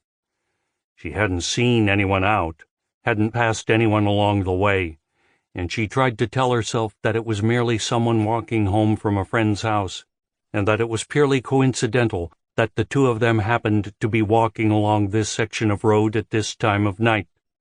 But she was afraid to turn around and look to make sure. The sound seemed louder now that she was listening for it, and it conjured in her mind stalking scenes from 1,000 old monster movies.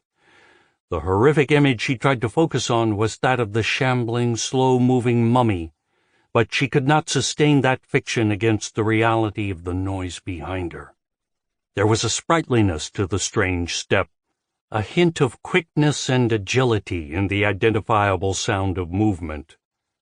On impulse, she stopped, froze in place, listening. The sound stopped as well. It resumed the second she started walking. Someone was following her. She began walking faster. Striding quickly, she rounded the last curve before home. The road grew even darker, if that was possible, the high canyon walls effectively blocking out all but the narrowest segment of sky. There was a full moon tonight, but the moon was still low in the east, and its light was not yet able to penetrate down here. A full moon? She knew there was nothing to that. It was just a bunch of superstitious hogwash, but the power of myth was greater than the power of facts any day of the week, and now it was not only the fictional terrors of Hollywood that took up residence in her mind, but the more believable boogeymen of serial killers and psychopaths. Gathering up her courage, she whirled around, and there was no one there. She scanned the shadows in the dark, searching for signs of movement, a person or an animal, but visibility was too limited, the night too black and inky to be able to tell whether someone was hiding behind a rock or a bush. The only thing she knew for sure was that no one was on the road behind her. The dirt street was lighter than everything else, and even in this dimness she would have been able to see the smudged outline of anything on the road. Maybe it had been an animal making the noise, she thought, a jackrabbit or a bobcat. Maybe, but she didn't think so. she broke into a jog. Her little cottage was only a couple of 100 yards ahead, and if she hurried, she could be home and safely inside in a matter of moments. A motion detector switched on the sharp fluorescent beam of a driveway spotlight on the house to her right, and her attention was automatically captured and pulled in that direction. There was no sign of any person or animal on the gravel in front of the house, but in the diffused glow of peripheral illumination, she saw movement on the cliff wall above the residence, a white, misshapen figure that clambered down an impossibly steep slope at an unbelievable rate of speed. She started running toward home as fast as her legs would carry her. The road was rough, the hard-packed dirt filled with rocks and ruts, and several times she nearly stumbled. But she never fell, and she kept moving forward, frantic to get as far away from the freakish form as she could. She was not at all sure that home would provide any protection, but she could at least lock herself in and call the police and let them take care of the problem. She kept her eyes focused on the street in front of her, and on the darkened square at the end of the lane that was her cottage. But the ultra-quick movement of the thing on the cliff remained at the edge of her vision and the forefront of her consciousness. And as it dropped past the roof level of the house and she lost track of it, she increased her speed. Or tried to.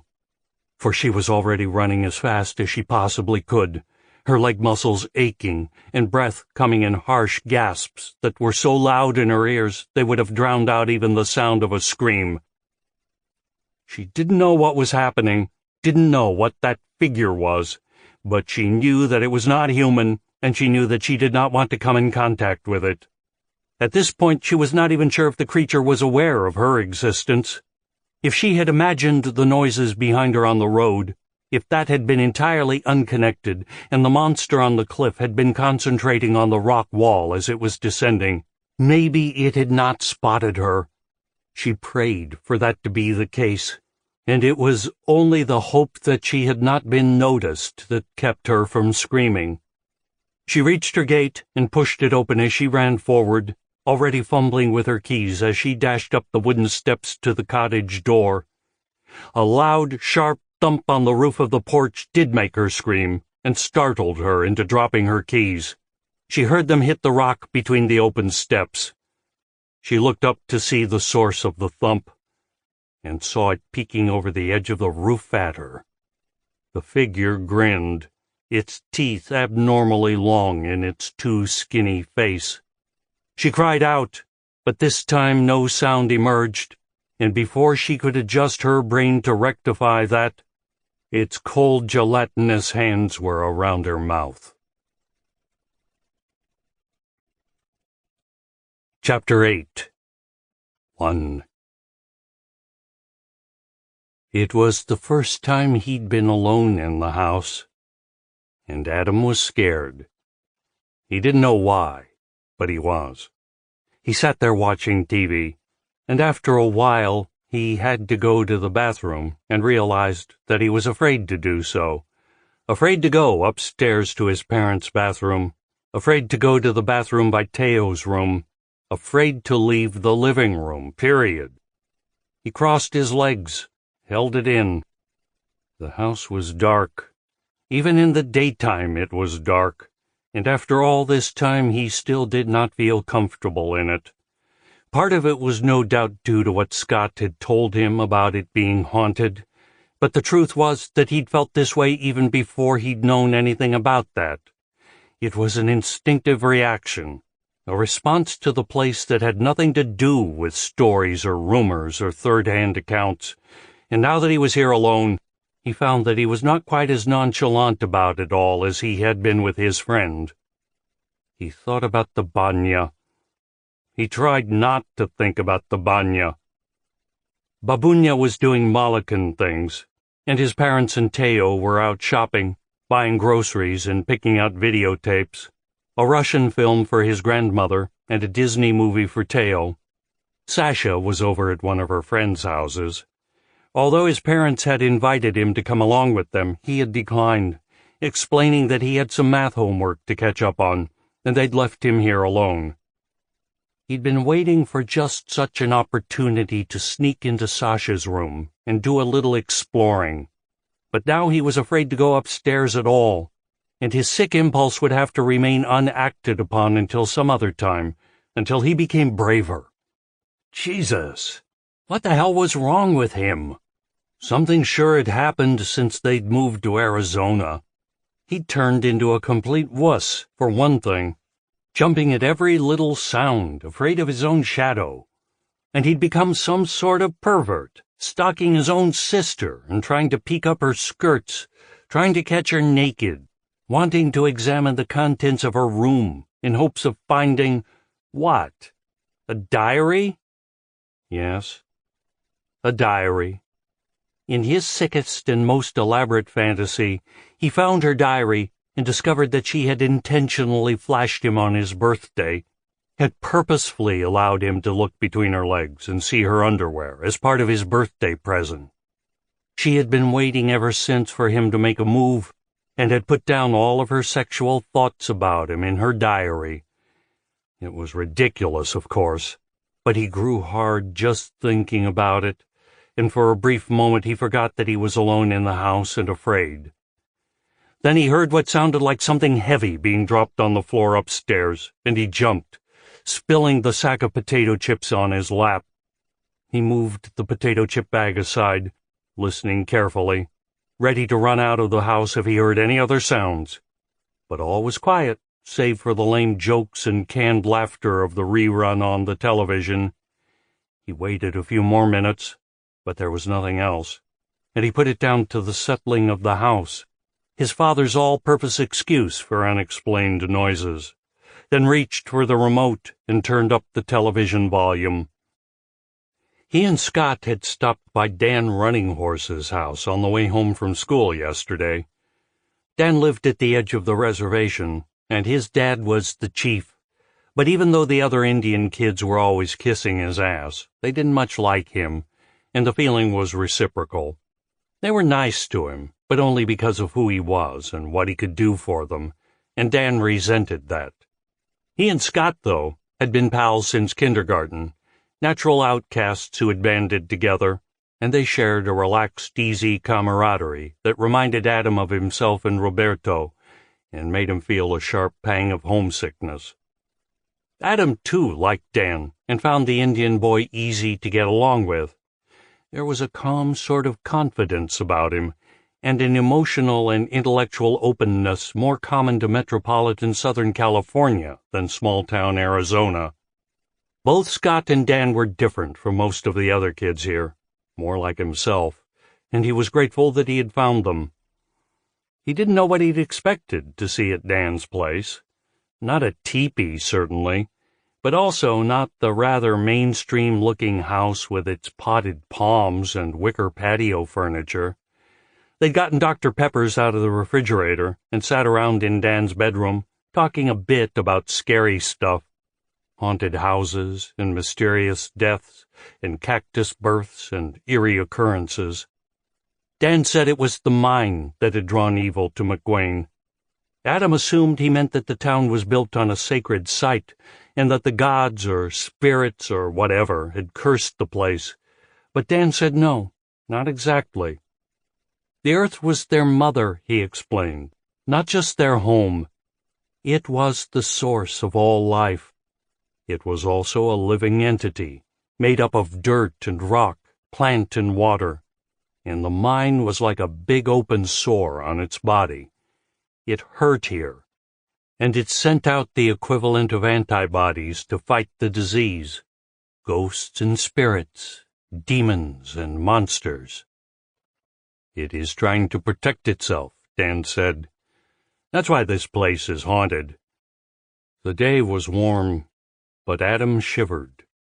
There was a logic to Dan's argument that made it seem not only believable but likely, and he imagined increasingly powerful supernatural entities being sent to McGuane until the town was entirely overrun. The other boy seemed totally serious. It was clear that he was not goofing around or playing with them, and there was something about the gravity of his bearing that lent weight to his words. Adam was acutely conscious of the fact that he was on a reservation in the house of a chief, and it was a strangely disorienting experience.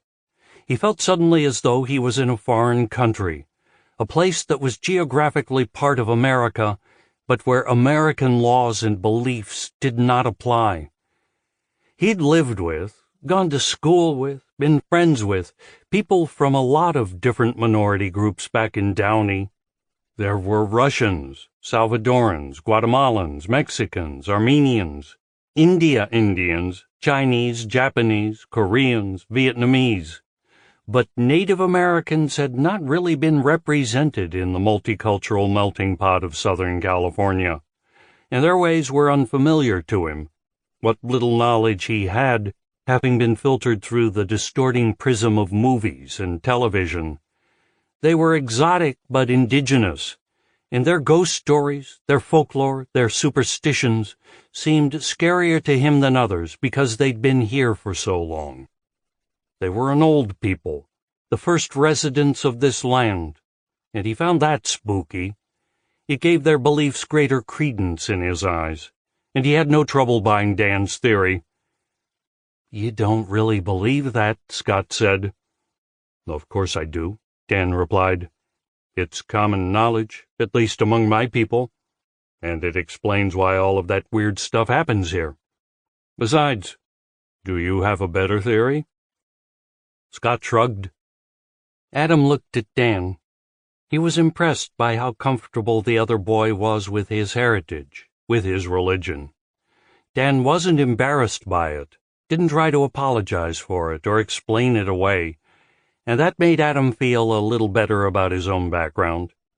He suddenly didn't feel so ashamed about being a Moluccan, and for the first time he experienced a sense of, not pride, but acceptance.